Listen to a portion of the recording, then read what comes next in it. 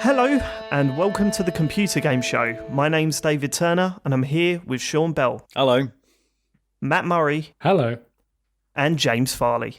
Mince pies, steaming hot and spicy. Half as many hot mince pies are only half as nicey. Bring on, some more mince pies. Before we started recording, James said to me, "Can you say my name last so that I've got something planned?" Did you lose a bet, James? What? No, I just thought it's Christmas, isn't it? And I thought I'd try and get in the spirit. Yeah, let's not. We can't make fun of him because for the last For the last 2 months, we've been taking the piss out of him for being miserable about Christmas, and now he's belted that out. So fair fucking play. Oh, come on. That didn't sound cheery, did it? It looked like he was really depressed at the mince pies, Sean. It looked like he was absolutely gutted being that there was mince pies. Being forced to sell them at gunpoint. I thought you'd like that. I thought that was lovely. No, it's the sort of way you'd sing a mince pie song after you've eaten 8,000 of them and there's still 10 more to eat.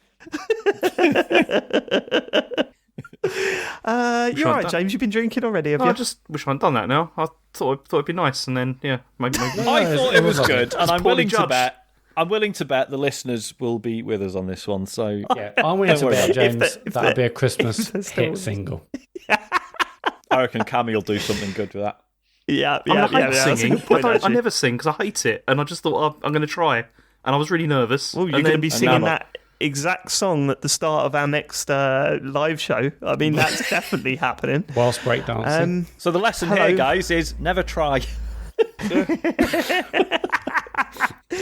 Hello and welcome to our Game of the Year show. It's the big one. Before we get going, I would like to thank our Patreon producers this month. When I said I didn't mean that the other guys didn't. The rest, we don't just give a fuck. I'm reading it out. Our Full Nels crew are Aaron Patrick, Simon Nelson, Tom S, Jack Oven, Moomin Biscuit, Richard Sawyer, Dave Ernsberger, Colin Brown, Gazman, Gabby Pereira, Fuzzballs, and Jill Fridge. Thank you so much for supporting us, not only just this month, but throughout the year. You are the Full Nels crew. Thank you so much. If you would like to support us, then please go to patreon.com/TCGS. Various different tiers there. We're not done this year. We're not done. We've got a bonus show. We've got live talks over planned. There's more from us this year. Don't you worry about that. Yeah. Normally, I was saying before the pod, normally this is our big final hurrah. You know, thank you ever so much. We'll see you in the new year. That's it now. On the beach. I mean, definitely not literally. But this year we've got Patreon stuff still to do. The work here doesn't end yet. See, I was before the show. I was bragging to Chen about how this was the last thing we were doing this year. I'd completely forgotten about the other stuff.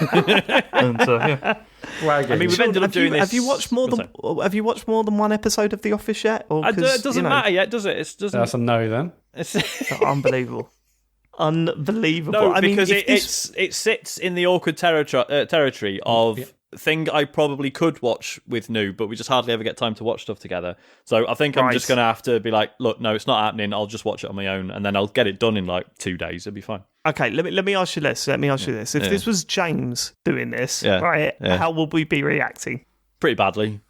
Yeah, we would, wouldn't we? Yeah. But then no one was asking James how he was getting on. He was just left to it, and then we did the show, and then it was like, but the thing is, Sean, the difference is I gave regular updates as to where I was with the Pixar films. He did. You did. Well, I think you just need to trust me. It's fine.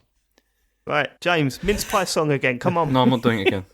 Okay, right, fine. Welcome to our Game of the Year show. If this is your first year with us, I will give you a quick rundown of the rules.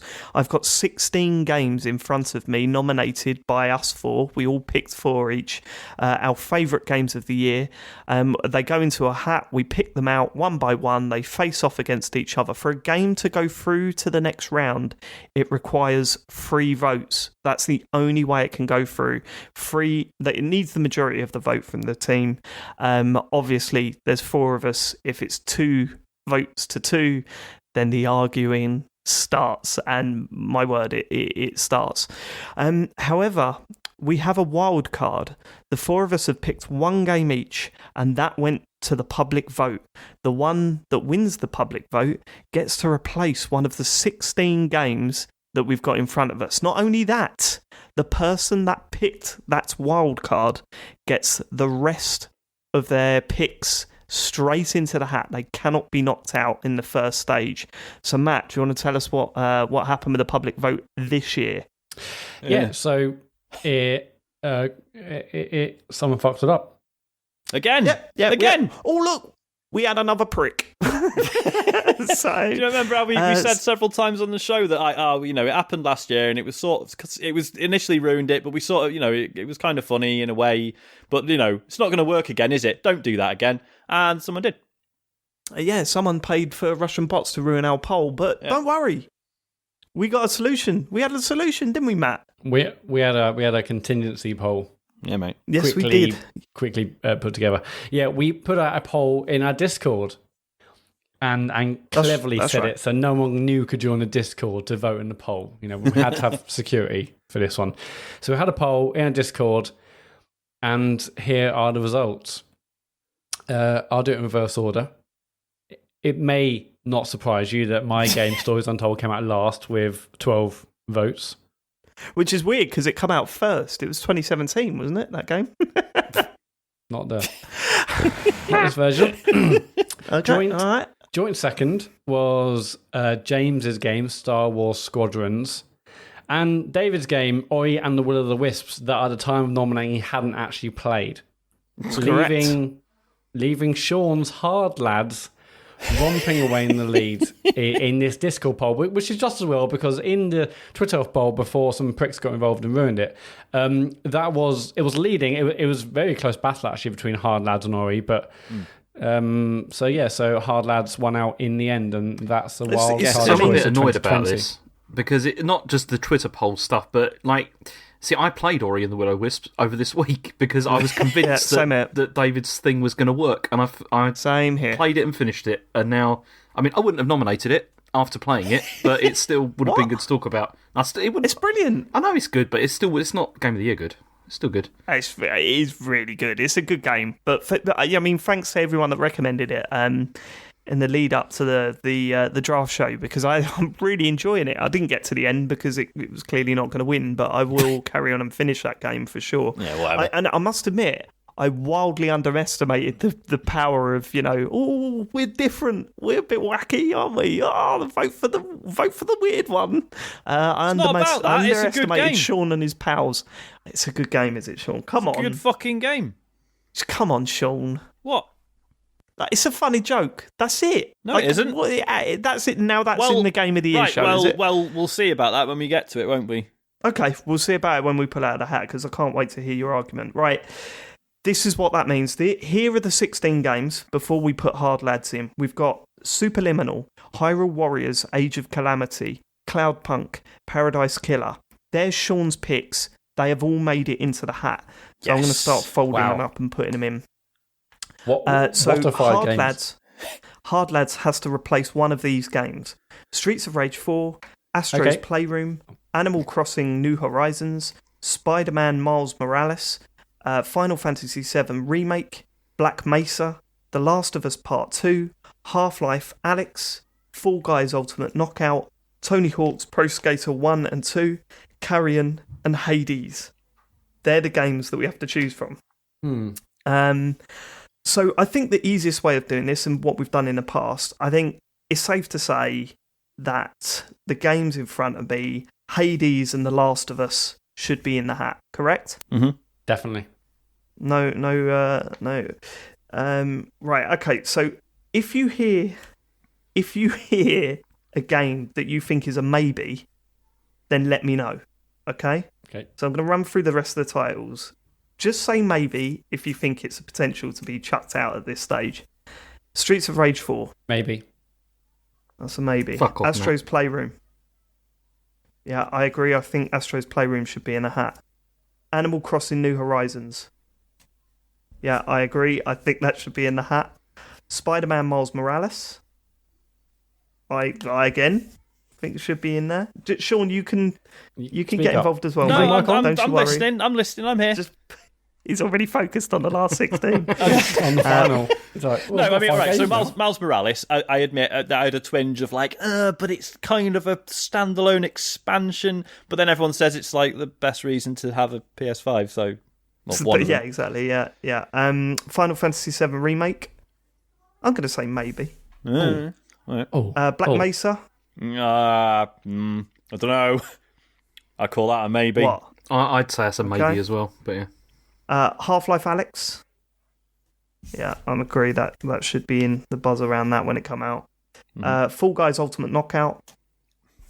You can't throw that out, can you, Jesus? Tony Hawk Pro Skaters 1 and 2. That's a maybe. I think that's a maybe. Okay, and Carrion? That's also a maybe. I'd call Carrion a maybe. I'm surprised at that. Okay. Right, okay, so the games that we've got in our maybe pile: Streets of Rage 4, Black Mesa, Final Fantasy VII Remake, Carrion, Tony Hawk's 1 and 2. How is Final Fantasy VII Remake on this? It's one of the games of the year. That's unbelievable. Well, I mean, it's one of your games of the year. I mean, like, I could say the same about Tony Hawk's and Carrion. James could say the same about Streets of Rage. I mean, can anyone say that about Black Mesa? I mean, Sean, I think this is the most interesting place to start. Yep. Sean, when that was announced, so I'm interested. Why Black Mesa? What was the one that? Why did that stick out to you? No, I'm not coming for you, Matt. I'm not having a go. What? Too much information. It's just. I mean, you struggled to think of it when you voted for it in the first. When you nominated it in the first place. It was on the list. I was just thinking strategically if I could have chosen something else beforehand. Okay. I don't know. It came out and everyone was like, "Yeah, do you know what? This is pretty cool. Does actually change things in a significant way." And then I just didn't hear anything of it since. I don't know. I just say that about Half-Life Alyx, though, can you? You're true. Yeah, that's only because 5 people. You say that about a lot of things this year. To be fair. Yeah, true. This more than anything, though, because aside from the time that Matt mentioned it as his pick, I can't remember him even mentioning it all year. So I don't know where it came from. What, you don't remember me talking about it when he did talk about it just before Half-Life Alyx. Yeah, it came out early before Alyx. I don't remember you talking about it. And you said, that sounds great, I might go back and play it. Yeah. I mean, as we're talking about it, like I'm remembering like all the positive stuff. I like when it did initially come out. I remember people being like, "It's not just a graphical update; it's really substantial." They've made the Zen stuff at the end actually quite good. Are we going too far into this? Because maybe I mean, this is all stuff we're going to talk about when it. Let's circle back and look at some of the other titles we've got on the maybe. Yeah, what were the other maybes? So Carrion was the other big one, right? Yeah, now Carrion, I'm surprised that is not in already because I thought I was going to be the only one because I didn't get on with it, but just because of the tone, which is not that's not the game's fault. That's me. I thought you loved it, James. I did, and it was actually on my shortlist as a possible one I was going to put up. But, oh yeah, when I picked it, you went, "Oh, for fuck's sake!" Yeah, it was one of my ones that I thought about, but. I don't know. I also really enjoyed it. So why is Carrion not in? Oh, you said maybe, and this is a maybe. Okay, Carrion's in. No, that's not how this works. Right, it's not in then. What are you saying? It's not safe. It's not out, but it's not safe. Is that what you? Yeah, you just went. I really enjoyed it. James really enjoyed it. You really enjoyed it. It's not in. No, it's a maybe. It's a maybe. That's exactly what it is. Okay. This is the problem with this one this year. None of them stick out. Yeah. Because we haven't got a Sean game in it. Yeah, that's the problem, isn't it? It's like you look at that list and it's like any of these. Yeah, shame really. Streets of Rage 4, I think is, me personally, it's the lowest on the ladder. However, James adores that game. I did. I thought it was great as well, so... I'd be keen to keep that in. It's definitely lowest on the ladder for me because it's the one I haven't played. Oh, we're not. No, don't start that again. Not after last year. I'll be honest. I mean, this is again self-confessed massive Sega fan. Hasn't played a Streets of Rage game. What's that about? Yep, just got you there, man. I didn't play the originals. What else was on? What else was on the maybe pile? Tony Hawk's 1 and 2, Final Fantasy 7 Remake, Streets of Rage, Black Mesa, Carrion. Oh, fuck's sake. Because, if there was just one that was a remake, you could single it out for that reason. Yeah. But there's several. But you got to chuck them both out. There's several, and they're all really good, substantial remakes. Yeah, so there's 3 remakes. I'd rather keep Carrion. Okay, so should we leave it to the remakes then? Let's narrow it down to the remakes. So Carrion and Streets of Rage go in. I guess. Yeah, I can go with that. Hang on, what does that leave then? It leaves Final Streets of Fantasy Rage. 7, Black Mesa, and Tony Hawk. Tony Hawk's. I mean, Final Streets of Rage Fantasy isn't a remake. 7 is barely a remake. It's practically a new game. Yeah, It is. See, I'd go for Tony Hawk's personally. What to go out? Yeah. Oh, but it's so good. I mean, That's the problem, though, isn't it? The work they did to get that. I mean, my argument for Tony Hawk is that Tony Hawk has been shit for a long time, and this was brilliant. You see, I'm coming back to Black Mesa. See, I'm kind of coming back to the Streets of Rage 4. See, I think Final Fantasy 7 Remake should be in. Yeah, definitely. Yeah. Okay. So then we're down to Black Mesa and Tony Hawk. See, I'd vote for Black Mesa. And I think. Yeah, I mean, if we're down to them two, then if we're down to them two, I think. Well, I think I know which way this is going to go. I mean, think of it this way, Matt. When Black Mesa comes up, it'll just be you talking about it and everyone going, Yeah. It's also, Matt, you've nominated like every Half-Life game for like your game of the year list. Can't you just That's one of true. them? We've already got a Half-Life game, and it's an actual new one. Yeah. That's sort of a bullshit criteria for throwing Black Mesa out, but it sounds all right for a minute, doesn't it? That's a massive bullshit criteria. Like the Crowbar, the developers have been like 5 years remaking Zen, and it's absolutely only because beautiful. they're doing it in their spare time. They need a lot of time to fix it. Yeah, true. I mean, I think you guys vote, made, and then we'll have my vote last and see what happens. All right. Well, obviously, I'm going to vote Black Mesa out. Yeah, Black Mesa. Oh, sorry, Matt. Yeah, I'm also voting James? that. Yeah. Oh, I vote Black Mesa in. Okay, Can I change it in your mind? Turn it around on us. Shall we? I do feel bad because I think now.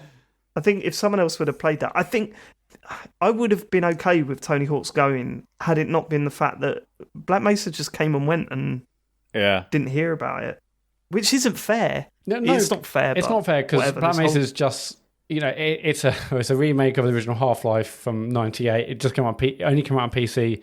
Tony Hawk was a phenomenon at the time and still is, and people have been hankering for a new one. So that was obviously going to be talked more. The two aren't really directly comparable in that regard, but I get it. It's definitely one of my titles of the year. I've got to lean towards Tony Hawk purely because its success seems to have spurred EA to make another skate game. So yeah, that helps. So I love it for that, if nothing else. Right. Well, yeah. Okay. Someone, I think, a listener was tweeting me saying, "Oh, Matt's pick of Black Mesa, that's so out of left field." I was like, "Are you kidding me? It's a great game. Just to come out pre-COVID, people seem to have forgotten about it or they haven't bothered because they might have played the original Half-Life or didn't care for it. It's an amazing remake. It does everything that we loved about original Half-Life. All right, it's out. We're not allowed to talk about it. Definitely pre-COVID. It was 1998. It came out. The whole point is we're not allowed to talk about it. Right, I mean, this is another. It's obviously we and our audience are quite console centric, isn't it? So Black Mesa just wasn't really a big talking point for us, I think. I mean, it was right. Yeah. Okay. Goodbye, Black Mesa. I tried. 16 games. Are we going to start? This is the bit I hate. We were talking before about how nervous we are. And you know what? I'm absolutely fine, apart from when games are being pulled out. I fucking hate it.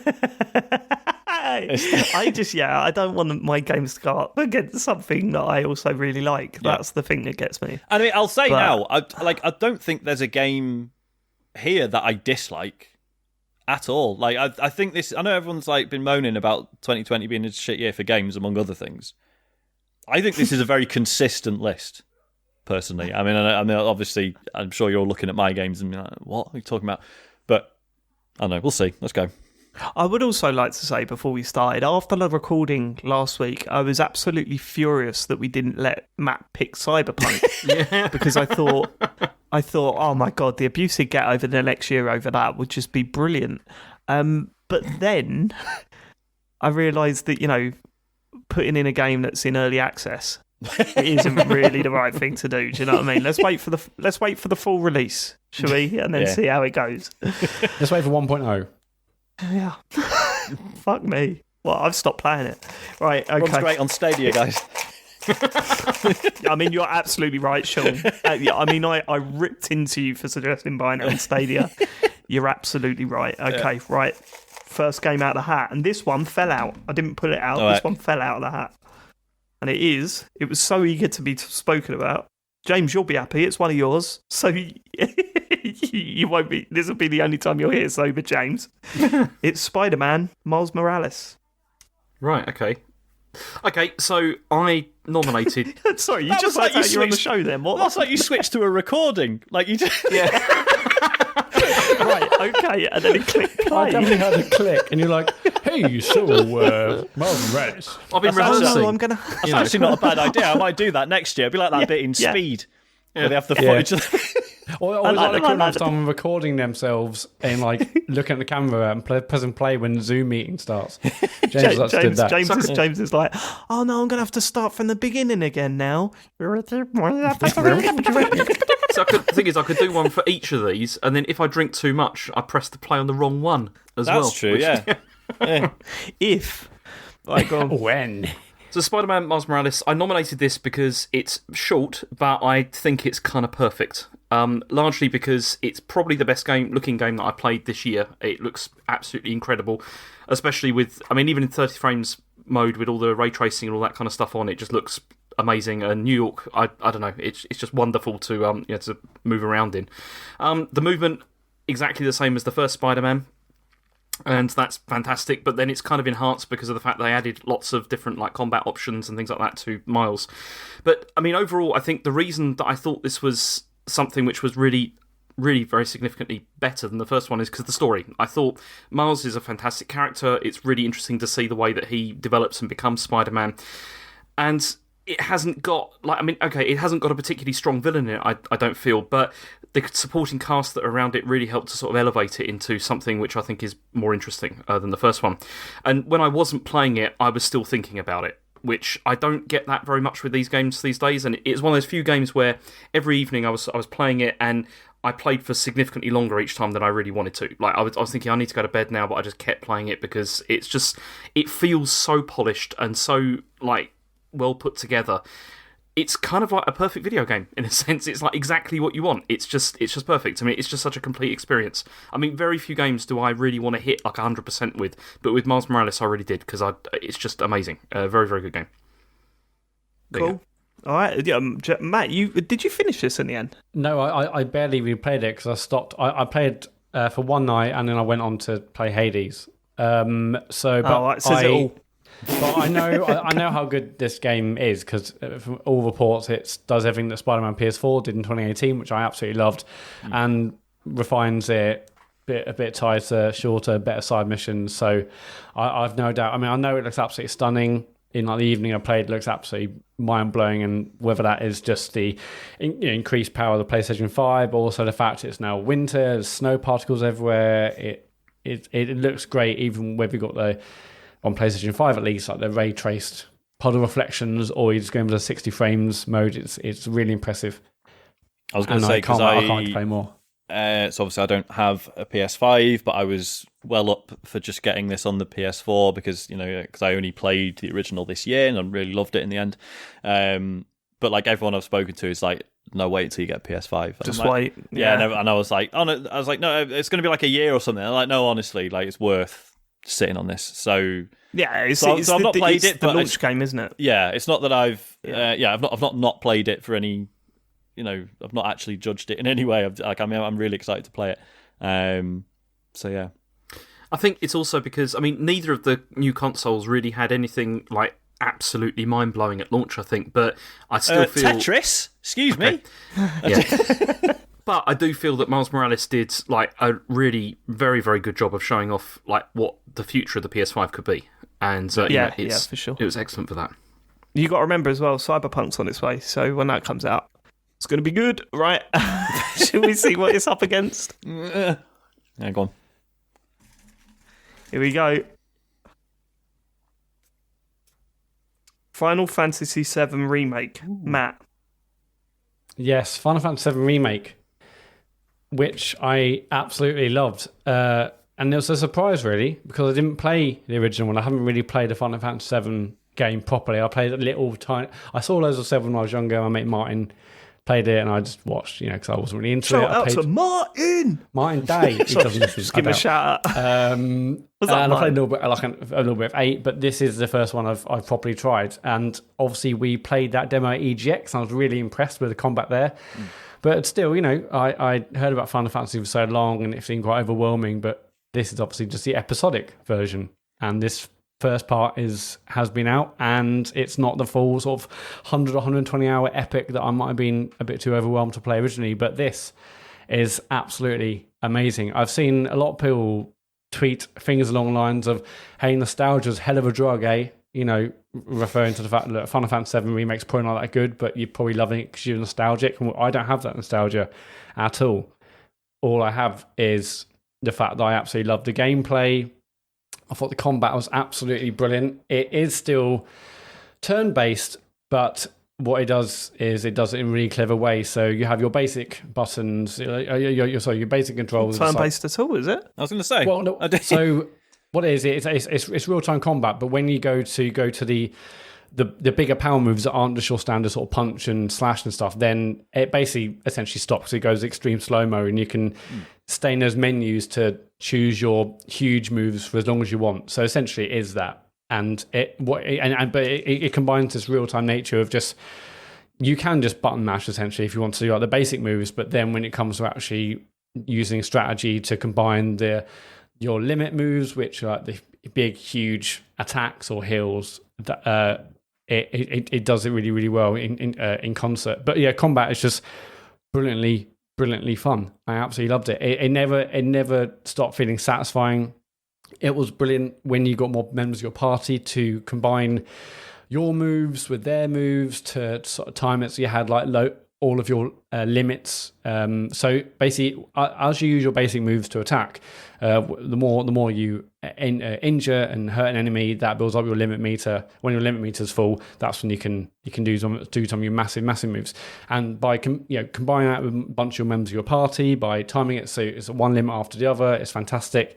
You can do obviously huge attacks to the enemy, and for bosses at least you can do enough, and then they have a stagger meter. When that stagger meter is full, that's when they're basically on the ground not doing a lot. Again, timing it so all your limit moves are hitting the enemy when the enemy is staggered. It's just amazingly good fun. And then you combine that with finding weapons in the environment and finding materia, which are things you can use to upgrade your weapons or upgrade abilities of the weapons, and you can move materia constantly around the members of your party and also the armor and the weapons they have, so you can constantly chop and change and bring in the moves and sort of skills and abilities of these different weapons and their upgraded versions as you see fit, depending on the bosses or types of enemies you face.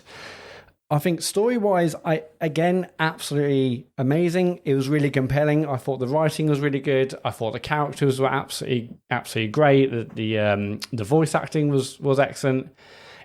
And as someone myself who doesn't really play much in the way of JRPGs, I was wondering what sort of direction it would go in, but it was funny, it was interesting writing, it was an interesting story, and it wasn't terribly complex, so I wasn't lost at all in that.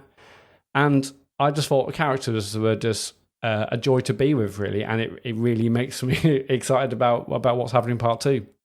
In terms of the environment and graphically, it looks absolutely stunning in so many places. In so many of the big environments, you see, like the huge sort of roof above you, and you see gorgeous looking environments. There's one called Wall Market, which is based on the Red Light District, which is a really gorgeous location filled with little side alleys and bars with neon lights and little shops here and there. There's alleyways down to bars. It's just like a really gorgeous lived-in location. I love the feel of that place, and it's looked and felt brilliant. But graphically, a lot of those big, huge locations and set pieces look gorgeous. Where it kind of falls down in some aspects is the way you travel from one of these big, large hub areas to others, and often it's just essentially lots of alleyways, lots of brown alleyways, or repeated underground tunnels, which is definitely one of the low points of the game. Overall, I think it's stunning, but I think it's like chapter 16 or whatever it is. There's a bit basically where you have to go back down through some tunnels and the sewers you've already done. So there are and that chapter seemed to last for ages. And I was like, I don't really know why we're going back. There's no real need. I don't know if they're trying to fill this game out. You're trying to get this through to the next round, Matt. I was going to say, what's happening? I'm not going to lie. I'm going to tell you all the bits I loved, and anyway. But I guess that doesn't really matter so much. I pushed through that. The combat was fun enough. Compelling enough to make me want to keep playing it, and right through to the end. I think the difficulty curve was absolutely perfect as well. I constantly felt like I could do it, but it was a battle. I never knew I'd absolutely like rinse an enemy. But so as you got through to the end it got really, really difficult, but it was still just within reach in terms of difficulty, and I thought difficulty was absolutely perfect. Story was fantastic. I am so excited for when part 2 comes out, when I'm probably retired. It'll probably be a long time, but cannot wait for part 2. I don't know of the original story of Final Fantasy VII, and there was loads of spoiler casts of this, and I was saying on Twitter, like, oh, I really want to listen to spoiler casts to see what people thought about it, but almost all of them say, well, this game in the context of the overall story, and people saying on Twitter, no, don't listen to them, it'll ruin it, just either play the original or wait for part 2. And me, as someone who didn't play the original, not really into Final Fantasy games, this is absolutely excellent. And if anyone's listening to this who hasn't played it or thinks, well, I don't really do Final Fantasy games, I think you'll love it. I think there's so many reasons to love it. And from combat, graphics, story, writing, the music's probably one of the best soundtracks of the year. And I would have never ever dreamt to have said that for about a Final Fantasy game before, because I just don't really play them. And yeah, it's just fantastic from start to finish. I mean, I played this a lot. I can agree with you on the combat, and I just really completely flat out disagree with you on the story, the writing, and the characters. I thought the writing was shocking. Really? I thought the characters were worse. Yeah, that's what made me stop playing it. Okay. But when you had a scene when there was some emotional stuff going on, I was like, I feel nothing for him. Because all they've done throughout the game is the usual shit you see, like the stereotypical, the fat guy's the idiot that always talks about his tummy, and that everyone rolls their eyes at. And you've got all the girls are talking about how hot Cloud is, and it was just like, but when I say amazing, I'm not saying it's the best writing I've ever had. I think it's basically amazing it's basically like a teen comedy. It's like a teen. It is. It's like a young adult novel or something, isn't it? Yeah. So in the context of that, it does exactly that, and I was really happy with that. It didn't need to do anymore. I thought it was awful. I thought it was awful, stereotypical, and the characters didn't click for me at all. There was no one there that I thought, I'm really rooting for you at all. Like, it was just, I thought that the start of it, the story at the start, I thought was great. The build up to what's going on in that world. Yeah. And the impact that you have in that world was fantastic. But then, all the ghost stuff and it was just all like, this is just nonsense. Like, it just... Well, because it's a fantasy game. It's that kind of game. Yeah. Yeah, I mean, but you can have that stuff in it and for it to mean something and not just be a part of the game where they're like, oh, this is weird. Oh, it's a young child, actually. It's not as scary. It's like, oh, fuck off. I thought... The writing was exactly where it needed to be. It was a fun, fanciful story, and I really enjoyed it for that. I think so I mean, maybe if the writing wasn't brilliant, I think a lot of the performances carried it quite well. I disagree with that as well. Okay. I mean, how far did you get into it? Well, I was going to say, so yeah, I loved what I've played of this, but I was only like, I don't know, I think I was like 7 or 8 hours in, something like that. And then you binned it off because you got bored. Yeah. Okay. Look, I've got ADHD, James. All right, just How? Oh, you can't. Oh God! Save that. Playing that card very Save early it, on, Sean. Sean. We've got a long podcast, mate, and you've got to true. get a lot of sympathy Wow, he's votes. played You that can't true. just- for That's true. half an hour in. He's done the ADHD card. My God. no. I mean, diagnosis You seem aside, yeah, malicious. I do wander off from things a lot. Aside. I do just tend to binge stuff off for no good reason whatsoever. I do really want to go back to this because I did really enjoy what I played of it, and I thought it was fascinating the way it. So obviously we knew gameplay wise it was really changing things up from the original. Not only is the story different, but it's different, and I mean I don't want to spoil it, but I thought it was incredibly clever what they seemed to be doing with it. But I mean, if you've played more of it and you disagree, then I've got to defer to you. But I think it's incredibly bold what they've done with it. I just remember that scene where they showed a character that wasn't in the game and not explained at all at any point, and then someone told me they're not in the game for the rest of the game again. But yeah, they must have known how badly fans just wanted the same thing again, and they went nah. And I've got a lot of a lot of time for that. Yeah, Yeah. you've got to have respect for that. Yeah, they made substantial changes from what I understand about how this ends, or how this section of the game ends in the original compared to how this ends. I was like, wow, okay, they made some changes, all right, and I'm sure hardcore fans won't be happy. For me, it makes me excited for what happens in part 2. I'm definitely 100% going to be there for part 2. And I can and I'm not dismissing fans of the original who did just want the same thing again. I'm not dismissing that criticism because it must be sort of jarring to recognise some bits and then some bits are different. And you're constantly looking for those differences, right? Whereas as someone who's just completely fresh to it, you're just taking it at face value and having a good time.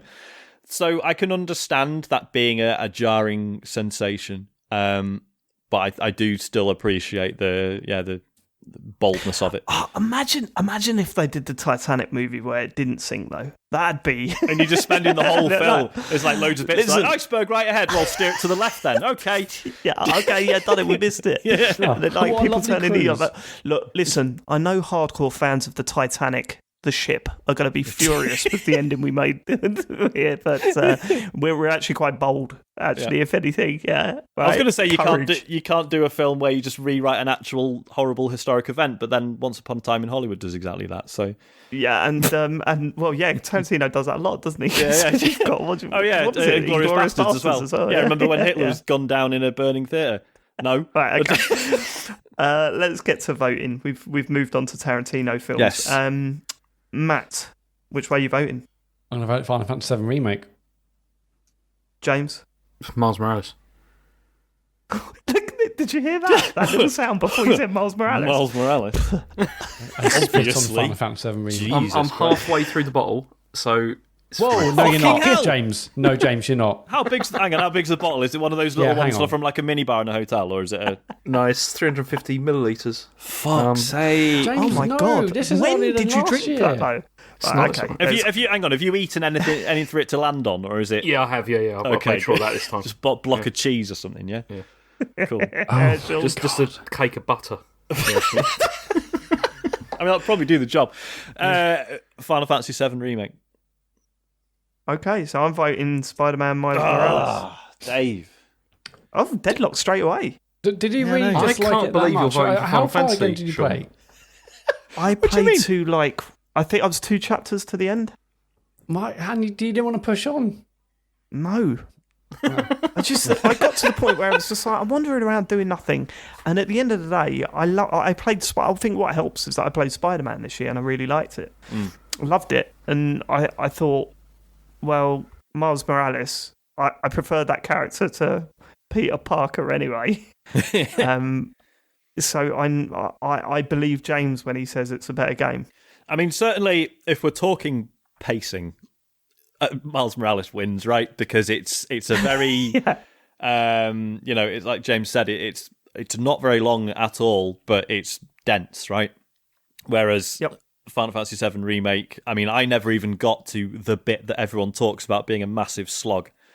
But I love this game, but the pacing is What's the massive slog bit, Matt? I imagine it's a chapter 16 or whatever, the one we have to go back through the sewers and the tunnels again. Yeah, you go back the sewers and the tunnels are it's a terrible area. The underpass, whatever it is, then you go back through the sewers, and it's like, why? There's literally no... And it's tragic. Killing a boss you've already killed to do that again.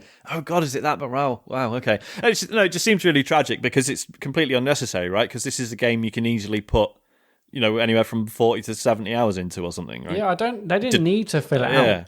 Yeah, really strange. And I can't think of any reason they did that. And I think there's like another section where it's like, why? I'm talking.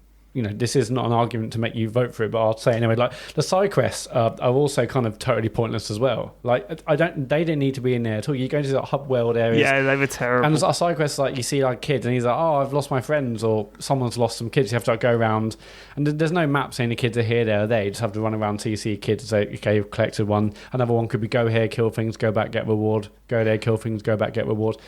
I mean, I did them all in the end, apart from one I missed in the first area, because at that point I wasn't quite sure about all the things I need to do. But I did them all because you get materia, you get rewards, and ultimately, I guess, much like I collected all the backpacks in Spider-Man because the swinging was fun, I did these side quests, even though they're boring, because the combat was fun. And I knew if I did them, I'd get the materia and upgrades. Okay. So I knew reward at the end would be worth it, so I did them. But, I mean, they didn't need to be in there. You genuinely believe Final Fantasy VII Remake is a better game than Spider-Man? I mean, I haven't played enough of Miles Morales. Obviously, I have played the 2018 one, and I know how amazing that is. By the sounds of it, it's the same thing. Yeah, well, I mean, or if not better. It was one of your games of the year. I've no doubt about that. But all I can say is, I've played all the Final Fantasy VII Remake, loved it, and I think... Does that want the question? Wait, what's the question? Answer the question. Do you genuinely believe Final Fantasy VII Remake is a better game than Spider-Man Miles Morales? Yes. He's lying. That's all right. I mean, the pacing and the length thing is making me wonder. Well, the thing that's doing me, because it's kind of down to me and you, isn't it, Sean? Because we've both been split on this. Yeah. They're not going to change. No. The thing that gets me is that when it comes down to their arguments, I know Matt wants to give his fair overview of the game, and that's fine. Mm-hmm.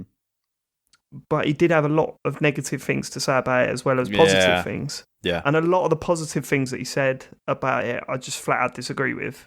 But then that's opinions, right? That's just opinions. So that's where I sit. It has some negative, but the things it nails, combat, graphics, the story kept me going. What negatives have you got for Spider-Man, James? So that's the thing. There's not really that many things that I can say. He's playing it right, Sean. Yes. He's playing the game right. So you do it. It's true, isn't it? All right, let's maybe a more helpful question then. Sorry, Dave. That sounded like I was having a pop at you. Tell you what, I'll ask idiotic question. I'll ask a real question. So, what's new in Miles Morales? As someone who only played the original this year, anyway. That's a good point. Mm-hmm. Yeah, what did it do different? I mean, the combat system, absolutely. It completely changes the way you're fighting in that game, and which makes it feel incredibly fresh. Yeah, it really does. There's so many different options. Yeah, how so? For how you're engaging with the enemy. I mean, even just things like being able to cloak and not be able to be seen and stuff like that. They also stripped out a lot, all the stealth, all the the bad stealth stuff that there was in the first game. And but go back to the combat system. Yeah, what have they added that's so different from the last one? Well, like I said, they've added the different abilities, like the electrical power-up abilities that Miles has, which you can then combo with others, and also the cloaking abilities, which are it really does change the way that you engage. It's brilliant. In what way? What do you mean? You just use different tactics, can't you? Like what? Well, Give me an example. I'm after an example. Okay, so if you're up against a bunch of people, you can disappear. You can then a pip pop up behind them and stuff. They get all confused. It's brilliant. Okay. Sorry, I wasn't laughing at you, James. I was laughing at the idea of Spider-Man popping up behind someone and then going, "I'm confused. What? What's going on? Say what?" It's like this sounds like a very poor rationale, but like part of me is like, as much as I want to go back to Final Fantasy VII, it's You never go. It's possible, and it's more realistic that I will play and finish Miles Morales because I know I can do it in like 15 hours, whereas I know I've still got about 40 odd hours of Final Fantasy VII to go. And it's clear where we're going, isn't it? And it's not, and this isn't me saying, oh well, that's longer, so that's worse. It's just exactly. the fact that it's so padded out and it's bad length. It's not. That's the thing. You've got like Miles Morales. You've got 9 hours of like pure fun. Yeah, but I know what Matt's going to argue, and I agree with him. Yeah. Yeah, but then but the problem is, in this situation, they're two very different games that we've got to put up against each other. Yeah, but you can't say one short, is... one long, one bad. No, because you can have a long game that still has good pacing, and from the sound of this doesn't have good pacing.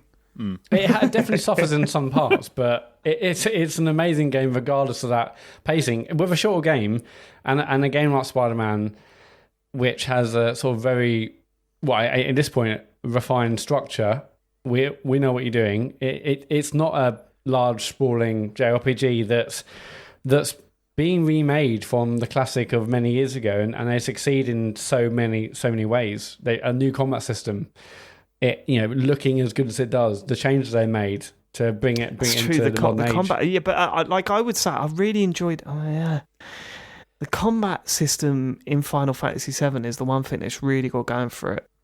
It is really good, and the combat system that Miles Morales adds to Spider-Man is appearing behind someone and confusing them. I mean, if you want me to be a smart arse, the combat in Final Fantasy VII Remake is pretty much lifted from Kingdom Hearts. It's gone. It's it's a refinement. It's a lot snappier and it's a lot faster, but it's so it's a lot better. So it's but it's not the same. But like Miles Morales, Yeah, I was gonna say I was concerned that we were maybe giving Final Fantasy VII Remake a bit too much credit for doing something completely new, whereas it doesn't necessarily. It needs it from Final Fantasy. Got it. Yeah, for Kingdom Hearts. Yeah, but. I mean, the other thing is that turn-based, Sean, or not? No, it's not. No, no, I didn't think it would be. And the other thing is, although I quite liked the writing, or at least the characters in Final Fantasy VII Remake. Whereas I know just from playing 2018 Spider-Man, I'm pretty sure Miles Morales will wipe the floor with it with Final Fantasy VII because they fucking nailed that stuff in the 2018 All right. one. Okay. Sean, are you changing your vote? I'm tempted. Why are you? Where are you? Are you not budging? No, I'm not budging. I think I'm pretty happy to switch, mate. Okay, cool. So is that official? It is. Spider-Man's. Oh God. Spider-Man goes through 3 votes to 1. Unbelievable. Well, that's another game, Final Fantasy. I feel like people aren't really talking about, or it's been forgotten about, but easily one of the games of the year. No, like I said, I'm going to be gutted by the end of this because I don't want any of these games to go out. To me, this is just a list of absolute bangers, but it's got to be done. Okay, let's find out the next game out of the hat. Ready? Mm-hmm. It's a Sean game. Uh-oh. Hyrule Warriors: Age of Calamity. So this sort of came out of nowhere, right? They announced it about a month before it came out. Some people thought it was a trailer for Breath of the Wild 2. And it's essentially it's not a sequel to the first Hyrule Warriors, obviously. So we had one back in the Wii U days, and then it got re-released on 3DS and Switch. And it's a crossover between Breath of the Wild and Dynasty Warriors, or the Musou games if you're being a smartass. Like the Dynasty Warriors, or the Warriors series in general has been sort of flailing for a while now. And it's like the most recent one, Dynasty Warriors 9, tried to do a load of new stuff, and I've as a long-time fan of the series, I've not even played it because everyone said it was dog shit. And it's sort of around that they've kind of just been experimenting with doing crossovers with other franchises. So there's a Fire Emblem one, and various different others. They've been doing Gundam ones for a while as well. But they've always felt like pretty much like reskins is harsh. Like they definitely take a few mechanics from whichever sort of universe they're crossing over with, but it feels very sort of like, oh well, what's like one or two things we can take, right? And then basically all the characters are you'll play as one character and be like, oh, okay, this reminds me of so-and-so from Dynasty Warriors. Like, this is a sword character, this is a spear character. And it all feels very familiar, but just in a new setting with So, and even in the case of, like, the first Hyrule Warriors, right? I'm making sure I pronounce it right, by the way. I'm not doing that weird Hyrule thing I was doing on the show the other week. Oh yeah, what was that? Oh, it's just, I don't know. I think it's just me trying to say it too quickly or something. Did you listen back to that? I did. I just don't know, just not making the correct shape with my mouth. Hyrule Warriors. So the first Hyrule Warriors. Can I make a prediction, Sean? Yes. Matt and James, have they gone to the toilet, do you reckon? Because Possibly. they were awful quiet. They're very sorry. I'm listening to Hyrule Warriors. Okay, okay, fine. Okay. Love a bit. They just got back. I mean, Love a bit of James is Hyrule quite being Warriors. sick.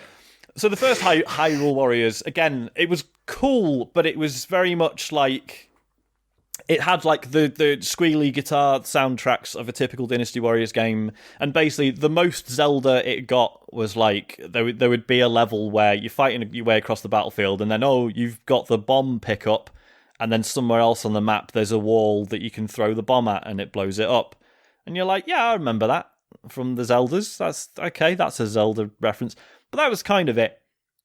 Whereas with this one, it feels like just a much more complete marriage between what the Warriors games have been and what Breath of the Wild was. It's not free roam, which obviously is a huge part of Breath of the Wild, but it's just weird how much more convincingly it feels like a real Breath of the Wild related thing, not just we took the characters and Yeah.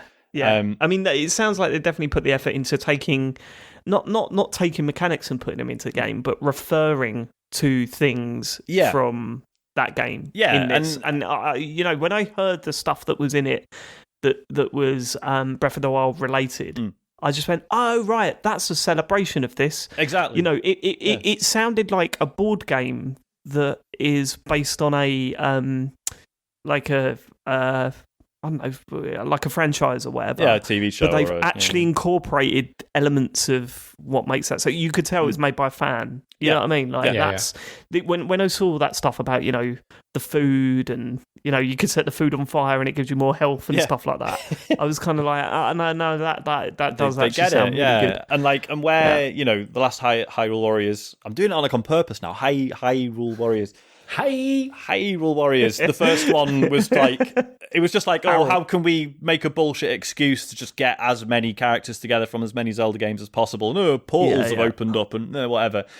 Whereas this is like, no, this is set at the age of Calamity 100 years ago, when Calamity Ganon was invading, and it is the story of what happened back then. And obviously we know, I haven't finished it, I should mention that, full disclosure. It does sort of imply that maybe this is like that last level is very poor. It is. I also read that actually, Sean. Actually, it's quite racist. Yeah, how far are you into it, Sean?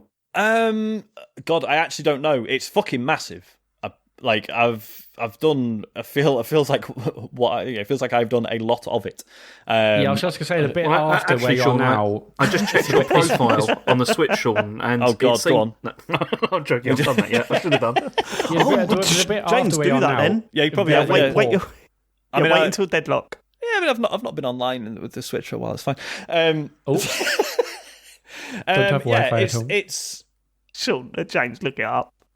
I mean, you're going to have to now, aren't you? There's no getting away from it. Back in a second. Less than an hour. It says here you've done the tutorial. What is it the lowest setting? What is it the lowest setting? It says that you have played it for a bit. It says here you've played the demo and bought the game, but not... That's the point. But then ask for a refund. Add together the time spent on the demo, because the demo was substantial as well. Yeah, it's just the fact that it feels like a legitimate part of the story, even though it's sort of implied that it's like a separate timeline. I'm not sure how that shakes out, but it's all the characters like all the the pilots of the divine beasts and stuff, and obviously you got some of their history in Breath of the Wild, but here it's like no, you actually meet them and you see everyone's relationships developing and how they all like come to pilot the divine beasts, and you get to pilot the divine beasts. And you do like cool set pieces where you just fucking blasting the fuck out of hundreds of enemy troops, and it's great. And just like the commitment to like the presentation of it. Again, as I say, previous sort of Warriors games or Warriors spin-offs, they've just gone, do the squealy guitar noises again. Everyone likes that. Usually like covers of, so like, the first Hyrule Warriors, it was all covers of Zelda songs, but just played with a metal band instead. Whereas this is like, it's all like massive, like orchestral stuff, but with those quite sort of understated, often sort of piano-led bits that we got in Breath of the Wild. And it's like the soundtrack's beautiful. It looks great, admittedly, at the cost of frame rate. I mean, being generous, I could say that was an intentional reference to Breath of the Wild, but probably not. The different combos that you get with the different characters, right? Again, this has been a thing with Dynasty Warriors for ages now. Dynasty Warriors being set in like ancient China, and they've tried to mix things up with weapon types and stuff, but it's been pretty much the same for a long time. Swords, spears, bows, moon rings, cannons. That's about as outlandish as it got. Whereas this is like, so like if you play as Zelda in Hyrule Warriors Age of Calamity, like her weapon is the Sheikah Slate, and where everyone has the ability to use the Sheikah Slate ability, so the bombs, frost thing, freezing time, whatever, as like a separate ability, that's just her attacks. So as you're doing her attack combos, she's just like fucking smashing ice around, chucking bombs out, like, grabbing bits of metal out the ground and hurling them at people and stuff. It's fucking wicked. And like every character's got something really, really unique about them. It's like the most inventive that any Warriors game has felt in years. So it's just, I don't know, it's just more than the sum of its parts. It just feels like much more than a mere crossover between two things. It feels like very much its own thing, but also like a valid part of what Breath of the Wild was if you were, into the story of it. And I was just properly surprised how much. Like I knew I was going to like it, just not this much. Okay. What's it up against? What is it up against? I bet it'll be one of mine. That's another one of mine. Down to the last I've two. got a feeling. It's one of James's. Ooh. Oh, yeah. Feeling. Streets of Rage 4. Oh no. Ooh. Okay. Ooh dear. Ooh dear. Streets of Rage 4. James Farley. Ooh dear. Ooh dear. Okay. For Streets of Rage 4, I really want to go back, if you will bear with me, to the year 1992. And the reason I want to pre-recorded this. I know. I love this because he writes notes. He writes notes for these. Of course I do. Of course I've got some bullet points here to hit. I've got the points I want to hit. To go back here. Go on. So I want to take you back to 1992 and a little game called Streets of Rage 2, which for me was an incredibly special game. Every evening I used to come home from school with my friend Alyx, and I used to go around his house, and we used to play Streets of Rage. Shout out to Alyx! Wow, we're doing the shout-outs. This is what you're doing. You're loving it. Good old Alyx is sitting there. He's loving it. Yeah. I don't think he listens. But that's a shame. Anyway, I would like to take you back to 1992. Anyway, line 2. Either way. It's probably reading an article from Eurogamer. It's Wikipedia, actually. It's But anyway, we used to play Streets of Rage 2 every evening, and it was amazing. We completed it over and over and over again. And over, like, even playing it for months and months and months, we were always, like, discovering new things about it and, like, new ways to, like, fight and everything. Because the combat was just so good. It was just, like, months and months and months of play. And it also has it had one of the, like, the best soundtracks of all time. Like, it's absolutely fantastic. Now, when Streets of Rage 4 was announced, my expectations were incredibly low. Like, I really was not, because there's been so many of these sort of remakes that have come out over the years, and often they're not really good. I mean, this isn't a remake, this is a sequel, but I wasn't sure if it was going to work out. What I thought we were going to get is Battletoads. That's how I thought it was going to end up. And fortunately, absolutely it didn't. Game, wasn't it? No, it wasn't. Surprised it didn't make the list. I mean, basically, though, for Streets of Rage 4, I just wanted to feel young again. You know, I wanted to have that same feeling again as I did when I played Streets of Rage 2. And this absolutely delivered, because I've played it so many times over the last year. The combat system is fantastic. It's like, I mean, the characters that they've incorporated into this, you've got all the ones you can unlock, but there's also all the new characters which have, pretty sort of unique skill sets for each of them. I played this through with my children, like with Asher, like a couple of times. He absolutely loved it as well. It's such a good like co-op experience. Like something you can sit down, play together, get like a bit through and just have a great time. This could have been really bad. It really could have been, and that's what I was expecting. Again, Battletoads, but it was fantastic, and it was. I mean, I put so many hours into this over the year, just because it was just so much fun. And I know not everybody is a fan of like scrolling beat 'em ups. But this was more than just like, let's get an old game and try and release a new game. This is one of the best scrolling beat 'em ups that have come out, I feel. It's just perfect. It's so good. Yeah, but there you go. Another perfect game. Yeah, it really is. Funny, isn't it? As a scrolling beat 'em up, it absolutely is. It's so good. It's weird. James' games are perfect. That's weird. Pick good ones. Okay, let's get to the voting now. We'll start with Sean. Hyrule Warriors: Age of Calamity. James. Streets of Rage 4. Matt. Streets of Rage 4. Goddamn. I'm voting Hyrule Warriors: Age of Calamity. It's a deadlock, and I'll tell you why. Because I played Streets of Rage 4, and it seemed alright. I love Dynasty Warrior games, but also all the stuff that I was reading about it. All the nice little touches that it sort of takes from Breath of the Wild and puts into that game. Sort of made me go, oh no, actually, what it's done here is pretty good. And all the stuff that Sean was saying then. I mean, Sean's argument for it was better than yours, James. I just want to feel young again. What's wrong with that? That's why we play games, No, it's perfect.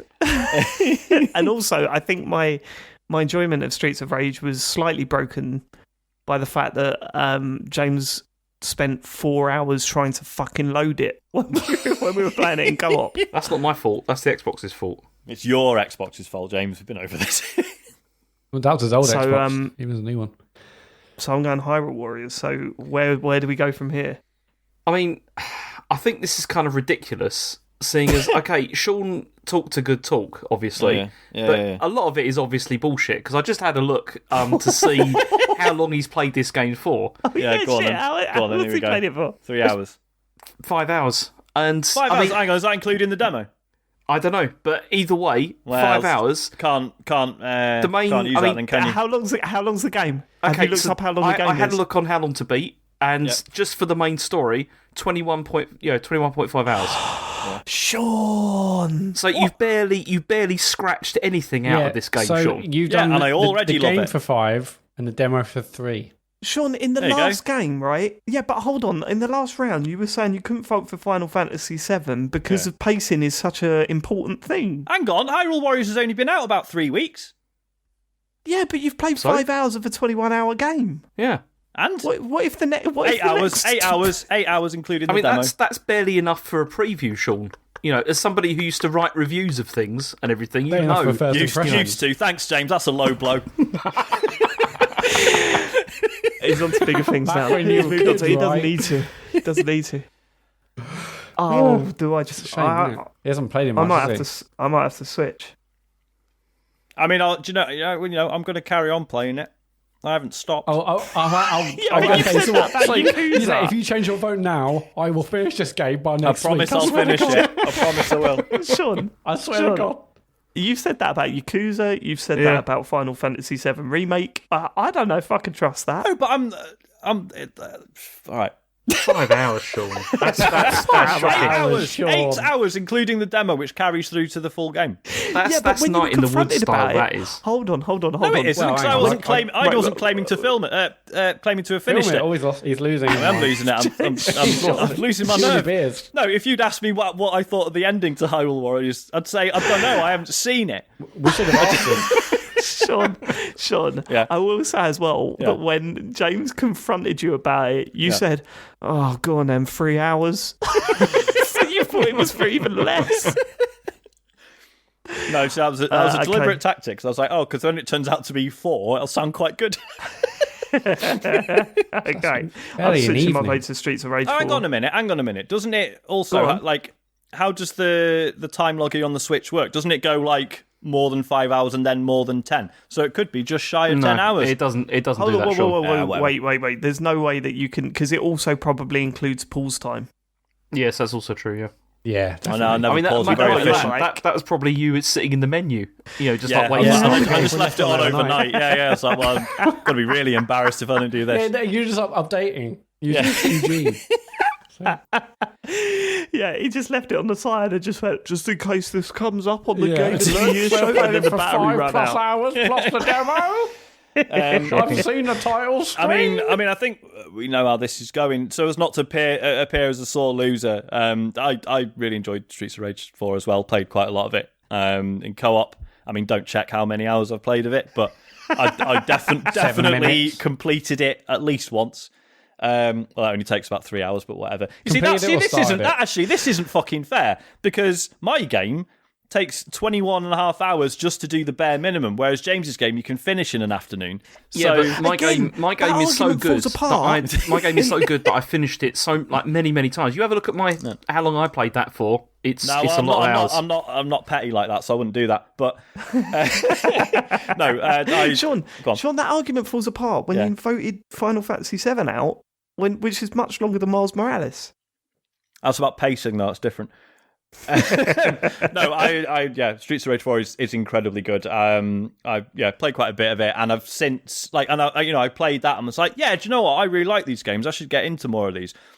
When River City Girls came to Game Pass the other week, I've been meaning to play that for ages. And I was like, fuck, finally get to play that. It's nowhere near. It's nowhere near close to Streets of Rage 4. It just doesn't feel right. Right. Whereas Streets of Rage 4, it feels great right off the bat, but there's a lot of technical stuff to get into if you really want to. It's good. I won't be sad. Okay. If it wins. It's also out. Sure. Do you think this is the best Hyrule game? The best? You mean is it the best Warriors game? Yeah, it was. Yeah, but is this the first Zelda Hyrule Warriors game? I did talk quite extensively about the fact there was another one, Matt. Well, is it the best one? Yes or no? Yes. Okay, right. So Hyrule Warriors is out. Streets of Rage 4 is through to the next round. Matt had a bit of a meltdown towards the end there, but we'll crack on. Let's see what the next game is. The next game is Hard Lads by Sean. Right. So, hang on. Sorry, I'm caught off guard. I'm eating a jelly bean, which now seems really disrespectful. So I put this in as my wild card because, I thought partly because I thought it'd be funny, obviously, because it's like a pay what you want indie game. It takes about half an hour to do one playthrough. Have you finished it? I finished it twice, and that is a recorded fact. You can find that on our YouTube channel because I streamed it. There's proof there. And obviously, on the surface, it's a bit of a joke game, right? It's based on a 2015 viral video, which is called "British Lads Hit Each Other with a Chair." One of the weirdest videos I've ever seen in my life. Exactly. And it's so bizarre. It's brilliant. And on the surface of it, Yeah, funny. It's, so the video consists of some topless, muscular British dudes in like an alley or a backyard rather, drinking wine, I think, smoking, hitting each other with a chair, and having a little kiss at one point. And the game is like a recreation of that, right? Where you're the guy filming it on your phone, and by doing so, you're sort of directing the lads, right? So you can make him have a swig of his bottle, you can make him smoke a bit of a cigarette, you can make him have a little kiss with his mate, and then you can make the guy whack him with a chair. And initially you're like, yeah, this is sort of quite funny. It's obviously a bit sort of, it was made by one guy. It's made by Robert Yang, and it's all a bit silly and quite funny, and it's got funny little references to stuff in the video, like the fact that there's this one guy who seems to just sort of keep appearing and disappearing and reappearing in different places as the camera moves around, references stuff like that. But then it has this ending, which I'll not spoil. Which was, I mean, you've all watched the stream footage, right? So I won't spoil it, but you guys know what I'm talking about. If you haven't watched it, I would recommend playing through it yourself, rather than just watching the stream. But either way, whatever's easiest. Yeah, and it has this ending which comes completely out of nowhere and is initially very funny, but actually sort of quite heartfelt and a little bit affecting, despite being. Did you not? Okay, well, I thought it was.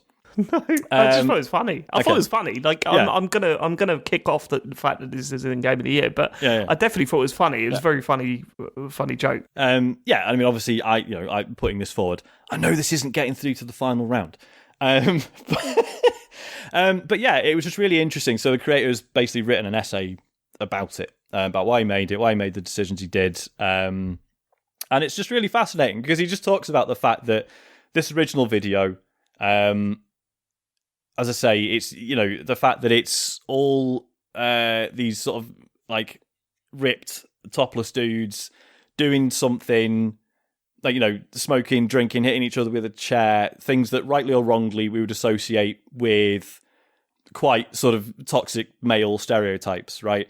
So then the fact that they have a little kiss at the start is like, right, again, rightly or wrongly, stereotypes, etc. But it does make you go like, whoa, where's that come from?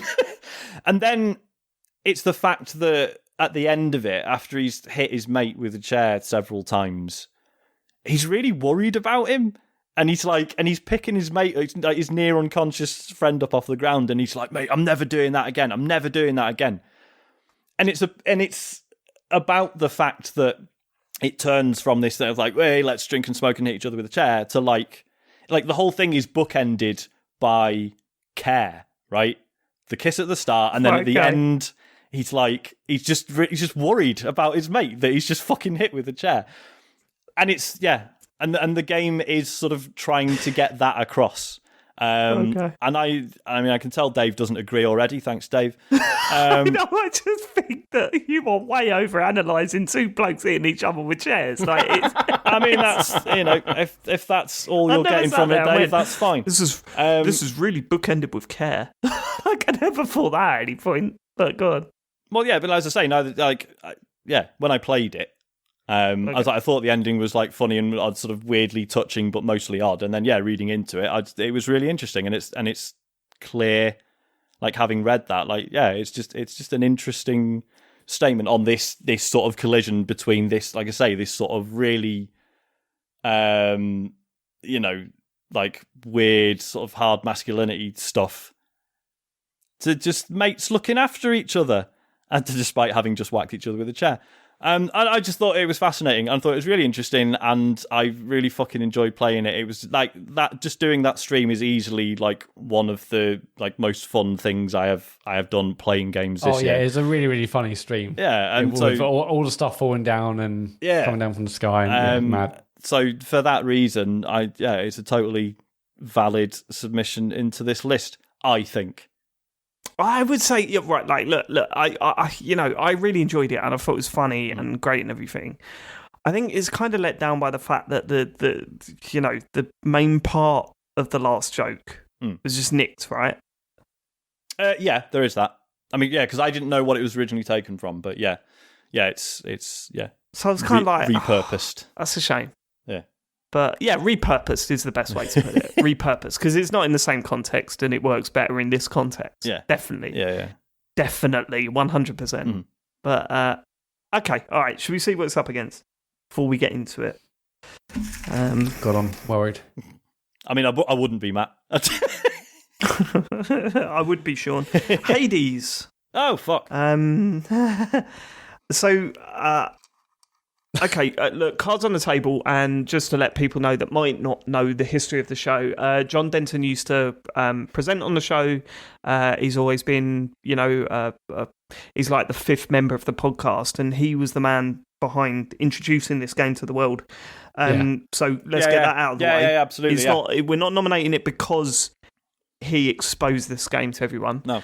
We're nominating it because we like the game. So there's that. Yeah, thanks, John, for telling us about it. Cheers, John. So that was a joke.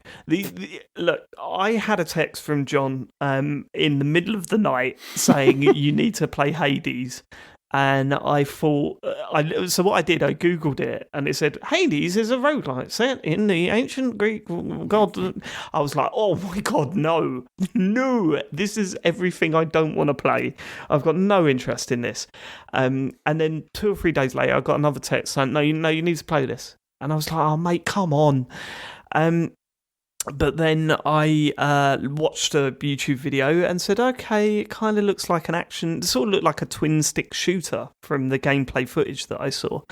I had no idea about its history and background. I had no idea that this was out in early access. Was it last year, Sean? Yeah, came out in early access, yeah. So it came out in early access last year, and it went through a weird path of just constantly updating and refining and tweaking, and I wouldn't say flying under the radar, because this game had a big following, and if we're ignoring the joke, Sean was following this game, and there was a no-clip documentary that went through its development and stuff, and I launched it, and I thought, well, I hate roguelikes, to be honest with you, because to me, I don't like repeating things. I don't like going back. I've tried them before, and I don't like repeating things over and over again. And I know that's not the point of those games. The idea is that you're continuously powering up and getting better at the game, and those two elements combined mean that you're getting further every time you play. Maybe not every time you play, but you're learning, and that's a big thing. But none really clicked with me, not in a major way. And when I first started playing it, I was like, oh no, the combat's really good. Okay, that's fine. The combat's really good. So I can play this for an amount of time.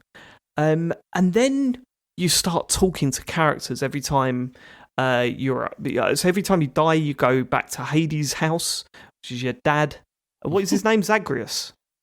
The main character, yeah. Yeah, the main character. Yeah. I love the characters and that. Really memorable, right? Really memorable. I'm terrible with names. Yeah. I'm terrible with names. Steve? Greek names. Forget about it. Right, so Zagreus is the son of Hades, and he's trying to escape hell, and that's the premise behind it. But every time you die, you get sent back to Hades, and you have to talk to the people that live in Hades' house. Some of them are enemies that you meet along the way. Some of them are rooting for you to escape. A lot of them really don't want you to escape, and Hades is furious. Well, he's not furious. He finds it amusing that you even think that you can escape hell to the surface. Things develop from there. Every time you die, the more you talk to people, the more you get an understanding of Zagreus' place, his history, and why he's trying to escape. And then furthermore, every time you die, you slowly start understanding the mechanics. You slowly start understanding what build you want to go for, what weapons you like, what you need to unlock the next upgrade. And then things just start clicking. But while they're clicking, every time you're doing a new run, you're not doing the same thing every time. And that's what I think impressed me the most. 25 hours into this game, it was still introducing things. Characters, mechanics, plot lines, upgrades. various different things it was introducing the further you got into this game. That coupled with some beautiful visuals, one of the best soundtracks of the year. I think probably my favourite soundtrack of the year. And just the sheer amount of enemies, the way that it's completely self-aware, and what I mean by that, it's not full wall breaking, but it's definitely Zagreus knows that he's been through these journeys. The enemies know that he's gone through these journeys. If you get killed by a specific enemy, there's a character that will make a comment about you dying to that enemy. There are characters that refer, there's Zagreus is constantly talking about previous runs or characters that he's met previously, or his hopes and fears, and then reflecting on that. It's just a wonderful combination of storytelling, of gameplay, of that feeling that you're constantly getting more powerful, as well as the excitement of just pushing through and seeing what's next, or pushing through and seeing how they change things up. I can't think of a better example of a video game this year, in terms of traditional video gameplay. It completely grabbed me. I've played a lot of games this year that I really loved, but none of them quite grabbed me as much as Hades did. None of them quite got me thinking about Hades when I wasn't, thinking about the game when I wasn't playing it. None of them made me reflect on my time with that game like this game did. And I just, what an experience from start to finish. I mean, Sean, obviously you knew more about this game than I did. So I'm sure you've got a lot to say, but my word, this was perhaps my game of the year. I'm not even convinced it is my game of the year yet, but it's up there with a couple others. Should I speak now, or should we do? I don't know. Should we do voting and then go from there? I think you should give a rebuttal first, Sean, if that's what you want to do. A rebuttal? Yeah. If that's what you want to do. Well, I'm not going to rebut it. That's the thing. I fucking love Hades. I think you're right. Maybe we get into the Hades thing when we need to. Yeah. Because let's face it, I think. Well, okay. I love hard. I genuinely love hard. This isn't me going you've got me. It's a joke game. Fuck it. I do love Hard Lads, sincerely, but it's fucking Hades, man. Hard Lads was a funny game. Whether it should be in this list or not is that's an opinion, Sean. But Dave, it is bookended by Care. It is bookended by Care. I'm going to vote for Hades. Matt. I'm gonna go Hades. James. Yeah, I'm also gonna go for Hades as well. Sean. Token vote for Hard Lads. Yeah, I mean, you might as well. Hard Lads is out. Okay. A little bit behind on my writing down what came out against what. So, chat amongst yourself for 2 seconds. Right, okay. Should we pick the next game? Barad. Let's go for it. Yeah. Right, okay.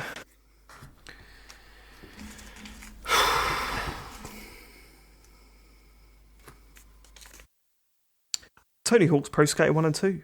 Nice. Again, my game.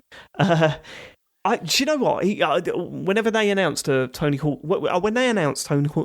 Pro Skater Remaster 1 and 2, I was the shiver went down my spine, because I'm so used to them announcing a Tony Hawk and just thinking, oh God, just let it die.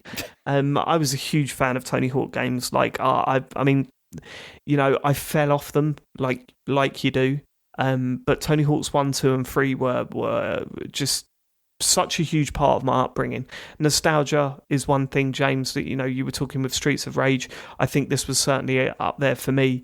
I just remember coming home from school, sticking it on, and just playing for hours on end, and that continued for such a large period of my teenage years. Just playing these games and then seeing what happened to them. There was always that discussion, was the Tony Hawk idea is still brilliant. The whole concept of what those games were, it works. Why can't you just do it right? I think it got to the point after, the previous 5 to 10 years of Tony Hawk games, where you look at them and you go, maybe they don't work anymore. Maybe they don't. Maybe they were of their time, and those games just cannot be done anymore. The moment's passed. Like, if they bought a new Guitar Hero game out, like, is it what's going to happen? It's not going to have that buzz. Maybe Tony Hawk's was that. But then I think it was last year or maybe the year before, I played SSX3, and I feel the same way about those games as I do this. Like, I haven't enjoyed an SSX game for so long. Even that new one that they brought out a few years back, I never connected with that in the same way that I did those SSX Tricky or Free or, And then I played that a couple of years ago, and I was like, no, this is still incredible fun. This is still really good to play. Like, there's still something in that tension of trying to nail a trick, and be that, like with SSX, it's, if you fuck the trick up, you're going to drop places, like in the race. In Tony Hawk's, it was always, it's part of this huge combination. And if you make a mistake, that combination's gone. All those points are gone. You know what I mean? There's still something there. So when they announced this, I was hopeful, but I wasn't expecting anything, really. I thought it was going to be terrible. What I didn't expect is for them to take those two games, give them the respect they deserved in terms of visuals and, the work that they've done to make it look nice, but also to nail that incredible feeling of Tony Hawk. Like, it was like being transported back to playing those games again for the first time. And I remember the first night I played it, just going, oh my God, I am not good at these games. I remember being amazing at these games, and I'm terrible at them.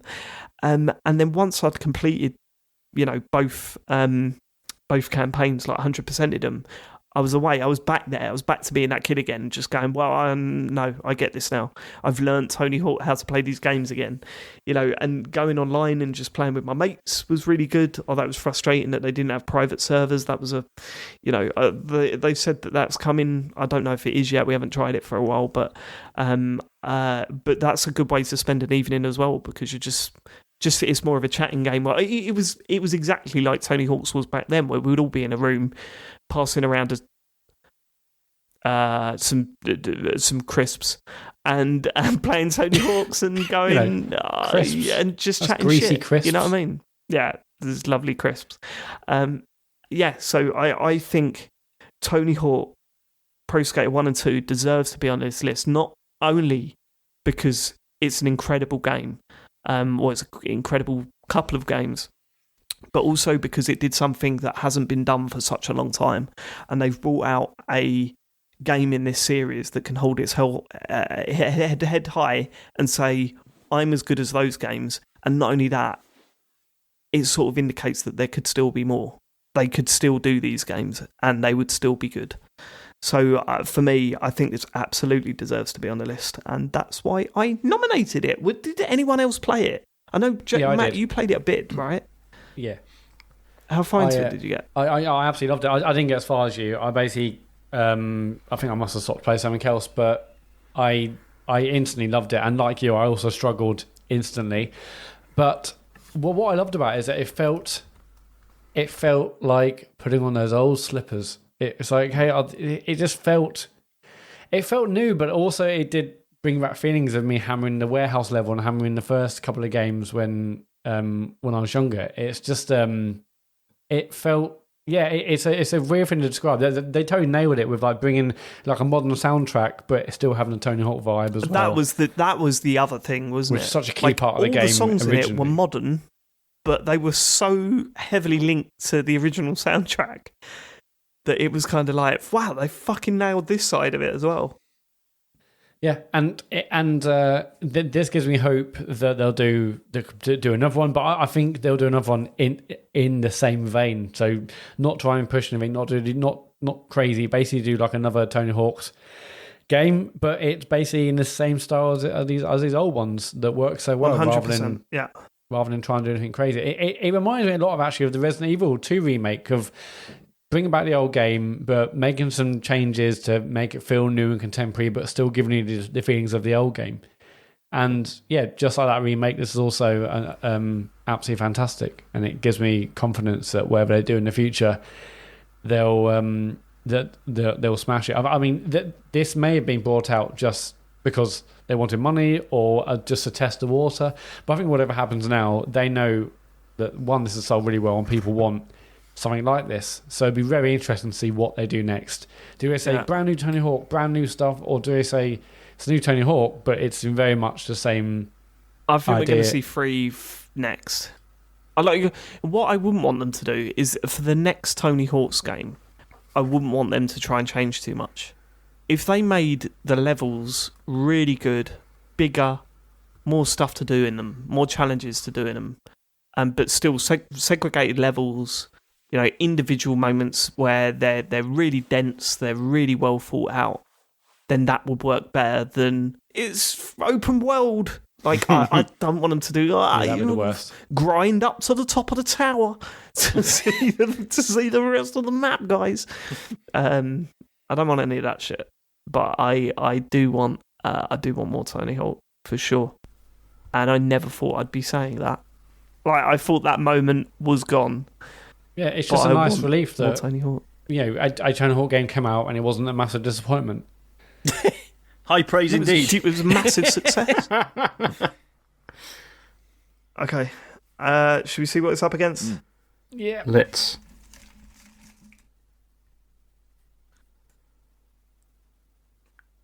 Half-Life Alyx.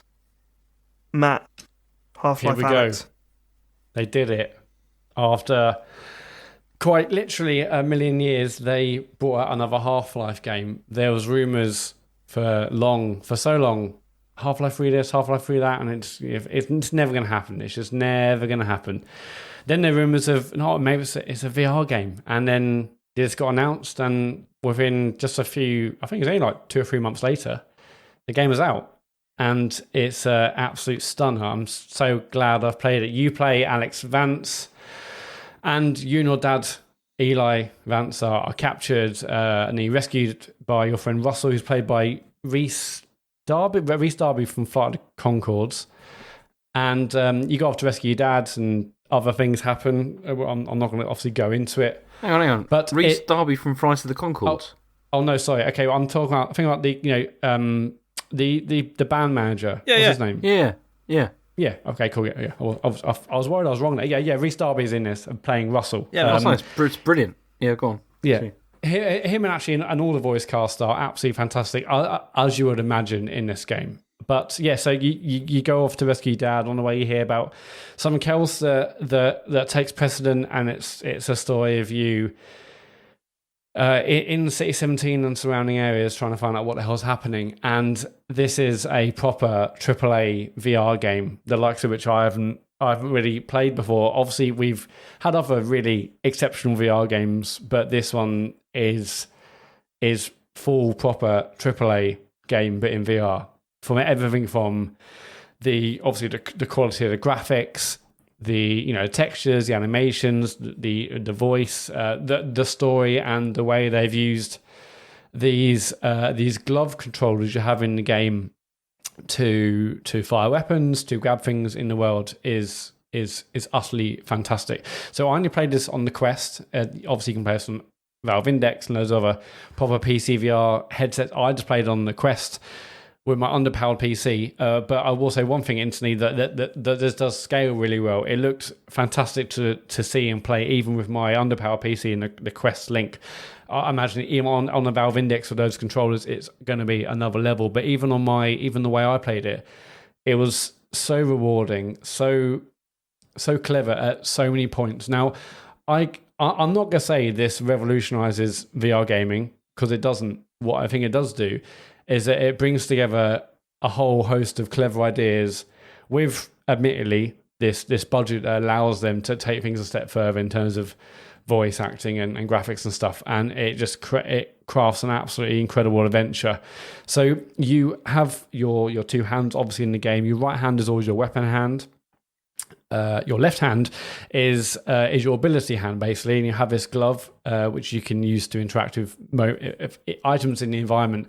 One of the key things you can do is that you can basically hold down a button, and when you do, a little bit of a beam of light appears from your hand, and you can interact with objects in the environment. You hold down a button, you flick your wrist back, and you basically pick up and flick that item. Could be a bit of ammo, could be a crate, could be an enemy, could be all sorts of things, and you flick it back in the air, and then you grab it with your hand, and that feels so intuitive, so natural straight away, that then you can be in the middle of really hectic gunfights towards the end, where you're firing with your right hand, and your left hand, you're seeing a bit of ammo on another side, another bit of the map, and you can look over whilst you're firing with your right hand. You're grabbing ammo. You're throwing it into your gun. You're picking other things up to throw at enemies.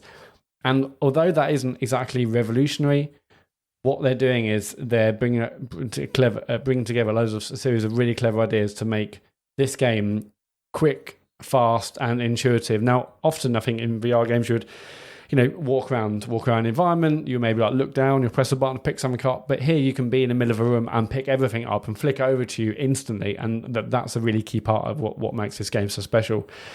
I've talked about the graphics, but it really is something to behold, to see this quality of game. It kind of doesn't really feel like a VR game, which might sound disparaging to VR games in general, but it really does feel like I'm playing a triple A game, but it's in VR. It's not like, oh, it's a VR game. It just feels another level. Obviously, they have the budget to do that.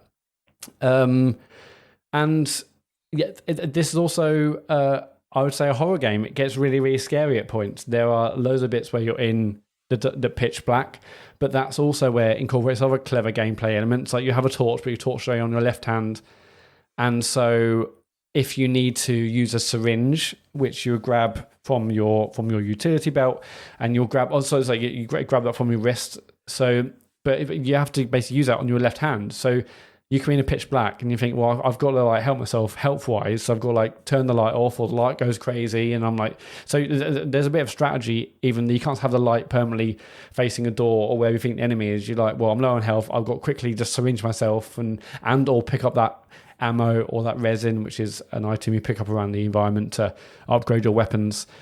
So there's strategies as you go into little rooms, really, because of the way it says, weapons are only in your right hand. Obviously you can switch around the settings, but what I'm saying is weapon is only in one hand, ability is only in the other hand. And the story is absolutely fantastic. I regret to inform everyone that this is a proper Half-Life game, and the story has huge ramifications for the Half-Life timeline. I'm obviously not going to say too much, but anyone who played episode 2, you know how that ends. And this game has, things happen that have ramifications for that game. And obviously, we've all been waiting for episode 3 or Half-Life 3 for many, many, many years. And we said, well, episode 2 ended on such a cliffhanger. What the hell are they going to do? And this game is a prequel. It happens just before the moments of Half-Life 2. And yet this has a story that is rewarding and meaningful and affects how you see the end of Half-Life Episode 2. It's so good to be back in the Half-Life universe. I've obviously talked about on the pod for many years how much I love the style and the vibe and the environmental storytelling and all the stuff that's ever been part of these Half-Life games. And to see it in VR, to experience it in a new way, it is just absolutely brilliant. At first, I'll talk briefly about combat. At first, it felt quite simple. I was like, well, am I really going to be firing on all cylinders, as it were, fighting those enemies? And you're not at any point consumed with 20 people to kill, but it does get hectic when you've got multiple enemies. I mean, it might only be 5, 6, 7 enemies you're shooting at once, but they're coming, or they're shooting fire at you, and you've got head crabs going, and that's why the mechanics of you being able to pull things away from the environment, flicking them over to you, sawing out ammo, firing, it's so brilliant. What a game. I'm so glad I played it. No one seems to be talking about it. Obviously, it's sold really well. Actually, I think only last week they had an announcement where it sold 2 million copies. Obviously, it's done well. It's obviously shifted an absolute ton of Valve Index headsets and God knows what other VR headsets. And I think it's done a lot for VR in general. But a lot of people seem to have forgotten about it. Mostly, I think, because obviously not everyone's got huge gaming PC and VR headset. So there was a barrier there, I think, which is such a shame because it's a fantastic Half-Life game, fantastic experience. What a VR game, and yeah, just I'm so glad to have played it. Sean, you played this as well, right? I did. I mean, what do you want to do the voting, or shall I can talk about it? I don't mind. Well, yeah, talk about it briefly. Your experience. Yeah, so I didn't finish this, but only because my graphics card kept exploding when I was playing it. Like it would run. You kept turning it off when you got scared, Sean. We know the real answer. That was the thing, because it genuinely. I'd have done the same. It genuinely did. The first time it crashed, it's when I was on stream, and it was when you remember, Matt, when you first opened the door to the quarantine area, and it's like this big and it's like this massive noise. And I was just like, "Fuck me, this is so intense!" And then just everything went black, and I was like, "What is this?" You're like, I wonder when the cutscene's going to start. Like, is this part of it, or is this? Yeah, so for some reason, it ran absolutely fine, but just would occasionally explode and I'd have to restart the computer. So, decided to wait until I've got a new graphics card, which I have now, although I've not got a VR headset. So, but yeah, it's fucking great. It's absolutely stunning. It's obviously because VR is still, in the grand scheme of things, it's still in its infancy, and devs are still learning what the rules are in terms of comfort and interactivity and how to make things sort of make sense and feel good and coherent. And like, this is it, right? This is easily the largest step that's been taken. Not to discount, plenty of, like, there's loads of other great VR games, but like Matt was saying, just that sense of being in the world and the way it feels, just using, flicking objects towards you, grabbing them, doing stuff with them. Like, the things videos that we're doing the rounds of, like, seeing an enemy through a window and just picking up a chair and fucking throwing it at him, because you can just, it's that, it's just taking that barrier away of, like, you're not looking at it and thinking, oh, well, what objects in here is the game going to recognize as things I can use as weapons? It's like, mate, objects just are objects. They just are what they are, and you can use them how you suspect you might. You can pick up a cardboard box and put other items in it if you want and carry it around with you. Like, it just feels amazing, and like no other VR game has yet. And it just totally sets the bar now going forward. I think it'll be a while before we see anything that really tops it or even matches it. It is fucking terrifying. And I didn't even get to any of the actual scary bits. Just it's like when you playing like Vader Immortal, when you first stand in front of Darth Vader, and you've seen Darth Vader so many times, you've probably even fought him in games before. But when he's actually in front of you, just like, oh god, hello sir, sorry sir. It's like, a fight with like two zombies, because they're in VR, because they're actually walking towards you, is horrible. And then there's actual sort of focused scary bits coming up later. And that some of them are like cheap jump scares, but again, it feels like, because of the VR factor, it feels quite fresh, right? You don't sort of think like, oh well, that was just cheap, why did you do that? It's like, no, I've never been so terrified in my life, so fair play, that was new. Yeah, and like I said, the fact they put the torch on the hand, which does the most as well, like, well, I need to pick that up, or want to pick that gun, or do this, or do that. I can't, because I want the torch just so I'm not like shitting myself in this dark area. Exactly, and it's great because it's essentially the thing, because Doom 3 did that, but in Doom 3 everyone was just really annoyed by it, because it was like, well, why can't I have a pistol out and a torch at the same time, for example? Like, it would force you to switch away from your weapon, right? Right, there's the torch, right, there's the enemy, switch back to the weapon, shoot, even though it's pitch black again. And it was annoying as fuck, whereas in this, it makes sense. It just makes complete sense. So it's that same tension that they were trying to do with Doom 3, but just put together in a way that you just like, well, it's tense and it's maybe frustrating, but it's like, well, yeah, this is how it would work if I was a person with two hands and a torch and a gun and other things I need to do. So it doesn't annoy you. Yeah, fucking wonderful game. I wonder what anything is like after the first 2 hours. Well, I really hope you go back to it. I mean, given you got a good graphics card now, Yes. Sean, well, obviously no VR headset, but yeah. Well, I've asked for one from Santa Claus, so we'll see. But yeah. All right, so yeah, we vote him. Yeah, let's get to the voting. So obviously, I'm Tony Hawk's Pro Skater 1 and 2. Matt? I'm going to go Half-Life Alyx. Sean? Half-Life Alyx. And James? I'm also going Half-Life Alyx. Ooh. Oh, so... Because here's the thing, isn't it? You need 3 votes to go through. Mm-hmm. Yeah. And I don't know if we can count Matt's, can we? Well, why? Why not? Well, because he works in VR. So there's a conflict of interest there, isn't there? Did you hear what he said? Oh, this is great for VR. This is great for VR. It sold loads of headsets. Well, just a great I've got a feeling there's a conflict of interest here, and I don't know if his vote should count. I mean, there's So that's 2-1. Yeah, but if you take him out, there's still a majority. Like, No, we said we need 3 votes for it to go through. Oh, that's bollocks, Dave. You So can't. I'm not changing. Who's changing? You better change. You guys better change. Do you know what? Tony Hawk's 1 and 2 was absolutely fantastic, but fair enough. That falls by the wayside on this occasion. Half-Life Alyx is through to the next round.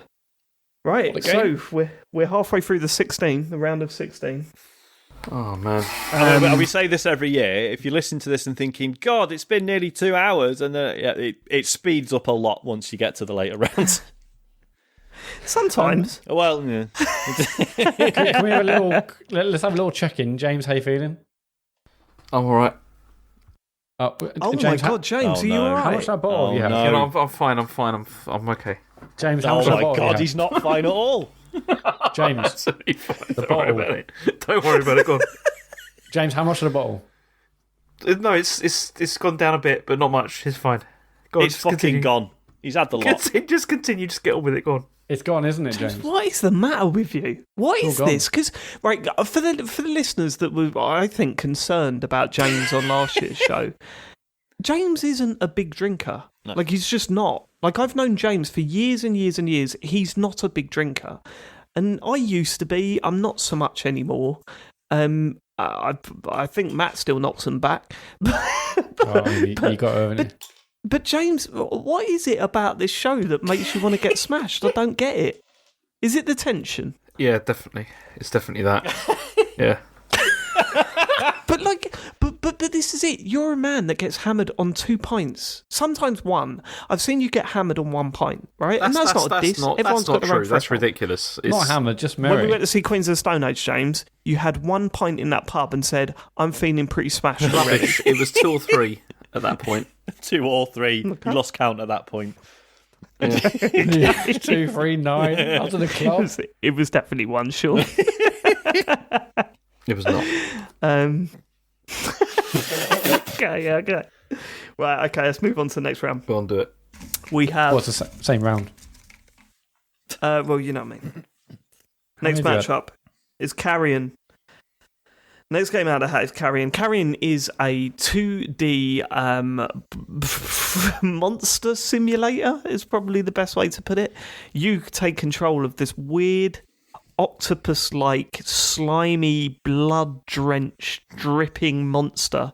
And you go around levels and you absolutely terrorize human beings, power up, and you rip them to pieces.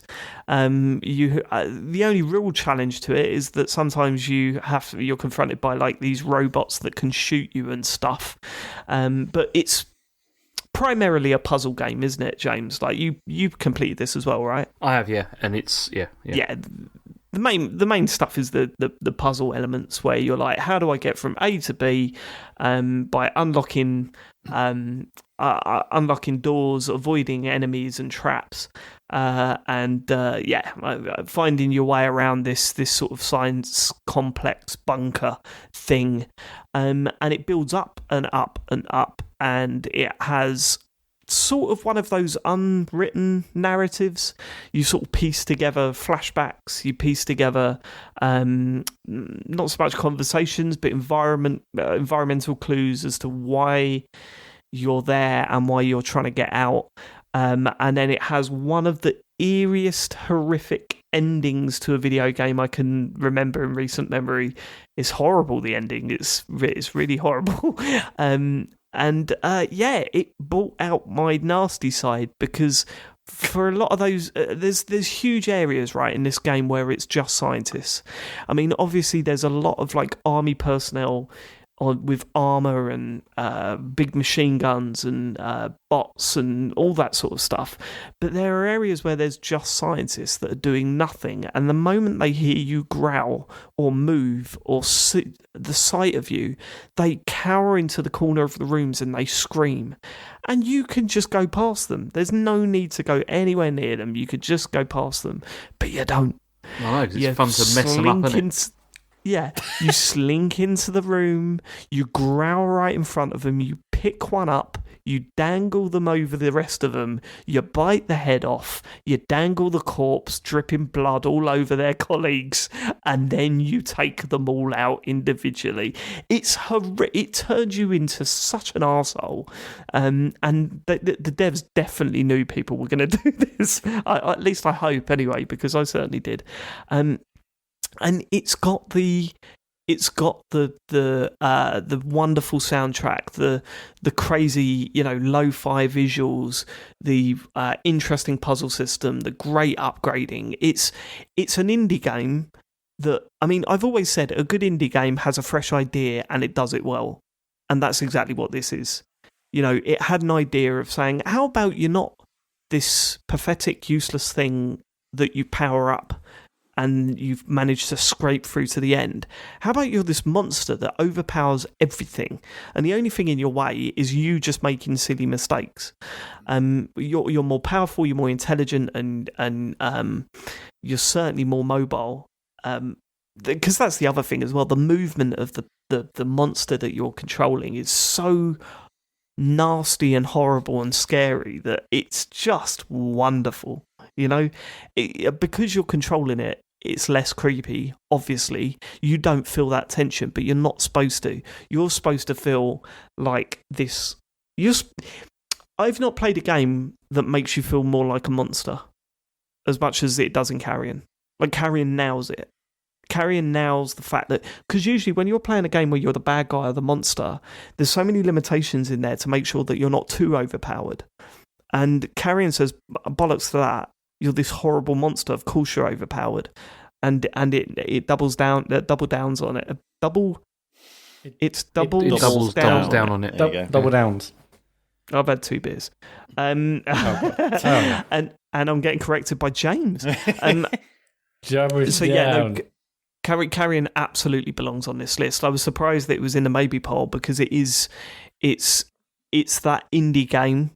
Okay, fine, but it is that fresh idea, and it absolutely nails it. I don't think that's in question, unless, James, you've got something to say that I haven't already said. Not particularly. I mean, you've really summed up why it is superb. It's a very good game. Okay, great. Right, let's see. Yeah, I loved it as well. It's a brilliant game. I'm surprised because I remember. Did you finish it, Matt? Yeah, of course I did. Yeah. Oh man, that fucking ending, man. That ending was so creepy. Do you reckon they'll do another one for these, or is it? I don't know. I don't know. You could call it Carry On, Carrion. Yeah, that doesn't work. But yeah, yes, it does. Because Carrion would be carrying on, James, in the second game about Carrion. Okay. All right. He's called Carrion. The main character's called Carrion. Carrion the monster. We all get it. Okay. You stick to your cum jokes, all right? Carry on coming. No, I've forgotten that you'd play through it then, Matt. But that ending was perfect, right? That ending was perfect. Like, it sent chills down your spine. Yeah, it's absolutely brilliant. I loved. I mean, I didn't really play it the same as you. I know you kept saying how much you enjoyed going into an area and terrorizing the people and taking them off one by one. I just went in there and wrecked shop. I rarely. I mean, unless I had to, because otherwise I would have been killed by everyone. Particularly, I didn't like those guys who are like the fire shields, whatever shields. I mean, but those you had to take them out in a different strategic way, which I did appreciate. The fact you couldn't just go in there and smash everything up. Oh god, yeah. You had to go under a crate towards the end of the game, you definitely have to. yeah, you definitely have to come up with a plan and execute it, don't you? Yeah, and what I love most about the game actually is when you had to. Obviously, certain abilities you had were related to one of your 3 states. You basically had, like, when you're a tiny monster, medium, and then a large one, and then each one of them you can only do certain things. So you'd have to go into those pools of liquid, dump some of your biomass, some of your body, your mass, your mass, and then go in, do the thing that as a small monster, you could have a certain ability to unlock a door, go back, grab more of your mass. I thought that stuff was really great. I love doing that. I just love that whole thing, like when you're sliding around and it's just like leaving all that, like the blood all over the walls and everything. It's just vile. It was fantastic. The way it did that. Yeah. The sound in this game is something that should definitely be commended. Yeah, really sounds sound disgusting. And like the sound effect was great. The echoes, and really good. Sitting behind the door with a scientist the other side, and just knowing there's a growl button there.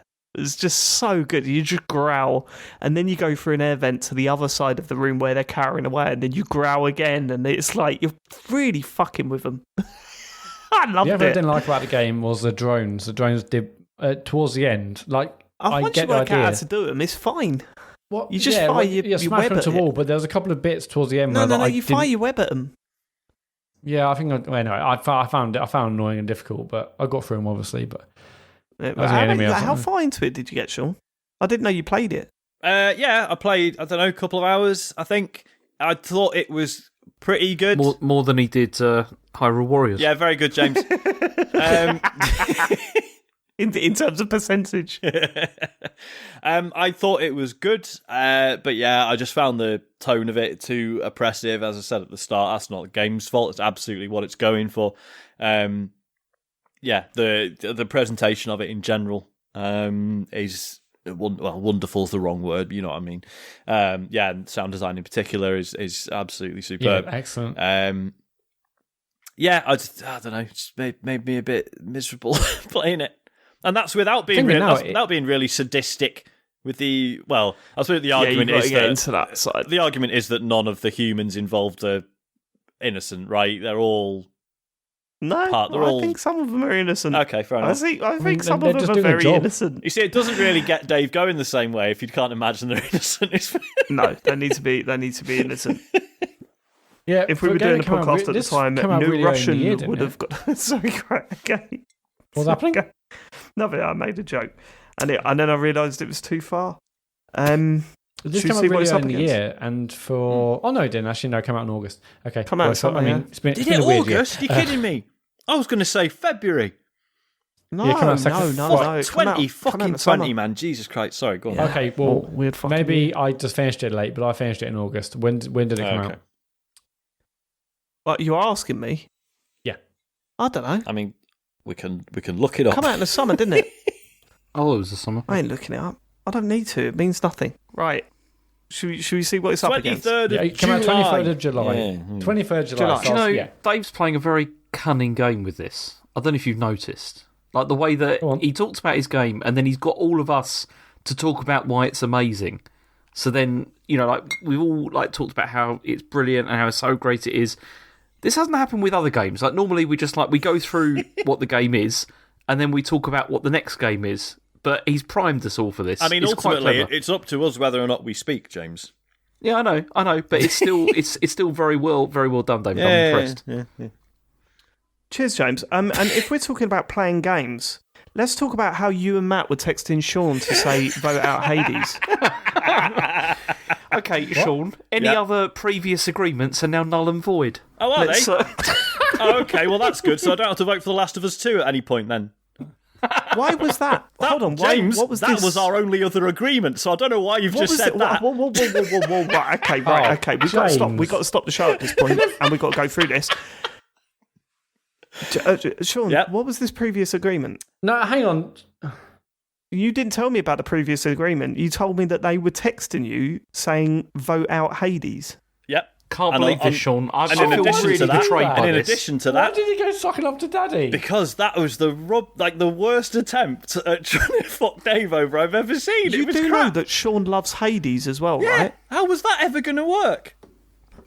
I did say it was a tough sell. I did say at one point, this is not the hill we want to die on. It was. Yeah, that's true. Yeah, and we both agreed to back away. What's the previous agreement, Sean? The previous agreement No need to go into was that. that in exchange. Yes, you do. I mean, this is something that probably would have come out earlier if it wasn't for the Twitter poll getting all fucked up. But anyway, But no, if it wasn't for James accusing me of game playing when he's been the biggest game player amongst us. Rubbish. That's not true. Go on. okay. Go on. So you might recall that James and Matt both offered their support for Hard Lads on Twitter. It's a great game. Oh Yeah, my god. That was in exchange. Go on. That was in exchange for my support for The Last of Us 2, unless it comes up against Hades. So what you got? Well, no, it doesn't matter, Dave, because James has said all our previous agreements are null and void now. So Yeah, because you just grassed us up. I can't believe this. Okay, fine. It's the absolute worst, Sean. I'm really, really disappointed in you by this. Can I just say this? You two are the worst.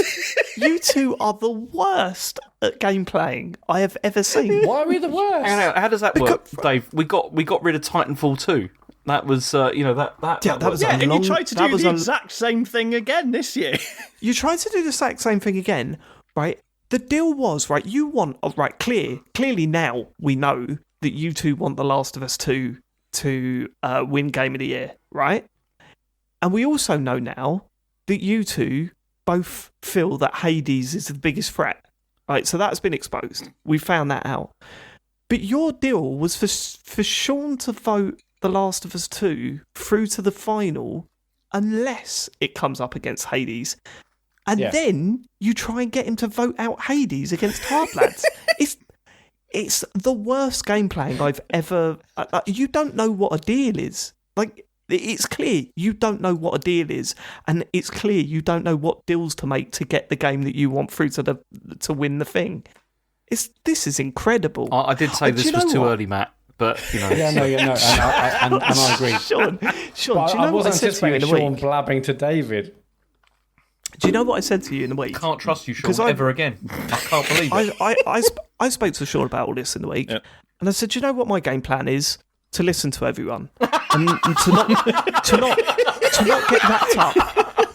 To not get wrapped up in this man. is my game. My It should game win. has Listen to to be a Mr. great Self-Righteous here. It's like, Great listener.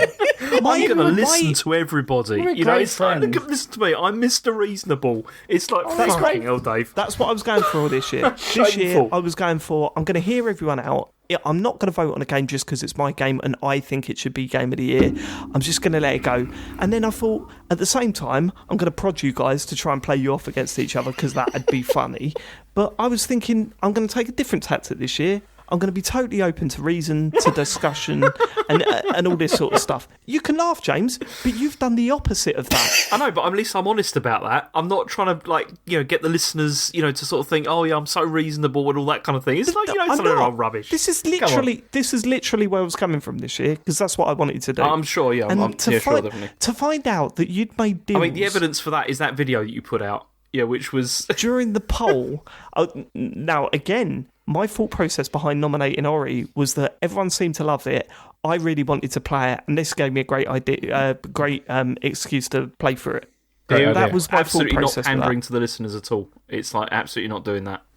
Oh, fuck off, James! You voted for Overwatch, I didn't. a game you never played. I don't even remember that. That was ages ago. No, because you were probably fucked. We have since found out. James sent me a picture of his bottle of whiskey. It's three quarters gone. Oh, fuck's sake, James.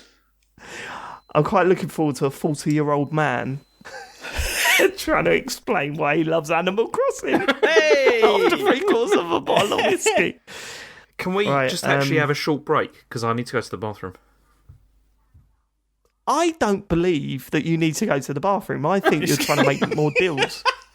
No, he's going to look up some information about Animal I've Crossing. got no one to do deals with now because I can't trust Sean. I mean, look at this. Despicable. Me and James are going to read Donald Trump's The Art of the Deal book. We'll be back in about 2 days. Well, you ain't clear of this, Matt. I didn't say I was. No, but you we acted like approached you were. Sean. We approached Sean and said, look. We approached Sean. Do you know what? I was so prepared. I was thinking it's blatantly between Hades and The Last of Us 2. I was so prepared to go, do you know what? I really loved The Last of Us 2. I will switch my vote. But now that is out of the window. That is out of question. We're going to be here all night in that case. This is ridiculous. Good. Go for a piss, James. We'll see you in a bit. I will. We will. We will hear from me. How you feeling, James? I'm fine. Absolutely fine. Cool. I don't think you are, mate. Have you seen a picture of his bottle? I'm fine. Honestly, it's fine. It's fine. I'm not going to drink any more. I've stopped now. Yeah, because that's none a lie. left. You said that last time. It's not a big bottle, is it? It's only a little bottle. It's 350 millilitres. Yeah, it's not a huge one. But yeah. Welcome back, listeners. Sorry. Sorry about that. We're about to find out what Carrion is up to. Do you know what? Before we move on, he's eating a person's leg off. Oh, and they're screaming. Social distancing. My brain moved on to the. I don't know. I'm tired. My brain. What's Carrion up to? Maybe it's my year to get hammered. My brain moved on to the next point. I hate that on podcasts. I don't know if you've noticed that as well. The podcasts that go, they're taking a break in recording, right? But they don't have a break in the podcast. So they go, okay, right, are we all ready to take a break? Okay, listeners, stay tuned. We're going to take a break. See you in a bit. Okay, welcome back to the... It's why have you done that? Just edit it all Why out. have you done that? Edit that bit out. Or just say we'll be right back and play a little sting and carry on. Yeah. There's no need to say... if you're dividing it up into sections, I guess. But even then, there's no need to explain it. Just noise and then talk about something. It's weird. I don't mind them saying that. It's when they say, we're back in a few minutes. It's like, no, you won't. Clearly won't. No, you won't. It'll be 5 seconds. I mean, the absolute best one is that Louis Theroux podcast where halfway through he reintroduces the show because I think he thinks it's radio. He's like, and you're listening to Grounded with Luther. I know, I chose it. I put it on. No, they made a joke. I don't know if you listen to the Conan podcast, but I genuinely can't recommend it enough. It is such a good podcast, right? It's genuinely really funny, and it's a bit annoying that he does the whole I never knew what a podcast was before I started this multi-million downloaded podcast or whatever. But it was funny because the guy that produces the show, and he's on the show at the beginning, at the end, he is obviously a massive fan of podcasting. And after about 80 episodes or so, he did this big talk up to who his guest is. And he finally snapped. The producer went, I should let you know, they do know who the guest is. It's in the title of the podcast. That's the whole point. And then it just hit Conan and just went, yeah, what the fuck am I doing? Why am I bigging the guest up as if it's this big surprise when it's written down on the fucking title thing? It's on YouTube videos where now I've got a big announcement. Yeah, it says you're announcing you're leaving on the title. Right, okay. Let's see what Carrion's up against. Let's see what Carrion's up to, shall we? See what Carrion's up to. Carrion the monster. The Last of Us Part 2. Matt. Here we go. It's a very good game. Okay, so which way are you voting, Sean? Go on, Matt. So yeah, Last of Us Part 2 is set a few years, I think, after the first one. Ellie's grown up a bit. She's seen a lot of shit. But she's in this new community in a place called Jackson with friends and so on and so forth. And then tragedy strikes. I presume we're not going to go into any of that. So tragedy strikes, and then sets off. No, I think we probably can, right? I've been wondering. I meant to ask you guys before, but what are we doing about spoilers? There's so many things in the Half-Life Alyx thing that I could have said. Don't spoil it. People won't like that. I think I'd rather try not to. No, I think we're going to have to. But I think the spoiler that you're referring to is very early on in the game, right? Yeah, it's the first half an hour, isn't it? But it's just. Oh, yeah, we need to do a spoiler warning. Don't do that. People won't like it. How do you discuss the merits of this game without talking about that? Hey, I didn't spoil Hard Lads, so it's a good point. There's But the spoiler template was is the there. whole game. The spoiler was the whole game, Sean. This is so much more than just this spoiler. Yeah. That's the point. And I'll tell you why. Because, look, let's not talk about the spoiler yet. But if we have to later on, then we have to, and we'll give enough notice, right? Yeah. That's fair? You don't need to mention it now. But what I'm saying, Sean, is that a huge part of why this game is so good is based around this spoiler. Yeah. So... to be clear, I was taking the piss. It's clearly not the same thing. It's hard to tell. Yeah. Okay, cool. So, yeah, Ellie is living a life. Tragedy strikes and she sets off for her journey of revenge. Can I say that? Yes. Yeah? Yeah, it's fine. Okay, I've said it. Sets off revenge. And what a story it is. Now, I absolutely loved the first Last of Us. I didn't think it was perfect. It's definitely not one of my favorite games ever, but it wasn't. The end kind of trailed off for me. I feel like this game improves on it in every single way. Really, I was invested in the characters from the off. I loved every character that we came across in this game. I really felt for huge story beats in this game, and I was nowhere near crying, but absolutely this game hit me emotionally. I just thought it was absolutely stunning. Now I like bleak things like Requiem for a Dream, Irreversible, Das Experiment, those kind of films which kind of leave you thinking, oh Jesus Christ, I probably shouldn't have watched that. But it's I've always loved that kind of stuff that really gives you a punch to the chest, and this is absolutely that. It felt like watching a really hard-hitting or really powerful HBO drama, or some American drama, whatever it is that you just don't want to stop watching. It's going to do stuff to you. You're kind of worried about what's going to happen to this person or that person, or where the story's going to go. But this absolutely felt like that for me. The story is second to none, and I know there are probably people listening to this thinking, oh well, there's plot holes here, or what does it really do? Well, all I can say is I absolutely fell in love with the story and the characters and where things go. I mean, we did a spoiler cast on this, and we talked for almost 3 hours, and I could have spoken for another couple of hours about my thoughts about how certain bits went and how I felt for certain characters.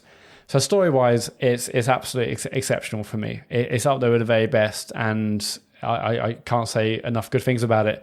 Gameplay-wise, I think it improves on the first one. It's still incredibly sort of graphic in terms of its violence. With you as Ellie going around, killing people, infected. It's incredibly violent, incredibly graphic. But again, for me, I think that totally lends itself to to the nature of the world, the nature of the story, the place they're in, the place mentally as well that Ellie is. So for me, I feel like that's totally a part of it. Gameplay, true gameplay wise, I don't think it's massively done anything that the first one didn't do. I think it's improved it in certain ways. There's now a dodge mechanic where you can go prone, which is obviously incredibly important when you're trying to avoid enemies and whatnot. So it's not exactly changing an awful lot. I think if you didn't like the first one, I don't actually think this one's going to do an awful lot to change your mind. I think if you liked the first one, like me, I think you'll love the changes that they have made. So when I finished this game, like my favorite movie and or cinema experiences, I was just there, just kind of dumbfounded, just saying wow. And I've loved coming out of movies where you're in that kind of weird daze where you can't really stop thinking about the film. And I was still thinking about this game weeks later, really. And I've when an inevitable PlayStation 5 patch comes out, I can fully see myself going back and playing through it again. The journey was amazing. The story was amazing. I was shouting out loud to characters at points saying, don't do that or do this or why. And I didn't want to stop playing. And it, for me, improves on the first one. And for me, it's like a genuine masterpiece. It's absolutely stunning. Anyone else got anything to say about The Last of Us Part 2 at this stage? Good. Right, let's get to voting. I should say that I absolutely adore The Last of Us Part 2 as well. I thought it was wonderful. I thought they made some really brave decisions as well. Obviously, there was a lot of controversy around reaction from dickheads. I was going to say controversy. It's just people being arseholes. A lot. Maybe 100%. In terms of the content 100%. Of the game, anyway. Obviously, I know there's stuff about working conditions, etc. But yeah. Obviously, I've not played it. Again, well, funnily enough, similar to what I said about Carrion, it was just with this year being as bleak as it fucking has been. I just did not have any appetite for this, but I totally recognise, oh God, it was just something to sink yourself into. Yeah. It was something. The story was so good, Sean, and the character's incredible. But which way are you voting, Matt? I'm going to vote for Last of Us Part 2. Sean? Last of Us Part 2. James? What's it up against? Carrion? Last of Us Part 2. I'm voting Last of Us Part 2. So it's got all the way through. It's got 4 votes. Got 4 Magic votes. number. Okay. Excellent. That was quite a straightforward. Did you just turn into Mr. Burns? Excellent. James, I thought you want to say more about that game. You saving yourself for later. James, I'm saving it for later, yeah. Are you still drinking? No. That's a yes. James, I think if I remember back to last year, I think you had it neat. You're mixing it this year, right? Definitely. Absolutely mixing it this time. Yeah. With wine. Cloudpunk, Sean. Cloudpunk. Why should that be in the Game of the Year list? Cloudpunk should be in Game of the Year list because I really liked it. This is a game where... So it's like a voxel-based sort of cyberpunk setting where basically you are a delivery driver for this organisation called Cloudpunk, and you've arrived at this city called Nivalis. It's sort of implied that you've run basically like you're running away from a debt problem wherever it was you used to live, and you're now working for this incredibly shady company, delivering packages of which you are never supposed to inquire as to what's in them.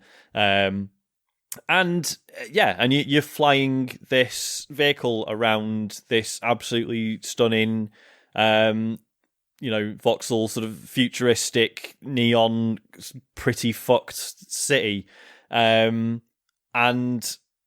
it's just a joy to be in. Like it's made a huge difference. I think when I first talked about it on the show, I was saying what a shame it was there was no first person camera, because there's bits where you're flying around in your vehicle and there's bits where you're on foot. And I mean the bits in the vehicle were fine, but the bits on foot, I was a bit like the characters are all tiny. You don't really get a sense of like being in the world when you're on foot. So they added a first-person camera, and I love the game to begin with. But then adding that first-person camera was just absolutely huge, and that was when I went back to it and actually got all the way through and finished it. It's just like, obviously, I'm saying all this as Cyberpunk 2077 has just come out. Like if you're not playing that for any reason because because it's released in quite a bad way, or you're just not particularly interested or whatever, like if you want a cyberpunk style city to just go exploring in, like holy shit, Cloudpunk is so good for that. It's just so beautifully realized, and just everything about the visuals, the sound design. It's like I've gone back to it several times after finishing it. Like there's extra objectives and stuff to mop up if you really want to, and collectibles and stuff. I've just been going back to it just for a wander, just to have a look around and fly around a bit, and maybe take some screenshots and just walk around, look at stuff. It's just absolutely wonderful. Like the main sort of campaign itself. Obviously, not spoiling anything, but it just dips into loads of really interesting. Sort of sci-fi concepts, like what happens when you're so far in the future that you're in this city that's like it's so like what used to be the ground is completely flooded, and everyone's just kept building up and up and up and up, and no one really knows how most of the lower stuff works anymore. Like no one really lives there anymore, and they've just kind of kept going up, and so you've got this city that's built on this foundation that no one really understands anymore, even like as good as the technology and stuff is and stuff. They're just like, stuff occasionally breaks or collapses or whatever, and no one really knows why anymore. We're just sort of lost in these like highest levels of this ever rising city, and it's just a great concept, and it's and it's sort of implied that the whole thing used to be run by this AI that no one's really heard from in a while, and. Yeah, it's just a really good story. The voice acting is hit and miss, but the dialogue is excellent, and the stuff they're actually talking about is really interesting. And it deals with things like, well, what if you could get into so much debt that when you die, whoever you owe the debt to can just put your brain, can basically just digitize your consciousness and make you carry on working off your debt afterwards. Oh, God. Yeah, just like nightmare. Really sort of dark stuff, but just explored in a very human way. And I just, it's just something that's really stuck with me. And as I say, I've sort of kept going back to it. They added the first person camera, and then they added like an in cockpit view. For the actual vehicles, and that was another excuse to go back. You have like the AI on your vehicle like used to be your dog who was dying, and it was cheaper to digitize his consciousness rather than get him actually healed. Oh no. So he's like he's got like a voice. What a great idea. Yeah, and he's I love that. And he sort of, like spoilers, partway through the game, I can't remember how it works, but long story short. Does it address the fact, I'm assuming it talks to you? Yeah. So it's... does it address that fact? Yeah, so it's sort of, it's a bit like, initially, it's like the dog from Up, right? But then as you get further in, you get like a better computer, and he's like, oh, I can think better now. Okay, this is all right. And he starts talking in a, more sort of familiar sort of human way. Is it like the reverse of James on a Game of the Year show? What?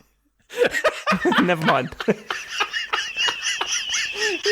that couldn't have been better. Couldn't have been better. God. But it's just this game, just being a courier. Sometimes it's, what? Just thinking of James, that's all. Sorry. I don't know what is the problem. It's fine. There's no problem whatsoever, mate. It's fine. Everything is fine. Go back to sleep. Sometimes, as I say, you're not supposed to inquire as to what these packages are. Sometimes it's the packages themselves that are interesting. Sometimes it's the client that's given them to you. Sometimes you're transporting the client themselves, and you have a chat with them as you go around. And it just great little stories, all sort of set against, as I say, just like flying or walking around this really beautiful, slightly wrecked city. Well, I've got to say that the images you put out of it made it look absolutely wonderful. Oh, cool. Yeah, I mean, the stuff you were posting on Twitter looked fantastic. Yeah. I mean, I was looking at it and going, oh, yeah, great, yeah, but I've got Cyberpunk coming. And it turns out it didn't come out this year. Well, this eventually. is it. If you've heard everything that's been said about Cyberpunk at this point, obviously, it will probably get better. But if you don't fancy waiting, and and you're intrigued about the idea of exploring a world like that, like, definitely check Cloudpunk out. It's such a shame because I know James was excited about this, but it got ported to console, and the Switch version was apparently really terrible. Isn't it really, really awful? Yeah, it looks worse. And apparently, it runs really badly. So if you're looking at the console versions, avoid the Switch one. I think I don't. As far as I'm aware, it hasn't improved. It's a huge shame, but I loved it. Okay. What's it up against? Let's find out. Animal Crossing New Horizons. Three. James. Okay. This is going to be... Sorry, I was really hoping... James wasn't reacting to Animal Crossing's being pulled out of the hat. He heard someone drop a glass somewhere. That's what James. It's really annoying because I was really hoping I wouldn't be at this stage of the bottle by the time that Animal Crossing came out. because this is the game that I really care about a lot. Because it was funny, I was looking up the other day how much me and my... Of course you care about it, even though it's fucking dung. Come off it, come on. Okay, look, I was looking up the other day how much me and my family have played this, and combined, it's like 1,005 hours played, which is ridiculous. That's a lot of hours. And I really You've got 400 Switches. How did you add that up? See, look, you're not doing this to anyone else, are you? You're not interrupting anyone else when they're explaining why something's good. You make it so easy, though, James. It's whatever. I mean, either way, it's like an open goal. This game... No, let's hear it. I want to hear about it. Well, no, because this game, I really feel that brought everyone together. Like, it brought everyone in my family together, and it was an amazing distraction, particularly during what we've been through this year. And, I mean, it built communities across the whole internet. Like, if you see all these people that have been sharing designs and that we are with each other and all that kind of stuff, but also the fact that you can visit other people's places, and it's been great. There are also good things about this. I mean, it's been streamlined, compared with previous games, and there's lots to do with the Nook Miles and stuff. And it's easy, as David will do, to pick holes in this. But Dave, Jo played this and she liked it, and there's hardly any games that she's ever done that with, correct? Yeah, but she also got to the point where she was like, why the fuck is the store selling the same shit every week? I know, but you see, the core experience with this is still really good, and the fact that is that people are still playing this over time, and it's still a big deal. And I think the one thing that this game gives that no other has given this year is this feeling that you get of control. You don't get this in the same way with other games, in the sense that there's been a lot of bad stuff that's happened this year. It's been terrible, but this game was something which you could escape to, that gave you sort of good feelings about being alive. And that's why I feel this is a Game of the Year contender, because it had such a positive impact on the entire everyone who played it. It's been fantastic. It's a good game. There you go.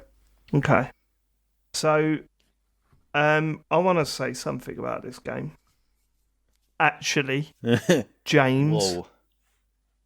Whoa. It's one of my Game of the Year contenders for this. And I'll tell you why. It's been a weird year. It's been... Oh, yeah? Why, what happened? Yeah, what have we been up to?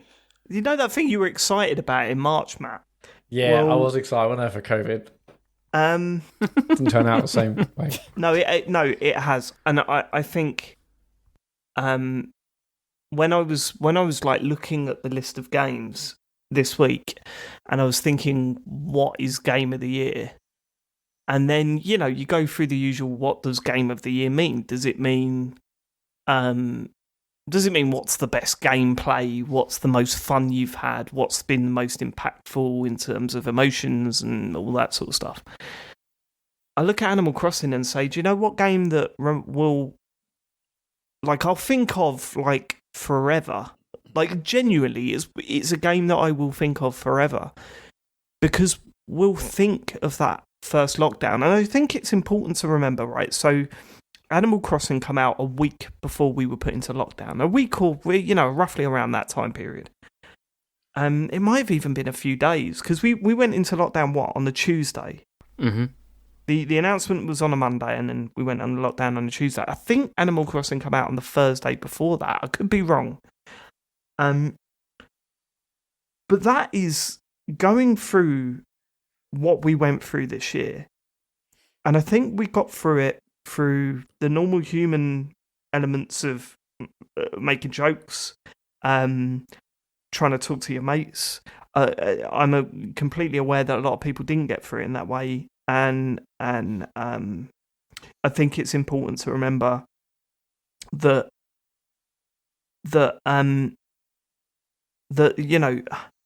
some people struggled way worse than us.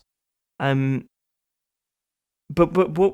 one thing that was a consistent throughout this was myself, Harry, and eventually Jo getting involved in Animal Crossing. And what I think represents this year more than any other game on this list is Animal Crossing. Because we think of that time period that we were literally sitting in our houses or flats or wherever, our rooms, and we weren't allowed to leave. We had no, how our worlds were ripped apart. Yet everyone, and not everyone, obviously some people didn't play this game, but it felt like everyone when you were playing it, that it was like that's the thing to focus on. We were talking about turnips as a way to distract ourselves from the horrible news that was coming through our tellies and our radios every day. We were talking about what items we wanted, and how many things you needed to complete something in your museum. I was disappointed with how this game turned out, no doubt. But like you said, James, I think Harry and I put in over 500 hours. I think Joe's put in, maybe close to 100, maybe. But it's what those hours represented. And I know that's not what Game of the Year means. Like, Game of the Year is like, what's the best game? But I kind of feel like this year's different. Like, maybe that's not what it means. Maybe that's not, it's what's the best game you played this year. Maybe it is what represents that shit. What represents this year more than any other game. Like, when... And for me, personally, it's Animal Crossing. And because this, as I said, this gives... What we got from this that I feel we were lacking, like, in life in general with this, is with all the things that have happened with the pandemic and with, like, Brexit and all this kind of thing, we've had no control over anything that's going on around us, really. Whereas this is something that we could retreat to, where we had some control, and it gave us 100%. And I really feel that gave people, some sort of like solace, really, like over this time. Yeah, and I think that's shaky ground. I think I saw a tweet not too long ago where they were crying out, asking for people not to consider video games as some sort of medicine for mental health. And it was getting retweeted everywhere. Stop talking about gaming like it's some sort of medicine or healing process for mental health issues. It's not. Books, films can do the same thing. Let's not try and say that video games are anything special. And I've thought about that a lot because I think I disagree with it. I think I disagree with coming out against that idea because I think it does help. Yeah, like no one's saying it's a cure-all, but it fucking helped. Yeah, definitely it did. It was something that people could focus on over this time. And not everyone. But I think it certainly helped me and my family. And I certainly think it helped Harry, especially, more than anyone else. He's 6 years old, he's going through this horrible thing. And I know there's people that are listening to this that will say that this is bullshit. Right, if this game come out any other year, you would not be talking about it like this. I totally hear you. I totally agree with you. But it did come out this year, and this shit did go down, and this was the game that helped drag us through it. And like, when else have we been able to say like, oh, a game came out and we fucking needed it, like exactly, and like and they didn't know. Right, it's not like they knew when they were making it the environment it was going to be released into, but it was. Alyx Jones might not agree. But it was an invaluable tool for a lot of people, and like for me, it was the structure of it. It was the fact that transitioning from working in an office to working from home. And, all right, I used it for a cheap gag earlier. I was diagnosed with ADHD this year. Focus is a big fucking problem for me. And working from home, it was that's twice. It was a nightmare, right? No, this isn't against anyone else. This is fine. I'm not weaponising it. It's all right. And yeah, so having Animal Crossing that works on the real time and things happen at set times of the day was fucking invaluable for helping me keep track of the 9 to 5 period. 100%. Yes, also, I was definitely playing it when I should have been working at times, but that was the lesser of two evils because without it, I don't think I'd have got anything done. Yeah, and I think the other point that's really important. This is going to sound cheesy as fuck, and I'm so sorry to all our listeners for saying this, but it gave me something to look forward to tomorrow. Yeah. Like, I ordered something, or something was going to happen the next day. Yeah. And it made me look forward to the next day. Yeah. You know, I went through some personal, like, shit, as everyone did throughout this. And I am fortunate enough to have a good mental health and not have suffered depression or anxiety or anything like this. But during this period, I was not sleeping. I was in a mess. I was worried. I was panicking. You know, all of the things that everyone went through. But this was the thing that stopped me from waking up and turning on the news and hearing the latest horrific details. It made me look forward to getting in that front room, turning it on, and, you know, finding what had happened in that world. And yeah, I'm disappointed with it. Yeah, I'm not playing it anymore. I think they could have done so much more with it. But what it did do is more important than what it didn't. Yeah. And that's exactly what I would say, because, as I said, it's very easy to pick holes in this game. You know, all the things that are, you know, maybe not, you know, amazing about it. There's things in the 3DS version which I think are better than the Switch version, but it still performed a really important function, I think, for a lot of people, and it was still something that was, you know, that really helped people get through something. And I think for that reason, it's very important as a game. Yeah, I mean, is it the best game of the year? No, it doesn't. There's a lot of things it doesn't do, but it is arguably like the game of 2020 because of what it meant to so many of us and getting us through lockdown. And you're totally right, Dave. I mean, well, I hear, you know, the word 2020, and Animal Crossing will be the game I'll probably think about first. There are other games I preferred, but that it's just a game that, I mean, it's probably because, you know, the Twitter sphere we're in, and it felt like everyone was, you know, playing it and selling turnips and stuff. But you're totally right. It's that control. It's the ability to have a routine, to work through the things you've got to do, and everyone's sharing their islands. And yeah, you hear people saying about all sorts of subjects. Oh, this is incredibly wholesome and stuff. But it and I usually kind of hate that bollocks, really. But it totally is. There's no bollocks around it. It was really just everyone making a nice island and, you know, swapping this. And there's like we had a great community on our Discord of people, you know, buying and selling stuff. And everyone's like, oh my God, my turnips for this money, this amount, and go over to my island. And it was some people amazing. I mean, for me, you just think about just how many people this brought into gaming that had no interest or didn't care about games at all, and how it meant something to them. Mm-hmm. And that's why I think this is important. And it's sold so ridiculously well, isn't it? Yeah. Like, it's up there with like the best-selling Switch games ever in like less than 9 months, isn't it? I'm sure it's getting close to overtaking Zelda or something crazy. Right.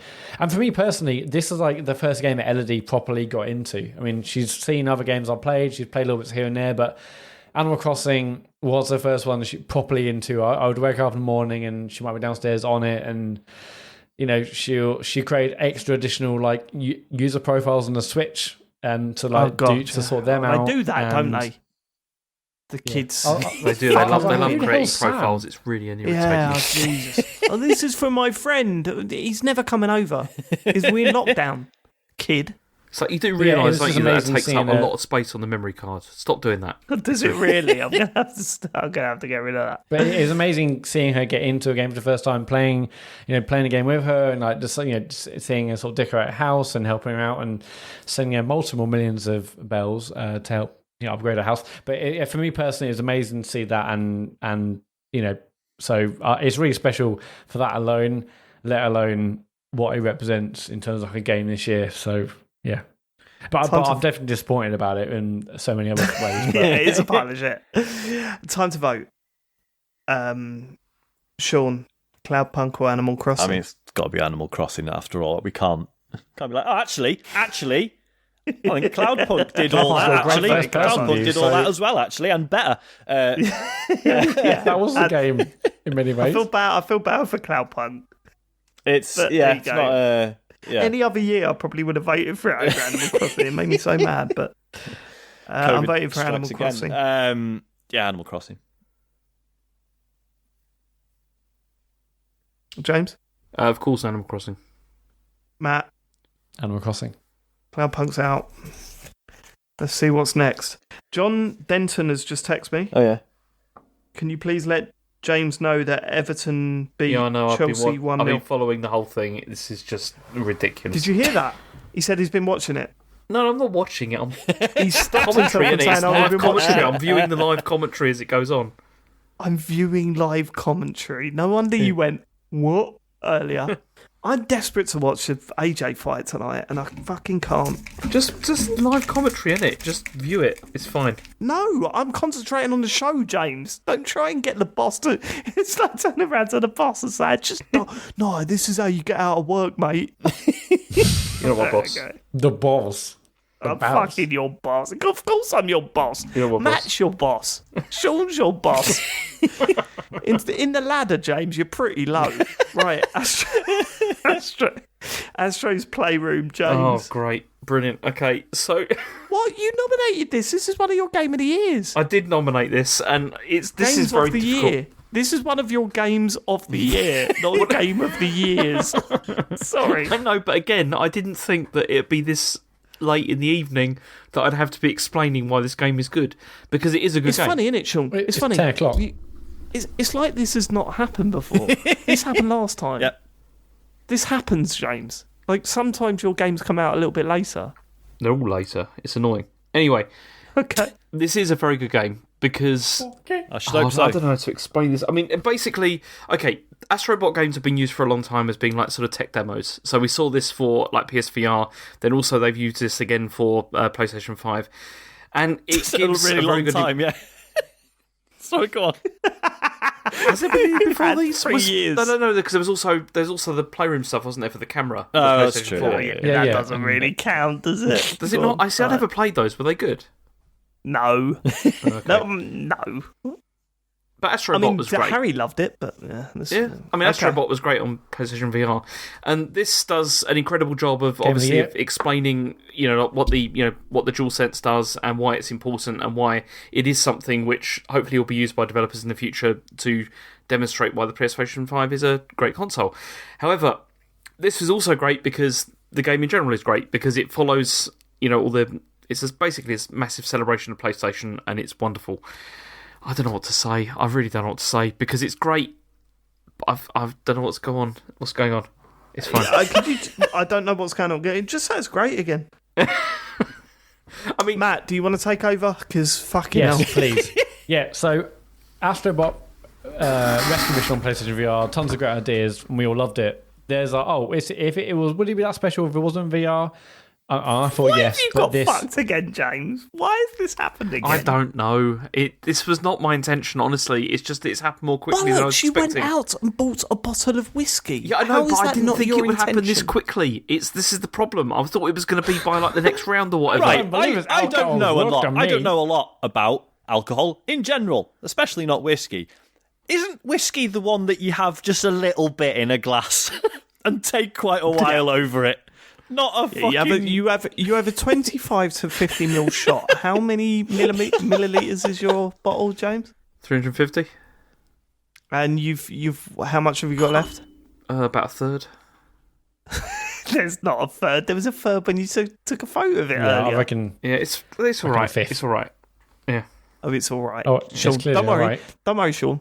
It's all right. Okay, it's all right. Go on, He Matt. says it's all right. Yes. So this game doesn't have the VR that we loved in the PlayStation VR version, but this just shows all the same levels of creativity and amazing little touches that we loved in that previous game. That's what I was but going to say. Now we've got it. Go on. Sounds like sort of shit I'd write. Yeah. All the same creative ideas, but now we're seeing it on PlayStation 5 and with the addition of the new DualSense controller and utilising the things in that. So the haptic feedback to show you or to make you feel what different surfaces feel like, whether you're on ice and you're sliding, whether you're on sand, whether you're running through grass, landing on metal.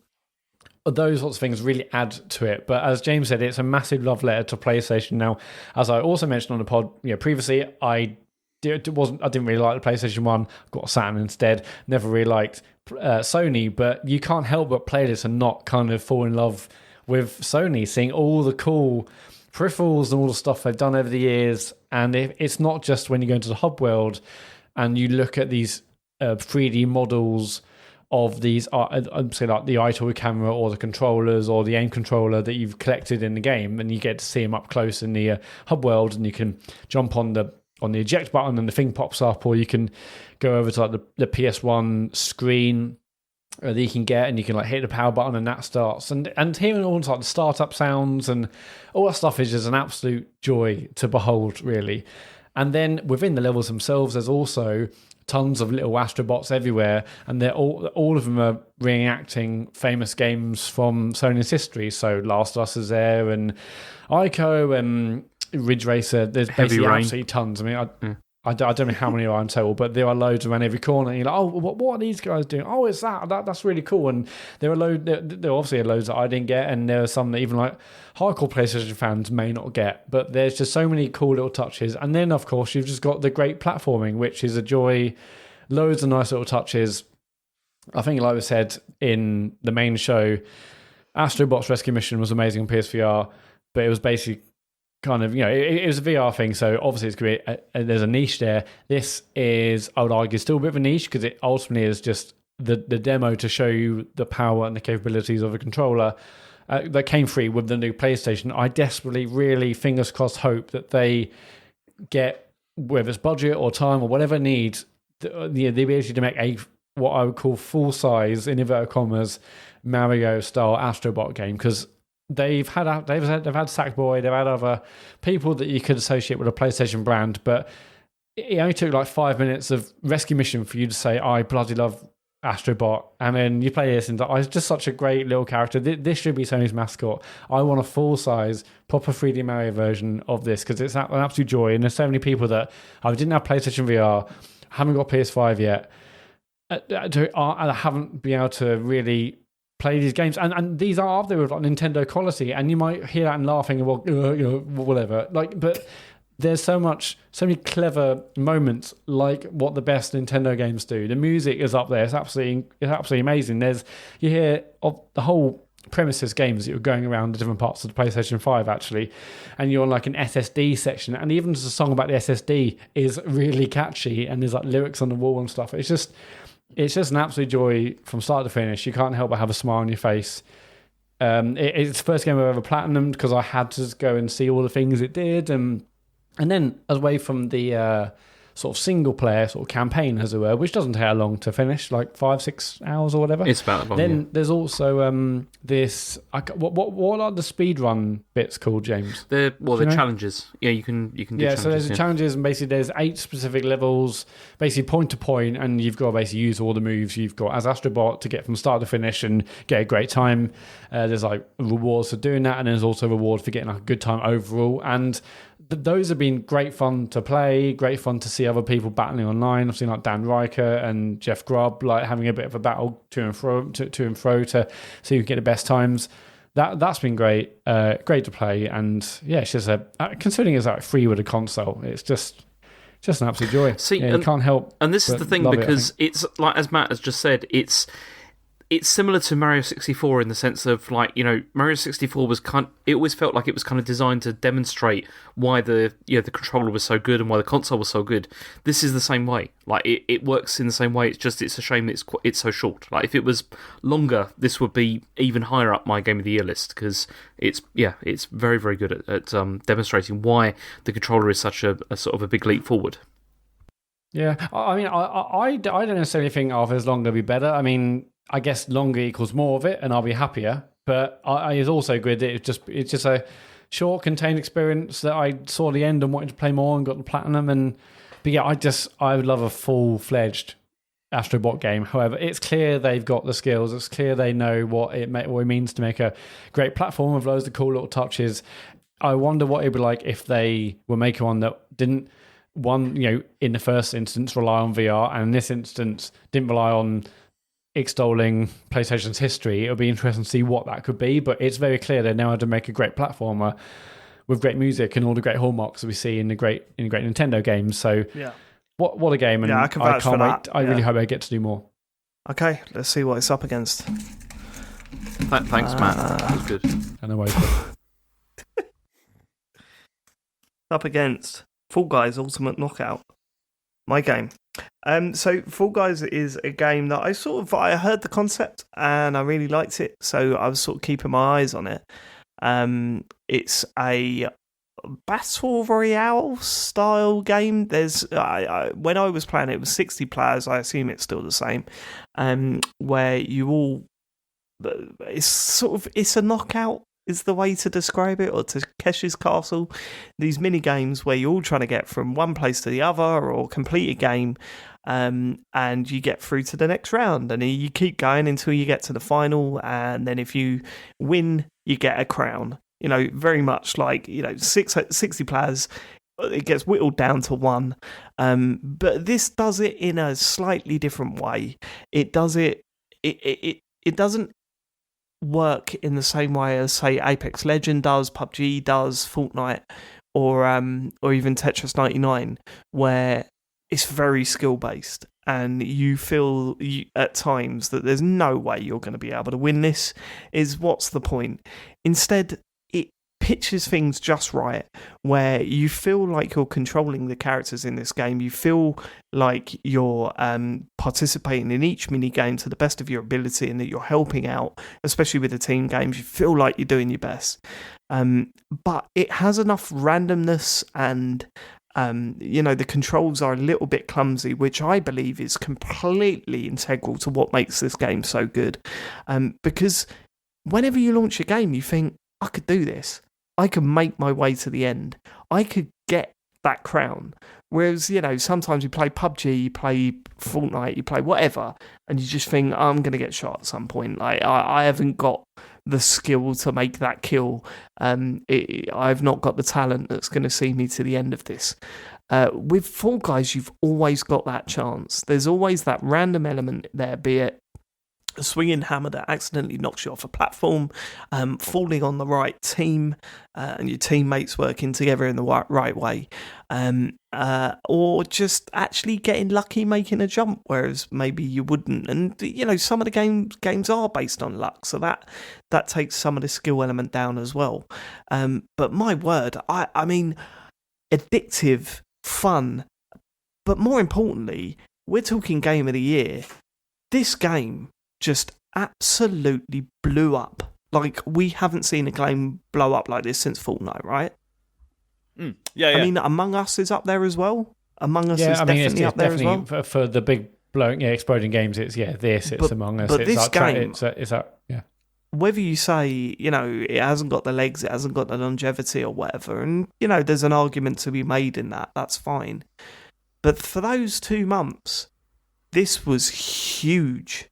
This was all over the internet. Their Twitter account went from, a couple of thousand to 1.5 million in next to no time. Everyone was playing it. It was such a huge game.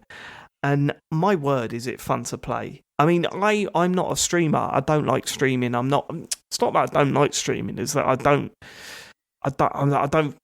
don't rate myself as a streamer. But when I was streaming this game, it was just so much fun, because it was as fun to watch someone play as it was to play yourself, because you pick your character definitely. That you want to see. I mean, there would be times where I was out, but I would pick a character and root for him.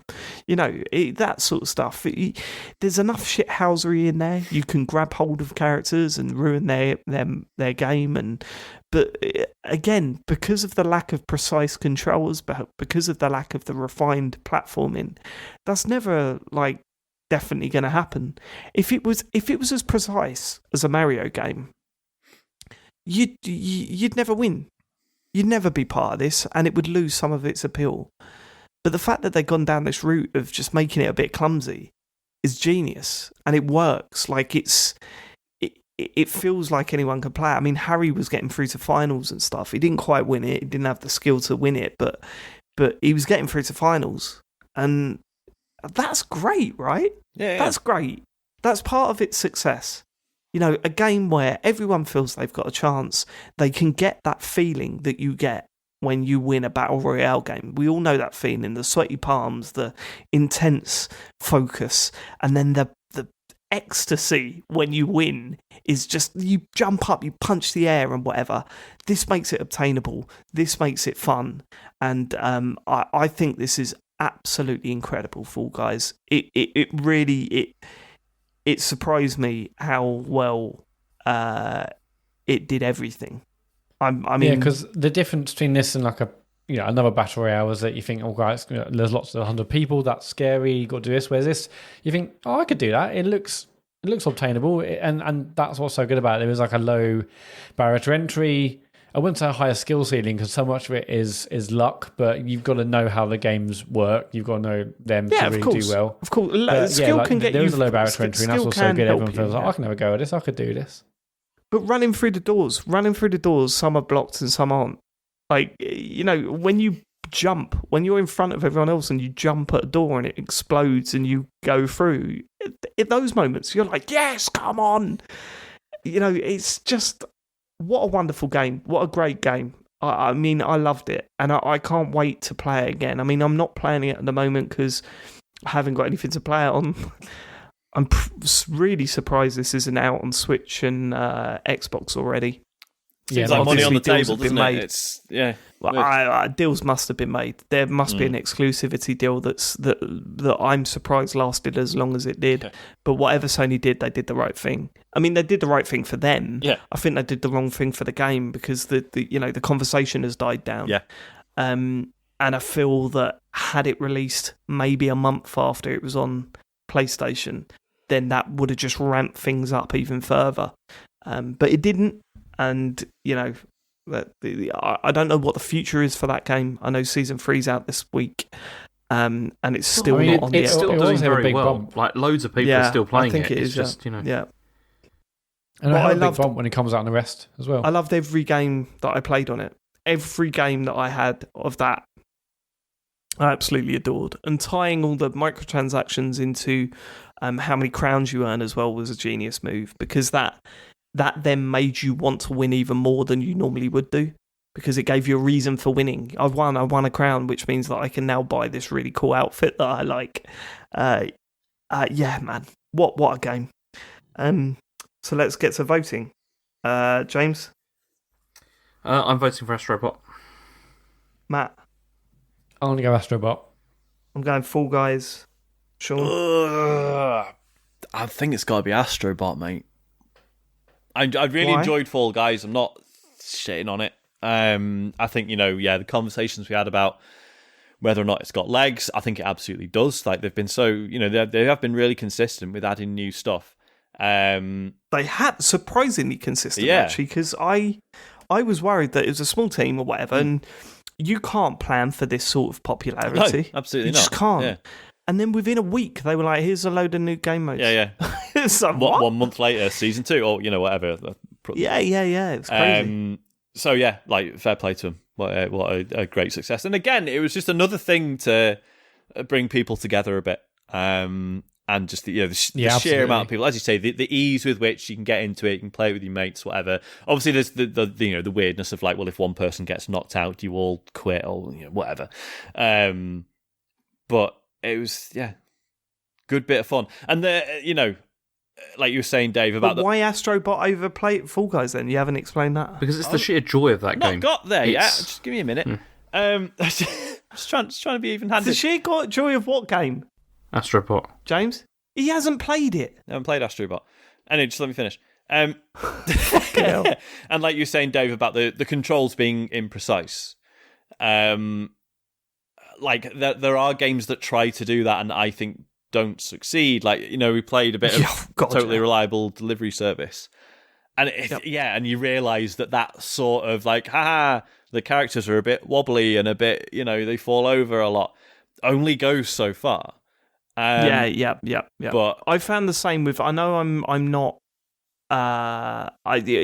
People would disagree with me, but I found the same with. What was that wrestling game that everyone loved? Oh my god, it's called Gang Beasts. Gang Beasts. Yeah. I felt the same with that. Yeah. I was just like, this isn't enough control for this. I think Gang Beasts is very much the cause of a lot of this as well.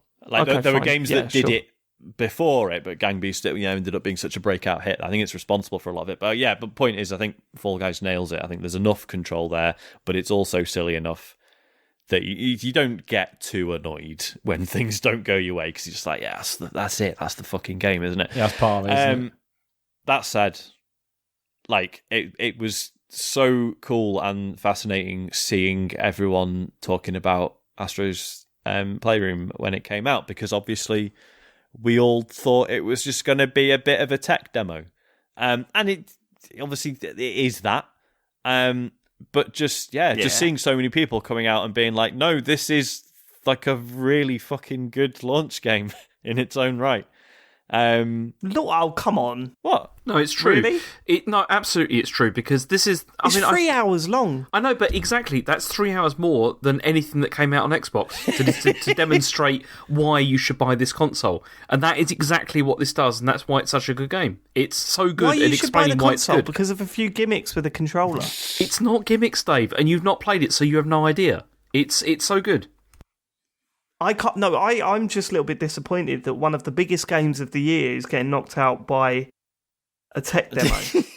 It's more than that. It's more than a tech like demo.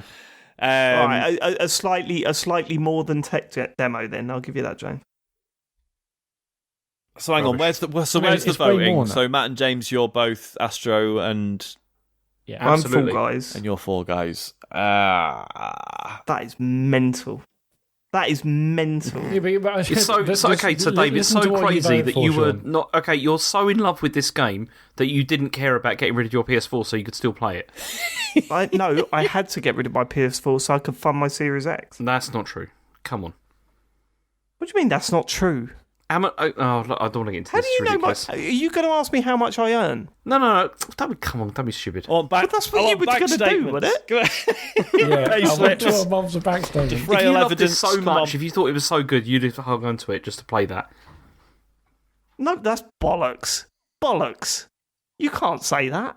I know that I'm going to play it when it comes out again on Xbox. I loved it. But no, fine. If we as a team want the tech demo, more than a tech full demo, of gimmicks to go through. It's not tech. Tech demo is part of it. Don't get me wrong, Dave. Don't get me wrong. What is it more than? Wait, hold on. What's more than that? Like, what's more than that? It's 3 hours long, and it shows you how good the Rumble is. It is way more than 3 hours long. That's ridiculous. It's 6 hours long, and it's a great platformer. Well, actually, I've looked at how long to beat, and it says 3 hours. Yeah, that's if you don't try and get everything and all that. It's ridiculous. I mean, that's about as long as... completion is 5 hours.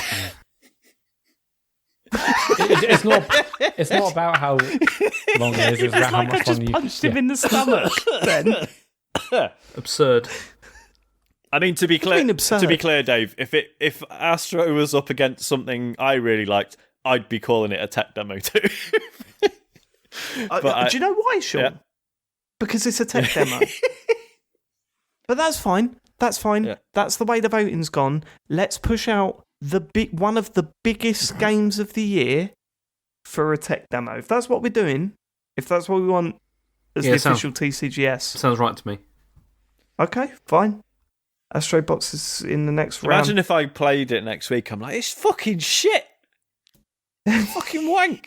Yeah. Fucking hate Astro. He's a little prick. The triggers vibrate. Get over it. I hate Sony. I hate the PlayStation. I don't want to remember the PlayStation's history. It's shite. I'm joking. It's probably the best. Oh my god, fucking hell! A game that's gonna. That is. Look, I've got no doubt that Astro Playroom is brilliant because I played Rescue Mission and that was brilliant. Yeah. But to knock out one of the biggest games of the year, come on. I mean, have you ever had that feeling where you've bought something really expensive and you're trying to justify it? Right, should we see what the next round is? Well, we know the two games, to be fair, which one comes out first. Getting unceremoniously knocked out in the first round is a very Fall Guys move. So that is true. That is true. It's been knocked out by a very good game, so it's fine. Don't push it, James. Yeah. It's all right. I remember playing that for 3 to 5 hours.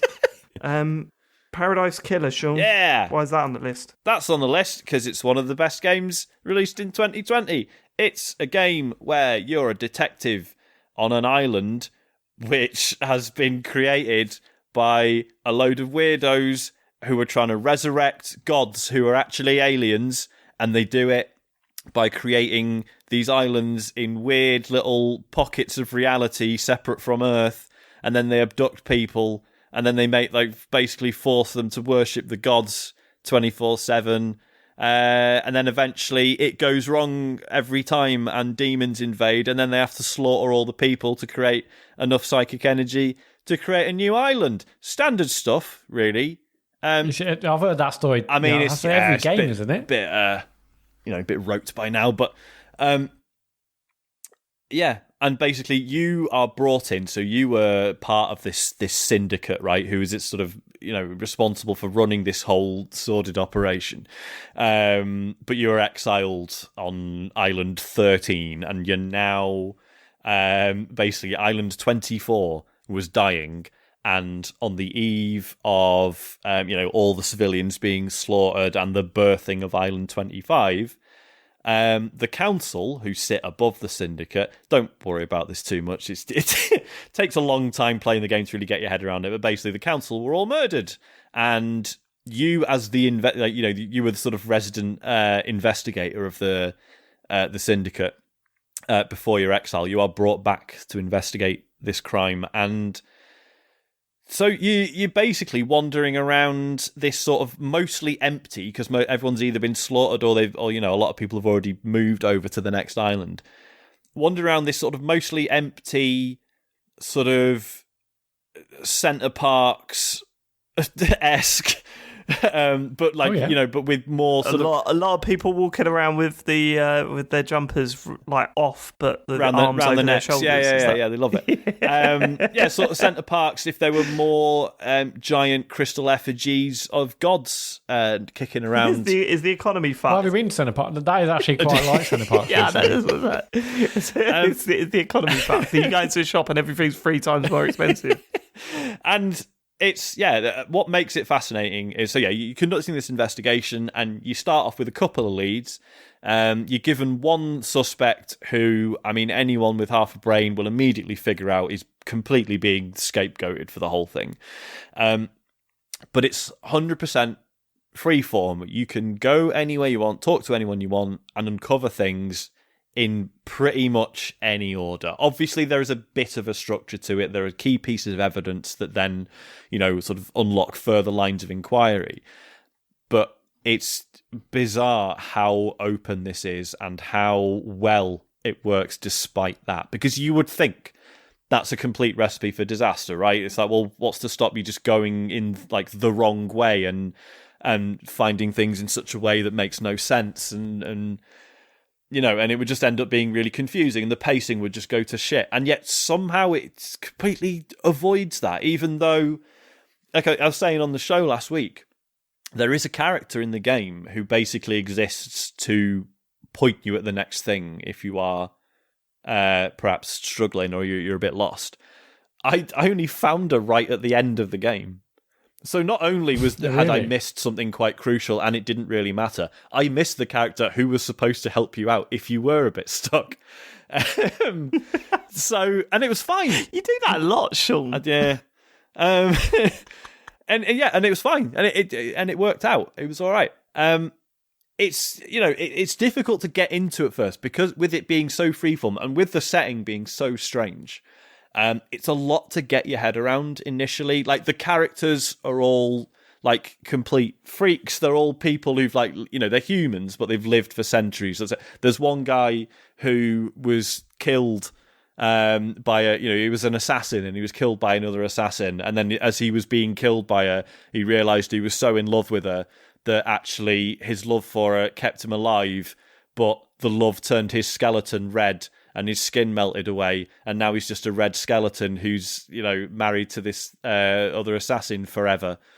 And they're all like that. They've all just got weird backstories. But it's this bizarre setting, but by the end of the game, you get it. And all this stuff that just sounds like a fucking fever dream actually has some structure to it, and it kind of makes sense. And And on top of the game being completely freeform, you can call the final trial whenever you want, like at any point. And if you're confident that you've got enough evidence and a version of events in your head, you can go to trial and you can present it. Obviously, it's a weird system because who would do that before, like, really exhausting everything, right? And every option. But it's cool knowing that the option is there and like getting through to the very end and thinking like, actually, I could have just gone back and gone, well, the guy who's being scapegoated, you could just be like, yeah, it's him, fuck it. What? And it's just fascinating. And even, despite this, like, there is a version of events that is, as far as I can tell, there's a version of events that is pretty much definitely happened. You can prove everything from start to finish. But it's still like it has this whole thing about the difference between fact and truth, right? It's like the facts are the things you piece together, but then the truth is the thing you make out of those pieces. And initially I was like, oh, so does this mean like it's not definitely anyone? It's just, oh, well, what do you think? Is it just going to be like, oh, well, I guess there's enough evidence to pin it on this one person or maybe someone else, but who do I not like? But it's better than that. Like, who's guilty by if you uncover every piece of evidence, have every conversation, you know exactly who's done what.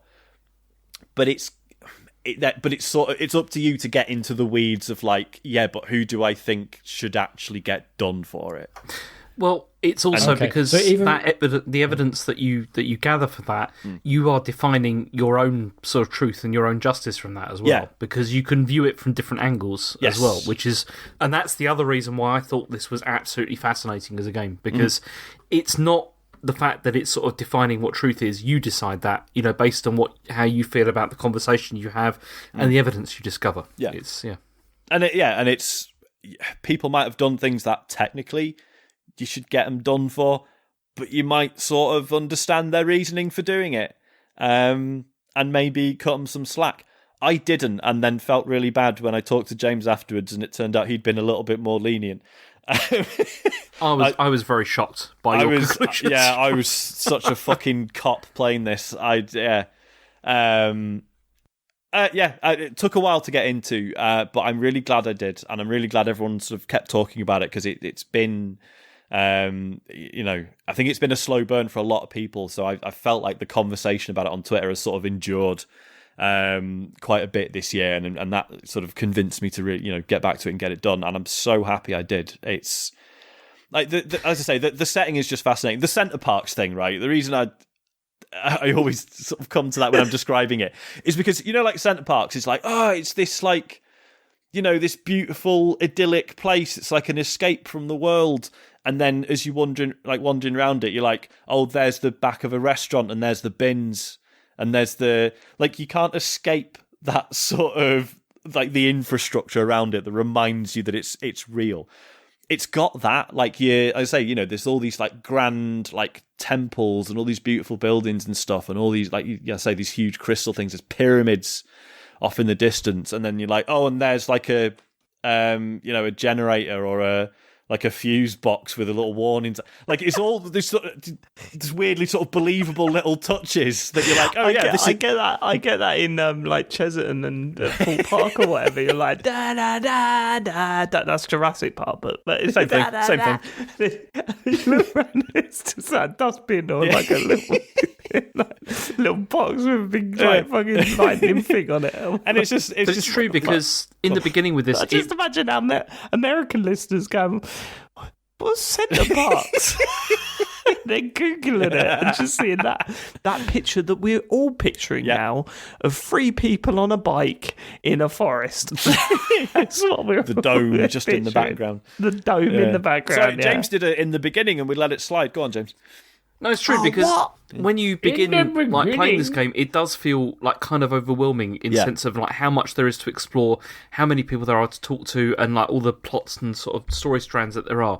But then it's when you begin to realise that you're kind of defining your own reality with it. That's when it becomes really cool. Like when you realise that. Hell, he sobered up quick, didn't he, the boy? Fair play, he had a coffee. And it's just like I literally I mean, and this makes it sound like it's really sort of random and scattershot. This was just like a total fluke, really. I fucked up a jump. Like, it's first person, but you're running and jumping around. There's a bit of platforming. Like, you unlock like a double jump and a dash and stuff. And I fucked up a jump and I fell off a cliff, basically. But there's no fall damage. And literally landed in front of a clue that just totally implicated someone else who I thought was totally chill. And I was just like, fuck! How the fuck? Oh my god, this is a whole new line of inquiry and a whole new train of thought I need to go down. And it's just because you fell off a fucking cliff and just happened to land, basically, like literally land on a fucking clue on a beach. Yeah, absolutely brilliant experience. And soundtrack of the year, fuck it. I love Hades, but Jesus Christ, it's just absolutely incredible. It's basically been on excellent. Like every car journey I've been on since the soundtrack appeared on Spotify. It's been on. It's fucking brilliant. Cool. Right, get united to Machine Gun Kelly. Okay, so great album. It's up against. Up to now, I'd never seen gameplay of this. I'd obviously seen everyone raving about it. I saw that and I assumed it is like a Phoenix Wright style thing. I didn't realise it was like full 3D first person. Yeah, just go around and explore the whole thing. I've obviously heard everyone talk so fondly about this game, about the gameplay, the soundtrack, God knows what else. Yeah, this looks brilliant. And so, James, how much of a Phoenix Wright itch did this scratch, or is it not really that at all? It's not really that at all. It's really, really not the same, I would say. It's more of a... I mean, there's much more exploration to be done than you get in a Phoenix Wright. Like, in Phoenix Wright games, things are much more sort of prescribed, whereas this feels much more freeform. Plus, like with Phoenix Wright, the investigation... I mean, I didn't really like the investigation bits in Phoenix Wright, but this is like 95% investigation and then the trials at the end. But the trials very much like, if you've just got all the evidence, there's no sort of back and forth, is there, James? It's like, if you've got them banged to rights, yeah, they can't really do shit about it. But that's because you've spent hours putting the case together beforehand. But equally, like, and what I really liked was that right off the bat, the judge who brings you back into service, voiced by Alicia Judge, nice touch.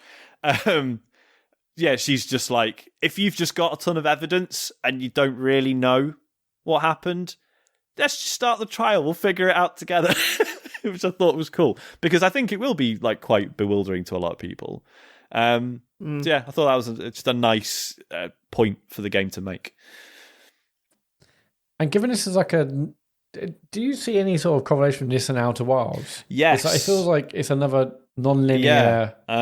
because... Find things in any order. Yeah, because we mentioned this on the show, didn't we? In that, the Outer Wilds is... Yeah. I mean, so obviously, Paradise Killer, you've got as much time as you want, and you just wander around forever picking up clues and piecing them together, whereas the Outer Wilds obviously relied on this sort of clockwork, this sort of 20-odd minute recurring schedule. But yeah, that thing of like, you can just find one piece of evidence. There is a computer that pieces everything together for you a bit. Oh, okay, yeah. This sounds amazing. Yeah, okay. It's a very similar vibe. Yeah, okay. I assume you both played on Switch. Right? I played on PC. I think it's fine on Switch though, isn't it, James? Yeah, there's a couple of sort of bugs with it that I experienced, but not ones that would completely break the game. So yeah, it's fine. Oh yeah, this sounds like perfect for Switch. This might be exciting for Christmas for me. Proper good. Anyway, sorry, Dave. Cool. We were going to move on about. It's up against Superliminal. Fuck. So I only played this last week because, I thought David or James were going to nominate it. I now realise the reason they didn't is that obviously it did originally come out in 2019, but only on the Epic Store in November. So I don't feel like that counts. No, I think you're right. So I played this, and then so when neither of them seemed to be going for it, I put it forward because I absolutely loved it. It's great, isn't it? It's proper good. It's it is a puzzle game. The feel of it is very much in the vein of like the Stanley Parable, or Portal, or pick a successful sort of first person narrative puzzle game. But it knows that. Like it's not pretending that stuff is new. It's very very obvious nods to those games, like section. You're sort of ostensibly going through a testing facility, but there's bits where you sort of deviate off the course, and it's just this like shitty warehouses and stuff with all like developers' notes scribbled on the on whiteboards and stuff. But it's quite short. But the pacing of it is perfect. The sort of the cadence of the puzzles and how they increase in complexity and how frequently it tosses in new things. Because obviously, this is one where everyone saw or heard about it, and it's like, oh, it's the one where perception is reality, and so if you pick up a tiny chess piece, but you're really close to it when you pick it up, and then you move back and put it down, it's massive. But that's just scratching the surface of what this game does and how clever it is just with that one idea, but then all the other, bizarre places it goes. And I really love the fact that like the message behind it is not complex, but it just tells you what it is at the end. Yeah, we said that. We said that. Yeah, and it sounds weird to say, doesn't it? Yeah, and I love things that I love it when games leave things up to your own interpretation. But you rarely see a game that's just like, here's what you got out of it, isn't it? And you go, yeah. Yes, that's it. That is absolutely correct, and it's quite and quite it's emotional. done in such a nice way. It's done in such the way it presents that summary to you is just real empowering and inspiring and uplifting. Yeah. Beautifully done. So I really really loved it. I'm surprised it hasn't been talked about more. Maybe it was the staggered release that maybe. I know James and I really enjoyed it because it also does that thing where it goes, oh, it looks like it's horror. Yeah. And then, oh no, I'm scared now. Is something going to appear behind me? And it just totally doesn't. Yeah.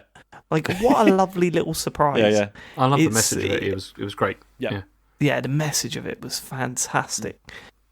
Okay, is that it? Yeah, I think so. I mean, it's one of those where, even describing a single thing you do after the first 5 minutes is kind of a spoiler, right? Yeah. It's the constant sense of discovery and like, oh, fuck, yeah, of course, I can do that. Like, that makes it so joyful. Shout out to the last 10 minutes as well, where it completely changes things. God, yeah. And just goes nuts. Yeah. The last 10 minutes, I sat Harry down and showed him the last 10 minutes because it was so weird. Yeah. And so wonderful that I was like, this is going to blow his little mind. And it did. And like as well, I say, you start out in these sort of test facilities and warehouses, etc., but some of the visual design, especially towards the end, like it's beautiful to look at. Some really wonderful stuff in there. Yeah. So yeah. Super Okay, limbs. let's do the vote. All right. Let's do the vote. Well, Sean. Oh, I mean, they're both mine, aren't they? It's got to be Paradise Killer, unfortunately, for Superliminal, but yeah. I'm going Superliminal. Ooh. James? Paradise Killer. Matt? Paradise Killer. Nice. Okay. Superliminal's out. It's a shame. It is a great shame. Game, but it was sounded. very good. I even listened really to you it. talk about it. You could tell that you were more impassioned about Paradise Killer, so it's the right one to go through. Right. And that's the end of the round of 16. Oh my god, is it? I think. Man alive. Yes, it might be time for a little piss break. I was going to say that didn't seem too bad, but it's 11:15. Yeah, we will see you in about 2 seconds. Is that how we should do it? Yeah. Let's go for a piss break. Let's gather our thoughts. We're into the quarterfinals, people. This is where things speed up. Yeah, mate. Good. Let's go. What is this picture you've just sent? Okay, he's done the bottle. It's all good. Done the bottle, isn't he? I'm really drunk at the moment. Like, this is worse than last year, honestly. Really? Yeah, really. It's terrible. Why did you do it again, James? What was going through your head? I don't know. You see, this is what happens, right? This is what happens every time. A little drink. You're not a drinker. I know, but this is what happens, right? I always think, okay, at the beginning, I'm going to drink a bit of this. And then it's like, you know how with stuff like with spirits, it takes a while before it actually hits you. And then I always forget that. So then I drink like about a half of it. And then it suddenly is like, whoa, then it hits you big time. So then what happens to the other half? Well, then you're just like, well, I'm committed now, aren't I? So I might as well just finish it off. It's the business end. This is it. The games have been discussed. It's time to get to the real stuff. It's the quarterfinals. Now I'm scared. The first quarterfinals is Spider-Man Miles Morales versus Streets of Rage 4. Oh, for fuck's sake. Both James's games. James's games. James's games. James, which way are you voting? In this case, I'm probably going to vote for Streets of Rage 4, I think. Wow. Yeah. That's the one I've got. I can see that. It's the one I've got more a sort of stronger emotional attachment to, I'd say. Yeah. Okay. Matt? Miles Morales. Sean? I mean, I'm fully on the fence. I'm going to say Streets of Rage. Oh my god, that is fucking weird, Sean. Why? Why? Have you done that? Literally, as you said that, my brain was doing that. Because I was thinking, yeah, James has, okay, fine. But also, all of the bugs and stuff in Spider-Man. Yeah. But then, I don't know. Like obviously different scope entirely, but like Streets of Rage 4 is perfect, whereas Miles Morales has had issues. Yeah, that's based on... Okay. Apples to oranges, isn't it? I'm doing this for James. I'm going to go Streets of Rage 4. Yeah. Yes. Streets of Rage 4 in the final. Miles Morales is out. What happened? That was quarters, wasn't it? So it's in the semi-final, yeah? It's in the semi-final, yeah. Bloody hell, got me worried. Hades versus Half-Life Alyx. Matt? Half-Life Alyx. Which way are you voting? I'm voting Hades. Sean? Hades. James? This is really tough, actually. See, I haven't played Half-Life Alyx, but I can appreciate what it's trying to achieve. And I really liked Hades a lot, but... it's really difficult. It's really difficult. Okay, we'll take time. There's no rush. I don't know. I mean, it's not great radio. But No, I know, but it's We're not on the difficult radio, because- Sean. It's fine. I mean, at this stage, probably I'm going to have to go for Hades, I think, because I haven't played Half-Life Alyx, mate. but I probably... mate. Yes, mate. It's a very good No, game. it doesn't matter. It's the right choice. It's not about what you've played. It's the better game. I don't know about as. that, but... Hey, Well, no. I mean, you can't say that because he hasn't played them, so you can't determine which is Yeah, best. but I've played them both, and it's Hades. Hades is through. Half-Life Alyx is out. Okay. No, it's not. Half-Life Alyx is incredible, obviously. I know. No. I've just seen what the next matchup is. Oh no, go on. What is it? I didn't even know. What? The Last of Us 2 versus Animal Crossing New Horizons. Oh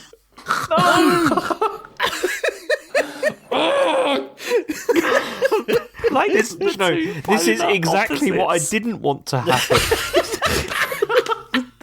The two polar opposites of the game of everything. Right, are we going for Ellie ripping faces off, stabbing, killing, murdering, blah blah blah, against Isabel telling you what she watched on the telly last night? Turnips or torture? Turnips or torture? Which one are we going for? This is so... this is horrible. I mean, Okay, I alright. Is that a can review go. of Last of Us 2 or? I can go first if you want. Go on, Sean. Animal Crossing. Matt. Last of Us Part 2. James. Oh, this is so horrible. Can you go next, Dave? Because I don't want to do it. James. Okay, I'll go next. Okay. No, I don't know if I can. I love The Last of Us 2, but I believe everything I said when we were talking about Animal Crossing. Mm-hmm. It's weird. Last of Us 2 is the better game. Last of Us 2 is the better game. 120%. Stunning. Animal Crossing had a direct impact on my life. Mm. What game represents the year more than Animal Crossing? For me, there's no game that represents the... Fuck, but it's shit. Oh, it's not shit. It's just been... It's not shit, no, obviously, but poorly supported. I think what annoys me about Animal Crossing, Sean, more than anything else, is that it could have been so much better. Yeah. Yeah. What it meant to people, though, is, you know... I know. I mean, that's what's killing me. Dave, can I just... Look, I didn't want to have to do this, but I'm going to play this. Hang on. Oh, my God. Hello. I really enjoyed playing Animal Crossing. I think it's the best game on the Switch. It would make me very, very, very, very, very happy if you made it the game of the year. Okay, James, I met that child once when she was about 5 years ago. That did nothing for me. What a move. Wow. What a trump card. Oh. Well, actually, I've got a recording here of Elodie. If I ever was to leave you, I've got a recording here of Elodie. Be sad. Last of Us 2 is brilliant. I love the killing. See, there you go. I don't know what way to go. I probably wasn't even one of James's kids. It's probably just like a child actor on what's that website where you can pay people Fiverr. to just record? Yeah, Fiverr, yeah. How dare you? I don't know what way to vote. I mean, yes, I Animal love Crossing The Last of Us 2. It's a game that's helped define 2020 and got us through a lot of stuff.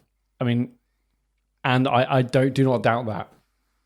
But me personally, the quality of the experience, all the stuff The Last of Us 2 does, I think elevates it over Animal Crossing. Yeah, but the bit in the hospital, though. Yeah, but that's a minor part. That's a very, very minor It is part a very of minor overall part, but we're getting an down to amazing minor game. parts. I mean, I'm voting for Last of Us 2, actually, in this case. oh, fuck Okay, off. well, I'll vote Animal Crossing. Yeah, here we go. Here we go. Here we fucking go. But 2-2. James, just imagine the James, wait, hold on. James just listened to his child. Asking for us to vote him for Game of the Year, and he's voted against her. She hasn't played The Last of Us 2, so she doesn't know. that's the point. She would have been Might voting be for like, that. actually, Dad, Animal Crossing's bullshit. Yeah, I love it. Ellie's great, isn't she? Okay, so David, Sean, you're obviously going for Animal Crossing. And David, you said for most of the Animal Crossing is shit. Yeah, so have I. But it's still the value of it in those first few months. We're talking Game of the Year, not the best Game of the Year. Yeah. That is the shittest line I've ever heard. Off for that. Game of the Year is always the best game of the year. I mean, we didn't do a spoiler cast for Animal Crossing, did we? We just spent most of the week slagging it off, like over the week. I wish we had No, done. come on. We spent months talking about it. And slagging it off, mostly. Yeah, The game later got on. us through a pandemic, though, man. Yeah, and I do not doubt that. Plus, It's not that game. There's no fucking story in Animal Crossing. How would you do a spoiler cast about it? That doesn't make any sense. Oh, guys, right, no spoilers, but have you seen what happens when you pay off your loan? Whoa. Same as the earlier games, Sean. Same as the earlier games. You see what happens when you give when you get all of the fossils, very little. Yeah, not a lot. Very disappointing. I'm really surprised at James more than anything. But Turning heel. James, vote for hope, not fear. Come on. That's the whole as thing, well, isn't it? Last of Us 2 is hope. Like if you'd have played it, Sean, you'd know that. Look, I saw the trailer where the woman got her arm beaten with a hammer. Fuck off. James, The Last of Us 2 is not about hope at all. Well, it is by the end. No, it isn't. Yeah, it is. No, it isn't, James. It is. There's a positive ending. No, there isn't. Yes, there is. I mean, Matt's saying nothing. I think he agrees with Dave. Well, okay. It's my game of the year, Last of Us 2, but I think no. He was saying, is it about hope? Would you say The Last of Us 2 is about hope? That's not the criterion for what is game of the year, Dave. No, but that's the question we're talking about at the moment. This just proves that you'll say yeah, regardless. Is it about hope, Matt? No, the game's not about hope. It's about a blind revenge and a cycle of violence. But killing bastards. Doesn't matter. It's about hope that you can overcome the cycle of violence, and you can. No, it isn't. Fuck off, James. But you can overcome. James, that's not the you can argument overcome the cycle by voting for Animal Crossing. Good shout, Sean. Well, that's not the argument here. Isn't about whether it's about hope or whatever. It's which I know, is the but I better made game. it sound like that for a bit. Didn't I know. I've said this before, but James literally just heard his daughter begging for us to vote for him. Yeah, but it didn't go down very well, did it? So it's yeah.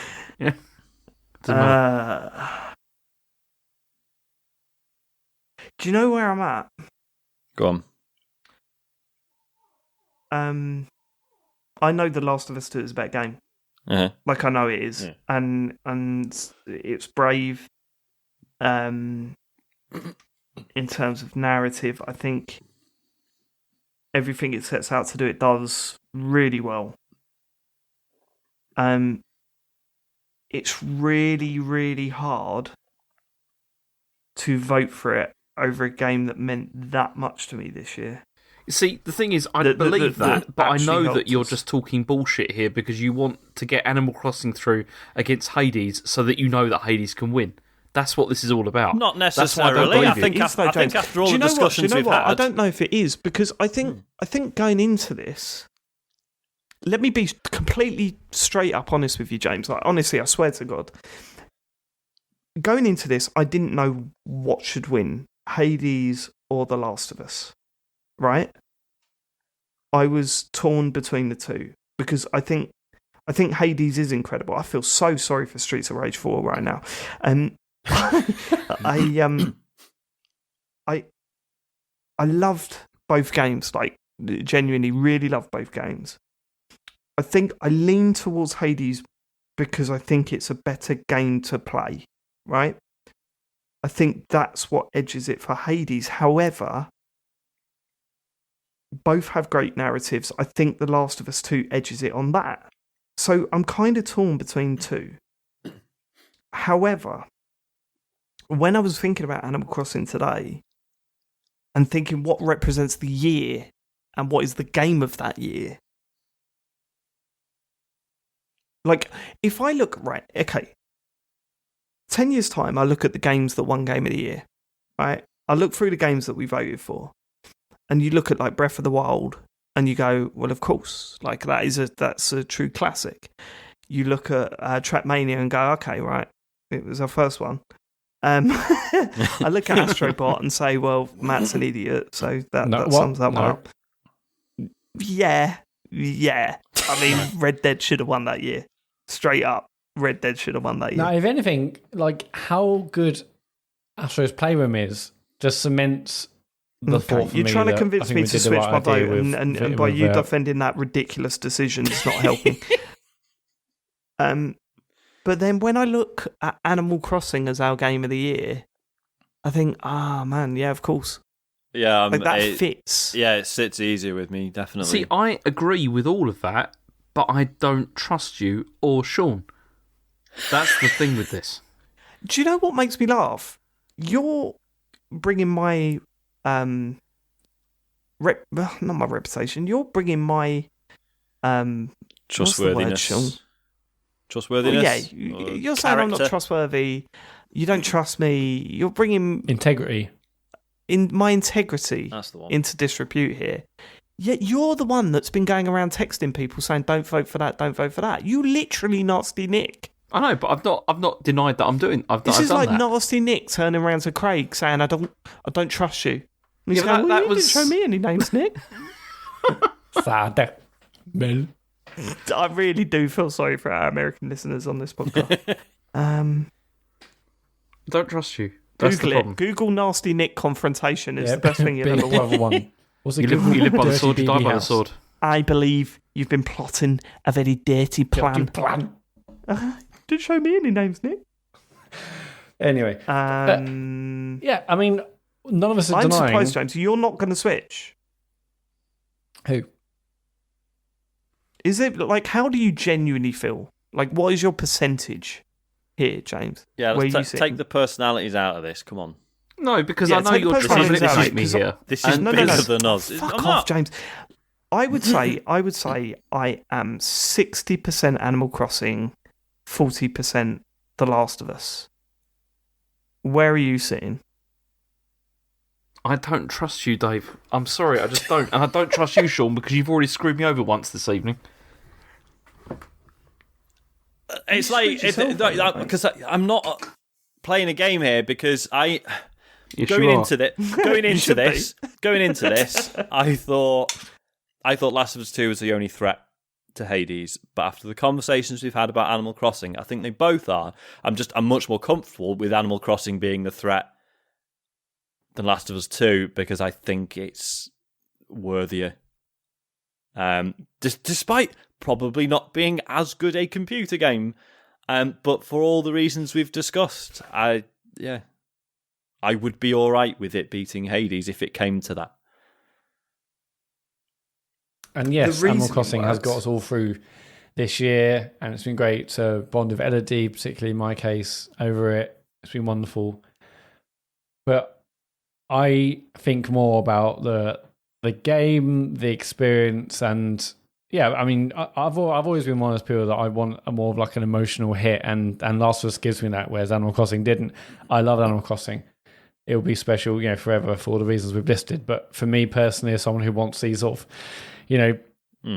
gut punches and this and that, and having loved the first Last of Us so much and what this does and the characters and the story, it's just stunning. So as much as I have loved and appreciated everything Animal Crossing's done and bring all those people together and me and Eddie together and all sorts of amazing stuff, for me it's the quality of the storytelling and the drama and the action and everything Last of Us 2 does. Okay, I'm going to switch. What? I'm going to switch. I'm going to put Last of Us 2 through. Oh, fuck's sake, Dave. Excellent.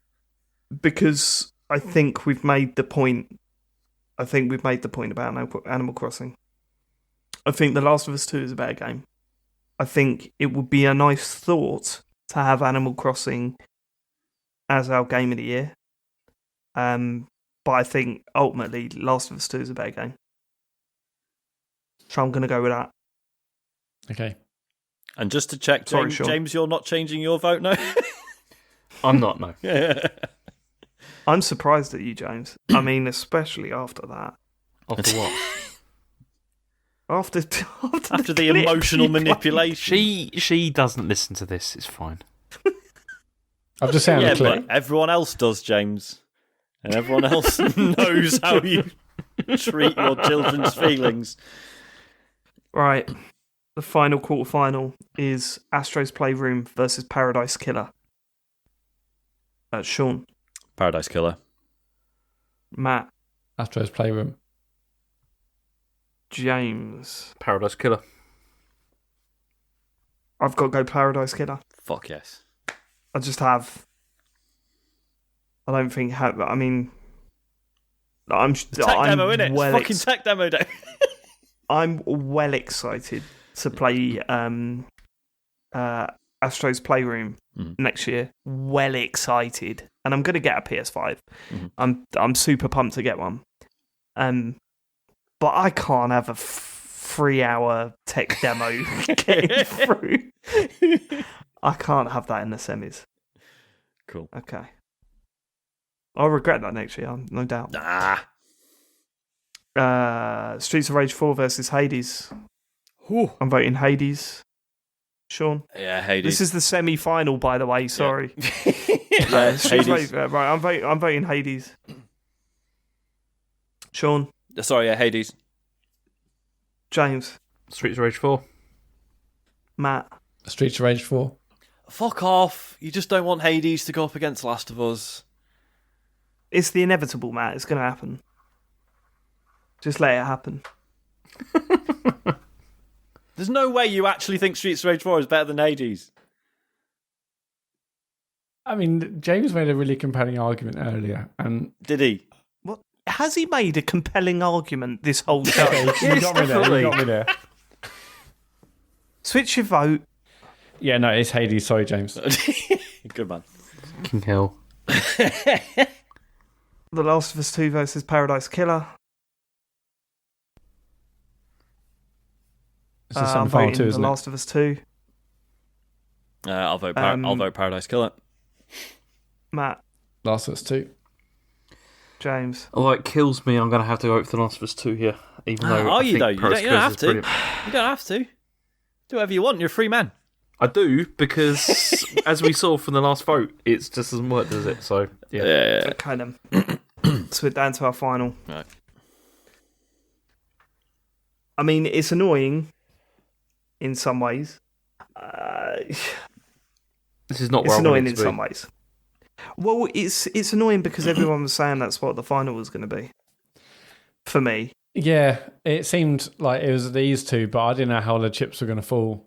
You know, I was like, what if this is round one? I mean, none of you can be upset about this because you all switched away from Animal Crossing, so fuck off. That's true. That is true. I'm not Are saying you I'm the upset, only I'm one who just tries to saying- more stop this interesting final. happening? Right. I'm not saying I'm upset. Yeah, fuck. If Animal Crossing had fallen on the other side of the tree. Yep. Okay, alright. Here we go. So this is the final. Let's just do the first votes, because I think we know where it's going. Yeah. Matt, The Last of Us Part 2. James, Last of Us 2. Hades, Sean. Hades. Okay. All right, we'll So strap this is the battle that we're facing. This is where we. This is the one. I love the fact that people are going to be looking at their podcast players now and going, "Fuck's sake!" Another half an hour, fuck's sake. Another 2 hours. Fuck. Yeah.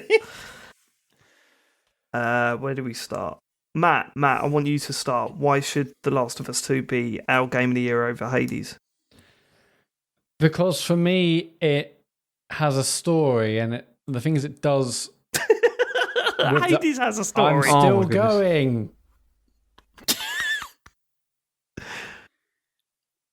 It has. Go on. I just absolutely gravitated and fell in love with the. I mean, with the really. This is a way of saying it, but it is a really mature story. I know we're way past that stage of this game is for adults, but it's a really hard hitting, powerful story, and it's just amazing that we're getting these experiences that aren't comfortable, that aren't easy to get through, but. Again, someone like me who likes these kind of gut punch the films, documentaries, or whatever it is, that's exactly up my street. I think this. I really truly cared for all these characters, even the ones that aren't the main ones.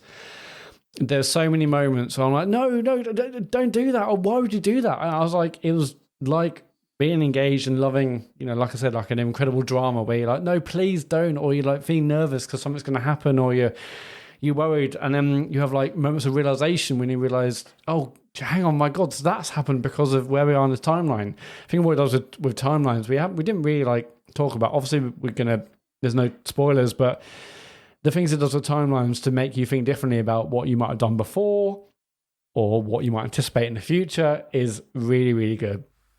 There were whole sections of this game that I didn't anticipate because I had avoided everything other than that first trailer. I'd avoided the leaks. The things you do, and I was like, oh, wow, I'm doing this in the game? Like, I fully did not expect. I thought I had no idea about what this game was going to do, what was going to be the gameplay, etc., without getting into detail. And it showed me other sides of this game I didn't anticipate, didn't know of. And I was like, wow, there's other parts of this game that I absolutely love that I had no idea was even going to be in there prior to playing it. I think it improves on the first one. It's also it's the level of character development that you see in this game that was. I mean, they had this in the first game, but in this one, it really goes to like a completely other level. The fact that you see a character that maybe you're not entirely sympathetic towards, right at the start, but then as you spend time with this, it really, really changes how you feel about them, and also how you feel about the people, the protagonists, the main people that you're playing, as earlier on in the game. It's incredible the way it does that. He's finished the bowl. Yeah, because we're not going to talk anything, but you people who played the first one, they think they know who Ellie and Joel are, and then as you go through the game, you're like, actually, but there's so many shades of grey. It takes the hero of the last game and shows why he's an arsehole. Yeah, that is an incredible part of that game. We can say that. Yeah, and even Ellie, it shows why he's not a hero at all. No, but even Ellie, you think, okay, well, I know Ellie from the first one, and it's it's not the case. And you think, actually, I prefer these other things I did more out of nowhere. And people who are, you might think, well, clearly I'm not gonna like them, but actually, the story arcs and the stuff you learn about the different people as you go along is something else, really. And even the kind of less important, more incidental characters that you see, I love them for their various sort of inputs they had to the story as well. And then I think if we just go to like a pure gameplay aspect, I think it sounds amazing. I think it's so atmospheric in terms of the audio you get in the various landscapes. Graphically, it looks fantastic. There are so many amazing bits, particularly when it's like nighttime and it's raining, and you have see people walking through lush, wet sort of forest with holding flames. It's really holding sort of lit torchlights and stuff. It's really atmospheric and it looks great. And I think I said earlier, I can't wait to see what it might look like on the PlayStation 5. Sorry, Matt. I was going to say, you see, the thing is that I really enjoyed Hades. I thought it was a very good game, but am I going to remember and really care about the characters that I played in that game in the same way that I did with The Last of Us 2? And I don't think I will. Shit. Because that's really interesting, James, because when I was thinking about this today, about when these games, or if these games come up against each other, I was the opposite. Really? Yeah, the stories in Hades will stick with me for longer than they will in The Last of Us 2. Really? See, I don't agree 100%. at all. What do you mean you don't agree? You can't disagree with that. That's just about how I thought. Well, yeah, exactly. Yeah, it's your feeling, but I disagree with that feeling because that's not the feeling I had for it. Well, you can't disagree with that feeling. That was my experience. James, how much of Hades have you played? I've played about 15 hours of it. I finished it. That was it, and I didn't really feel that I desperately needed to keep playing it over and over again. I enjoyed what I played of it. No, but then I went outside that game and looked into the history of the characters and saw how they were represented in this game, and I really got involved in that level, whereas I really loved The Last of Us 2. But I must admit, it didn't stick with me anywhere near as long as... And I've spoken about my problems with the ending, and I think that's a big part of it. The fact that it left me with kind of a could have done better there. See, this is personal opinion. You but disagree, I totally disagree, you disagree, yeah, and that's fine. You saw that ending differently to what I did. I will say this: what sticks in my tooth more than anything else with this argument is Red Dead Redemption 2, and we're going to go there. The criticisms you gave towards that game, Matt, that can definitely be put to this. Gameplay-wise, it's just basically the same. Yeah. Gameplay-wise, it's exactly the same as Naughty Dog's games. It's a Naughty Dog game. Yeah, it definitely is a Naughty Dog game. You get the kill rooms, you move on, you do a little bit of looking around, you do a little bit of puzzling. So what kills me is that every criticism you had of Red Dead Redemption 2 can be put towards The Last of Us. Not everyone. I agree with that at all. Wank. Yeah. Controls weren't wanking Red Dead either. I mean, I got used come to on, them. Dave. They were nowhere near as refined as they are in Last of Us 2. Because it was doing different things. But look, that's not the point I'm making. The point I'm making is you were going, when are we going to see them doing new things, right? Like, what I would say is that you look at Hades and you look at The Last of Us 2, it really does feel like Hades is doing new things. Yeah. And as good as The Last of Us 2 is, I don't think I think it's pushed the genre forward in terms of narrative, right?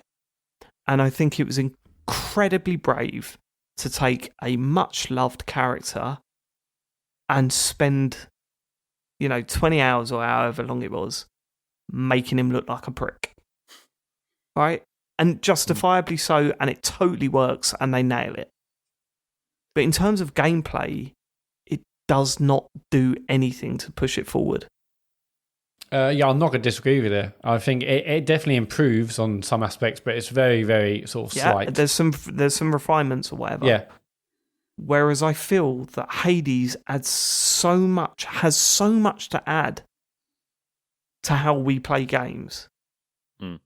Like the way that the story is intertwined with the structure of the game. Like, roguelikes have been around for a long time. And the last sort of 3, 4, 5 years, there's been a real resurgence of them. Very few of them have a story, or if they do, it's like, the sort of recurring or repetitive nature of them is usually sort of hand waved as like, oh, like now whether it's like, oh well, you just die and you come back and then it's but there's no real story, or it's like, oh, well, you're going through a time portal and you're trying everything again and everything's fresh. So the game never has to react narratively to the fact that you're just doing things over and over and over again. But Hades does. And it does it in such a good way. And it does it in just the sheer fucking volume of dialogue in this game and how reactive it is and the things it notices that you wouldn't even expect it to, and the things it comments on is absolutely fascinating. Like, I cannot imagine the amount of work that went into it to make that work as well as it does and as convincingly as it does, and across so many characters, pretty much every single one of them likable in one way or another. And the fact that like it completely addresses a problem I didn't know I had with roguelikes, because I've, quite liked the genre for some time, but turning that sort of, start the game, play a bit, die, back to the start, play a bit, die, back to the start, making that feel like a complete loop rather than just trying again, back, not even that. Making that feel like a progressive line. Yeah, exactly. Like, it's like I say, the way it reacts to it, and the way that even a failed run still moves things forward and still progresses things. And so when I first escaped, and that was and it was amazing, and what happens is incredibly illuminating, and I was like, oh man, I really can't wait to do more. And then had a load more failed runs before I escaped again. It didn't feel like things stood still. Things were still moving on. And it's just so beautifully done. And as you say, Dave, like it's set a new bar for its genre. Like, obviously not every roguelike has to be like this going forward. But if you're going to make a roguelike and you want to put a story in it, like it's set the that's bar. how it's done. Yeah. And it's not just for those listening that haven't played it. It's not just you respawn, you do the story bits, and you move on. The story bits are intertwined with your runs. Like, you meet characters along the way, and you take information back from your run, and you feed it back into the characters in your house or Hades' house, whatever. It's a house. It's a Hades Palace. Well, it's called the House of Hades, which makes it sound a bit more grand than humble. Hades' gaff. And you feed that information back into the characters when you return, and that then progresses what goes on. Like, you may be given a message to send to someone out in that world, the world that you're walking into. And that's incredibly important, because that makes you go, I hope I see that character in this run, because it's not guaranteed. Yeah. It's not like when you get to stage 3, chamber 4, you will come across this guy. You might not. Like, there's a random element to it. And it's like, it does the thing that I like in more modern roguelikes where, as you're going through, you're getting new abilities and stuff, but you're also picking up, like, currency, right? Which then, when you die, you go back to the House of Hades, you can then spend that on improvements to, give you a bit of a leg up on your next run. I've always enjoyed that. But, the fact that you might go into, later on, you might go into a run, sort of more concerned about running into a character because you need to speak to him, because you got something you need to tell him, or there's a bit of information you need to pass on, or or whatever. Like, I won't get into specifics because I imagine some people still haven't played this and might like to. There is a Greek myth that we did in school when I was a kid, when I was literally like 6 or 7, and it's an incredibly sad, tragic story, and it like properly fucking got to me when I was little, and I had quite a profound effect on me, I think. And the people involved are in Hades, and you are given the opportunity to not necessarily make things right, but to sort of attempt to heal things. And at no point in my life was I ever expecting that to be a thing, because obviously, it's rooted in Greek myth. I think, if I remember rightly, Zagreus doesn't really exist. It's a name that sort of floats around, but he's, he is essentially a new character. And you sort of think, okay, so it adheres to the things we know about Greek myths, but why can't you just write new shit? It's all made up anyway. Who gives a shit?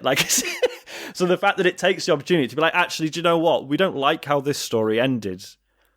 Let's make it right, but in a very convincing way. It's not just like, oh, let's pretend actually that was fine. It's something you work for, and it's just beautifully done. Hang on. Zagreus was a character. He's not like a made-up one. No, I was saying his name exists, but isn't he like... You're right, James. Isn't it like it's not entirely clear who he was? Isn't he? All like a made-up one. Well, it says Zagreus was sometimes identified with the god worship by the followers of Orphism, the first Dionysus, a son of Zeus and Persephone, who was dismembered by the Titans and reborn. So Dionysus is also in the game, so he's not that Zagreus, is my point. But thanks for trying to catch me out, James. No, just clarifying that. It's do you see why we want this as Game of the Year? Yeah, of course. We've not even talked about the combat and stuff. Jesus Christ! No, the combat is just so fucking fun. For most of this, it's so fun to batter people in that game. Jesus Christ! For most of this year, I wanted to put Jet Lancer in this list, right? Because in my eyes, it is a perfect action game. The precision of it and the visual and audio feedback, the feel of it is just fucking spot on. And then I was like, play 10 minutes with the finished version of Hades, and I was just like, nah, this is it. I got it instantly. It doesn't blow Jet Lancer out of the water or anything, but it's easily goes toe to toe with it. And then on top of all the cool, all the roguelike systems and the story stuff, the presentation of it is fucking gorgeous to look at. The soundtrack's brilliant. Mm-hmm. It's got everything. It's got everything I could ever possibly want from a video game. It ticks every box. And that never happens. Say one bad thing about Hades. Yeah. It can't be done. Yeah, I totally see that. I mean, I've played it and I've enjoyed it. But out of the two, Last of Us is mine, but I'm not. Yeah, but denying are you gonna dig your heels in, or are you gonna listen to the arguments? That's the question. Oh no, I've heard. That's the a very arguments, loaded question. That's ridiculous, Dave. James, you don't even know what day it is right now. Are you going to dig your heels in? That's the problem. Are you setting out in this discussion to say, I'm never going to change my vote? Or are you actually going to listen to things? Because you've done that before. I am listening, and I think Hades is an excellent game. It's not like it's not like I think it's shit. All the things you said, I agree with. But out of the two, for me, the one with the larger impact for me personally. Yeah, I get that. For you personally, yes. But we're now at a stage where we've got to look at these fine lines and work out what is going to be our Game of the Year 2020. Hades. This is why Animal Crossing should have been our Game of the Year 2020. Yeah. Like, Hades does things and tells a story in a way that only a video game could. Whereas that's true. Last of Us 2 could be a telly show. Played. Come on, James. It could be a TV show. Matt said it's. No, I don't agree. I don't agree with that. Fine. Sorry, Sean. Fine. I don't agree with that. Sorry, it's everyone. Every time everyone mentions, it's HBO quality. Like, yeah, I hate that. I hate that argument. Okay. No, it's there's more behind it than that. Okay. I think when it comes to The Last of Us 2, there's a lot to controlling these characters. A hell of a lot. Mm-hmm. It tries to do stuff that fails. Mm-hmm. I think when it tries to inject the emotion into things a little bit, I think it fails. You know, the dog stuff, I don't think works as well as they'd hoped.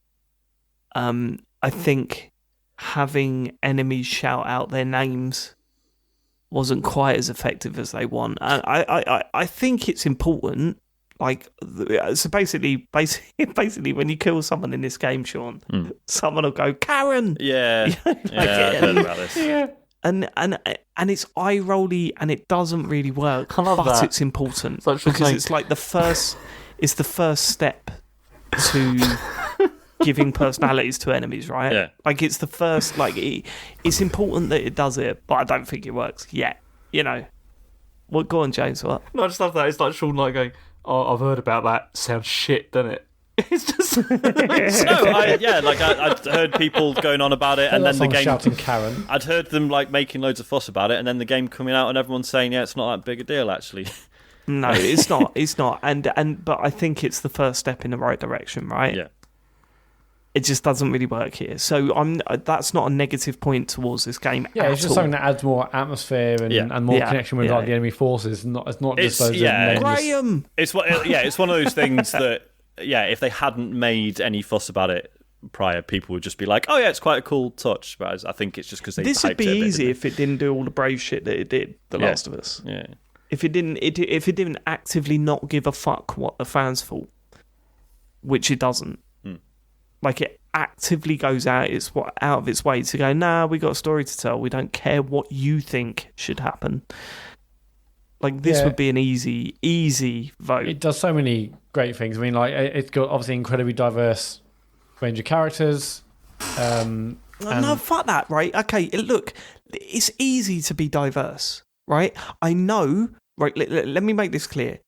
I know that a lot of publishers on developers will not be diverse, and that's fucked up. But it is easy to be diverse if you want to be diverse. This game has a lot of diverse characters. That's great, but that's not what makes it good. That should be the fucking standard, right? It's not. But this game does that. But when I talk about Brave and fucking off their fans, I'm not talking about the diverse elements of that, because we should be praising that. Of course we should, because the industry is fucked and the storytelling in the industry has been fucked for years, right?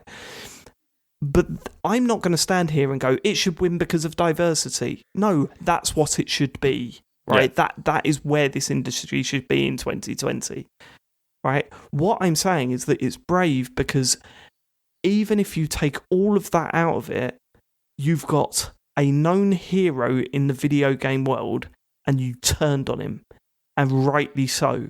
Rightly so. Yeah. But I was looking forward to playing and seeing what happened to Ellie and Joel, the great characters from the first game.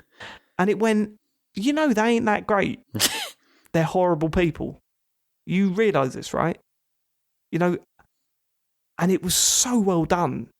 So well done. Fuck. And again, not this next point I'm going to make is it should score points, but I think I also really want to call out the accessibility options this game has, which from the guy who won't use the God mode in Hades. that's a different type of accessibility. Yeah, no, it's a joke. Do not joke about I'd heard good stuff about the accessibility stuff. And again, hopefully this is the standard with high contrast modes, and you can do things where you can basically have it where every enemy is is red, solid red, and I think the allies are blue, and it's got audio cues for getting around the map and all sorts of stuff. So again, it's great. They're pushing things forward, and hopefully that becomes a standard as well. But again, it's if studios can afford that sort of stuff, sadly. But again, it's really impressive that at least. Yeah. I feel I should explain myself a little bit there. The game deserves praise for the diverse cast that it uses. No, I know what you mean, but it shouldn't get a medal for it either. That shouldn't be a medal. Yeah. Although it is, because fucking hell, the state we're in. The world we're living in. Because you have games like The Division where it's political, and then actually it's not, because they're too scared of making any sort of statement.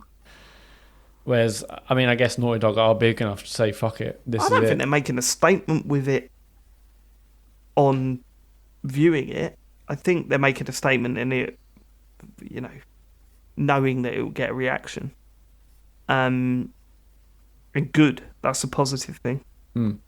I don't think it is our game of the year, which is where I'm at the moment. Look, we've still got a lot to talk about. Yeah, I don't think it's our game of the. Okay, so if we, fucking, why did Animal Crossing go out? Yeah. It's such an important point to make, that game. It's such an important point to make. That represents the. When I think about what is game of the year, that represents what should be our game of the year. See, this is what's really hard for me with this, because I liked Hades. I had a good time with it. I thought it was great, but I had a better time with Last of Us 2. Yeah, I know, but that's personal, and we're beyond personal. We know that. We know that. We're beyond personal. This is personal, though. That's the whole point with this, isn't it? No, it's not anymore. That's the thing, James. It's not anymore. Our personal opinions. We know our personal opinions. What we're trying to do. Right. I played The Last of Us 2, and I played Hades. My personal opinion, Hades should be game of the year. Right. Matt is the opposite of that. You're the opposite of that. James is with me. Sean is with me. Mm-hmm. Right. So we're beyond our personal beliefs. We all know what our personal beliefs are, right? That's where we are. But now we need to be a collective. But that's the thing, because you've played The Last of Us 2. I've played it. Matt's played it. Sean hasn't played it. Yeah, I know. I hear you. Right, I hear you. Because I used that argument last year for Life is Strange. Well, we've all played that game. It should be game of the year. And I know that's bollocks, right? But I wanted that game to win that year, so that's the way I went. What I'm waiting for you to do is to argue the point that should be game of the year over Hades, and I've not heard that argument yet. Yeah, but I've not heard that argument for Hades either. I've just heard personal opinion. Fine, but give me a reason to switch, James. No, our argument... No, hold on. Our argument for Hades is that it progresses the genre, it it introduces more than The Last of Us 2 does. That's our argument. But you see, I'd say that Last of Us 2 absolutely progresses the genre as well. Great, brilliant. Tell me how, why? Tell me. As well, in the method of storytelling, the way that the story is like portrayed, and the way the characters hold on. The method of storytelling is the same as the previous Naughty Dog game. The method of storytelling is the same. Yeah, the method may be the same, but the message it's trying to explain and the way that it's like portrayed and the way that it's communicated to the player is different. No, yeah, the story's different. But and you're I think also it's more looking at this effective. from multiple angles and different, and like, you know, you're being expected here to sympathise with people that you're not expected to sympathise with in the first game. Yeah, but that's just better writing. That's not exactly. It's not moving things forward as such, is it? It's not structurally. I think unquestionable. The writing is better in this game than the last game. Yeah. Unquestionable. I think you're absolutely right. But that's not a new method of storytelling. No, but it is a new like sort of high watermark though for storytelling. I feel. Yeah, I agree. But it is not a new way to present storytelling in video games, and Hades is. Is it though? Like how is it new? Go on. What do you mean? We've just spent ages saying how it's new. It's not. It's just you asleep, James. No, because okay, you play Hades, Who's and then got a piano next to him. that was me, like hitting the mic thing, whatever. It's, you know. It's in the grand piano. Hades tells a story in a new way because that story is tightly grafted to the genre, to the structure of the game. It's not a story you could tell in any other way, in any other medium. Like, or even in most types of games, and like I say, and it's not just after every failed run you get a cutscene. It's people talk about the things you did or didn't do, and it makes every run feel important. There's like a big problem with the genre is that, you know, in a lot of roguelike games you can do a bit and, you know, not have a particularly successful run and then you'd be like, well, that was a fucking waste of time. But that's never the case in Hades. James has just texted me, I'm wavering. Does that mean you're drunk? That was before Sean started attacking me, and now I'm less wavering. Who's attacked you?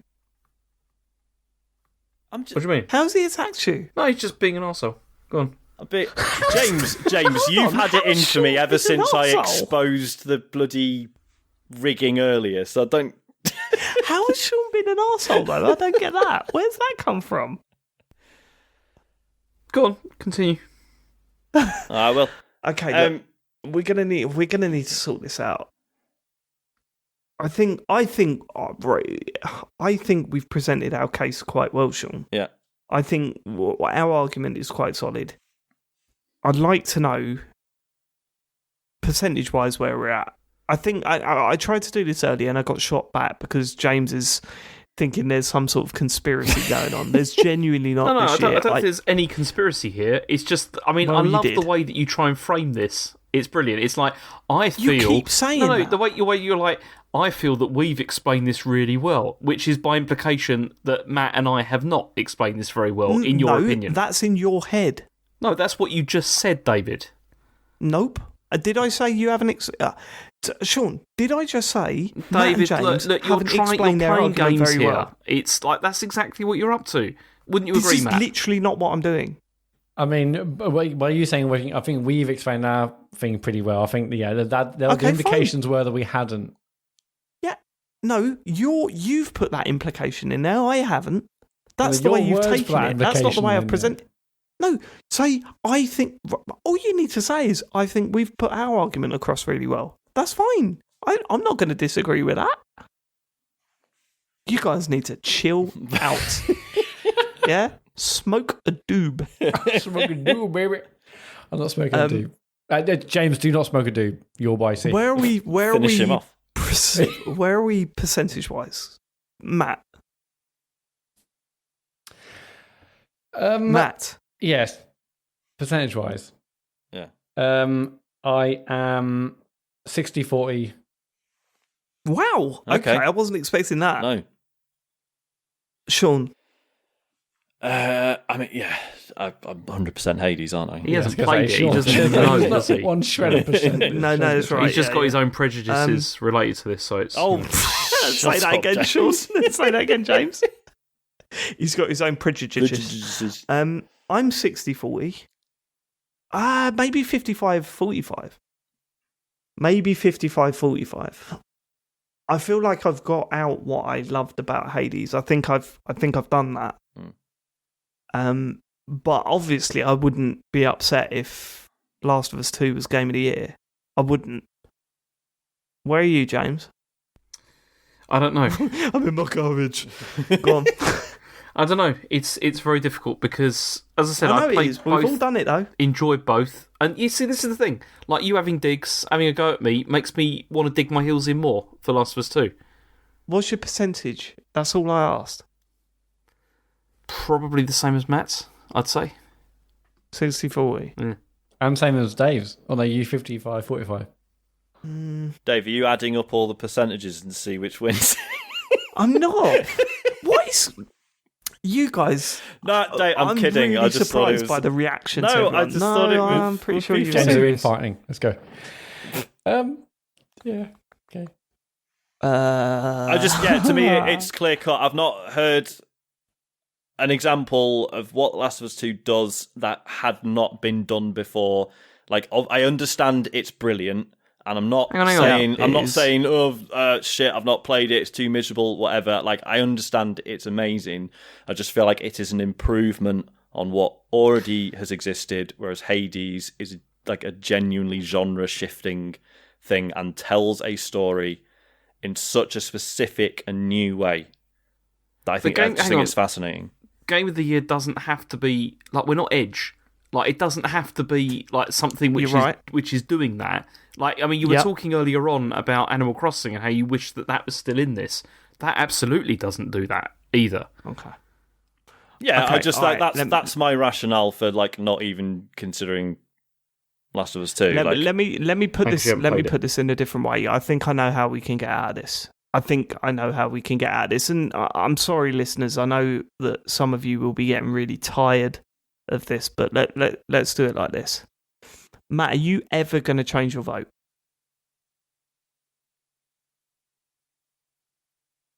Matt? He's died.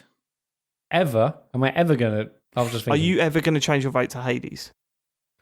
There's a low chance. Matt, are you ever going to change your vote to Hades? We've been talking now for a long time about these two games. Are you ever going to change your vote? No. Right. James, are you ever going to change your vote to Hades? No.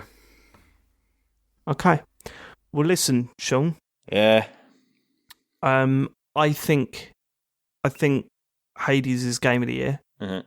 I think we have presented our case of why it's Game of the Year. I think it absolutely should be Game of the Year. I think it's the right decision. I think, all the stuff we've said about the progression it's made for the genre, everything it represents, the way it does storytelling. I think I don't need to go through it again. I think we've had the better argument, but because James and Matt are digging their heels in, I've got no choice. Mm-hmm. I think it's the wrong decision. I think hopefully our listeners will point out to them that actually Game of the Year shouldn't be about digging your heels in. It should be about putting together a cohesive argument and explaining why you think it should be Game of the Year. Course of no, Matt, I'm talking. So I think really, we'll take the moral victory here. And we'll let them. I mean, we've presented our argument in a really good way, I think.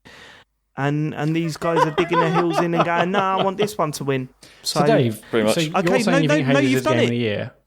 You've won, Matt. No, well hang done. on. You think Hades is Game of the Year, yeah? Yeah. But didn't you also say Animal Crossing's Game of the Year? So which one is it? It's a tough one for me. If those two come up against each other, it's two different ideas of Game of the Year. But I think both have an excellent argument. I don't know if The Last of Us 2... I've not heard an excellent argument why The Last of Us 2 should be Game of the Year over the other two. I've heard an excellent argument for both of those other games. But it's fine. If you want to dig your heels in and say, no, it's my game, I want it, then fine, if that's what you want to do. Do you know what? I'm switching. Oh, fuck. Yes! Yes, James! James. I'm switching. James, have a Why, water. James? James, open a window, have some water. Let's not make any rational. Fucking hell. I didn't expect that. I'm switching to I Hades. did not expect that. I'm switching to Hades. Fuck yes.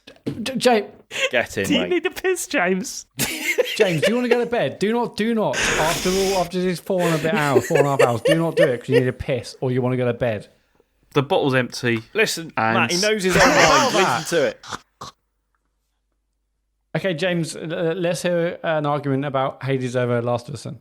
No, we've given the argument. Yeah, the argument's already taken place. I want to hear James' argument, actually, if he switches. James agrees with everything we've said. No, James. It's all what Sean said and that.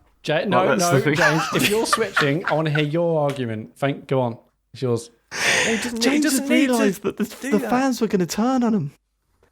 He's done. It does things that have not been done before in There you go. storytelling. Oh my See? God. In his own words, Matthew. In his own words. Oh my God. No, do you know what? James, I do feel James, a bit. I do feel a bit bad because obviously after last year, this is now 2 years in a row where Matt. I'm sorry, Matt. I am genuinely sorry. Fuck him. He voted Astrobot over Red Dead. That's true. Yeah, they ended up winning. So that's what does that say about the rest of us? The Rest of Us, Part 2. So is that it? Yeah. James, is that official? Yeah. Yes, mate. Fuck, I did not expect this. So what I'm going to do now is I'm going to let Matt announce the game of the year for the Computer Game Show 2020. Matt, what is the official game of the year for the Computer Game Show 2020? He's just logged off. Oh, for the listeners, Matt has just dropped from the call. Oh, hang on, he's back. Hey, sorry, He's no. back. Sorry, I just Discord disconnected. there. Okay. Yeah. Fair enough. It does that all the time. Does that all the time. Yeah, it does all the time. Sorry, Yeah. it was a bad connection, I think. Yeah. Matt, the So what were Computer you Game Show, Game of the Year 2020 is. Are we still on this? Sorry. Oh, well, it's whatever James flipped to, whatever that one was, that PC one. The PC one's on Switch as well. well, yeah, whatever. It's on. It's a great whatever port. James said, really. Great port. It's great game. Great game. Great game. Great port. Great game. Game of the Year Great show. 2020 for the Computer Game Show is Hades. And that's us for this year. Woo! Unless you're a patron. We will, unless you're a patron, Yeah. you will get a bonus show and a talks over. But genuinely, what we were saying during the Animal Crossing thing, it rings true, man. What a shit year. Yeah. We hope that in some way that we've been able to entertain you this year, because fuck knows we've needed it. And and I think us four have needed this as much as God, yeah. 100%. sort of needed something to listen to. I've said it many times. Podcasting has got me through some really, really tough times. Personal issues, personal, trials and stuff. This year more than most. It gave us something to focus on. It gave us people to talk to. It gave us the interaction that we were missing from just, socializing and stuff. And to know that people are supporting us throughout this is a big thing as well, because we know that they're going through their own shit in their life. So thank you everyone that supported us on Patreon, that supported us on Twitter, that told a friend about us, that listened to the show, emailed in, contributed anything. This year more than most, this means the world to us. So thank you. And we will see you in the new year for what the fuck next gen's going to be like. And And as we say, if you signed up to our Patreon, you'll get your bonus show. We're really looking forward to that. We've got our talks over. We've got stuff planned. But until then, thanks for living it.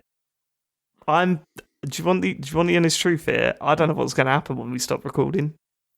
I've got a feeling this ain't going to go well. I think we might not be back in January. Okay. Just following your comments, I just want to say, yeah, it's been a tough old year, but it's been awesome to be podcasting with you boys every week. It's been fun. Yeah, man. It's been great. Same, man. It's been proper good. I hope everyone out there has enjoyed it as much as we have. And yeah, you're right. Next year is next gen. Let's see what it's all about. Because this year we've had weeks and months of like, oh, what's coming out? What's the price? What's this? What are the games? Now we've got to see what it delivers. I hope we can just chill out and talk about games. I mean, obviously, beginning of January is going to be like, what state is Cyberpunk in this week? but apart from that, it's going to be good. I'm excited. Thanks, everyone. Yeah. Thanks for living it. Game of the year. Hades. Fuck. Goodbye. Night. Goodbye. Bye.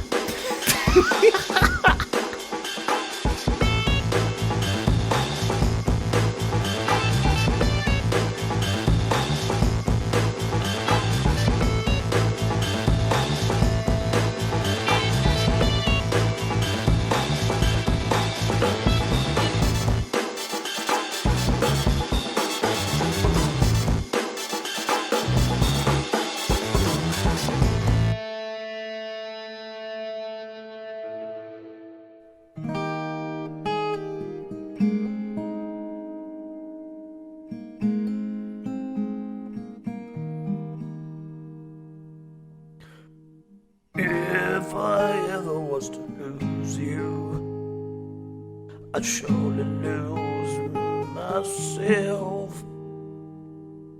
Everything I've found here, I've not found by myself. Trying sometimes you'll succeed to make this man of mine.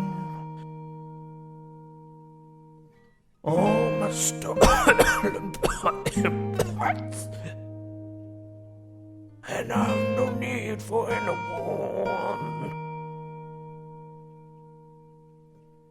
I'm only,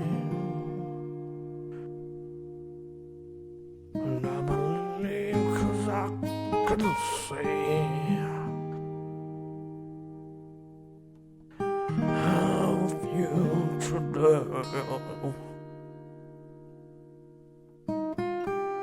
There's all you and mine.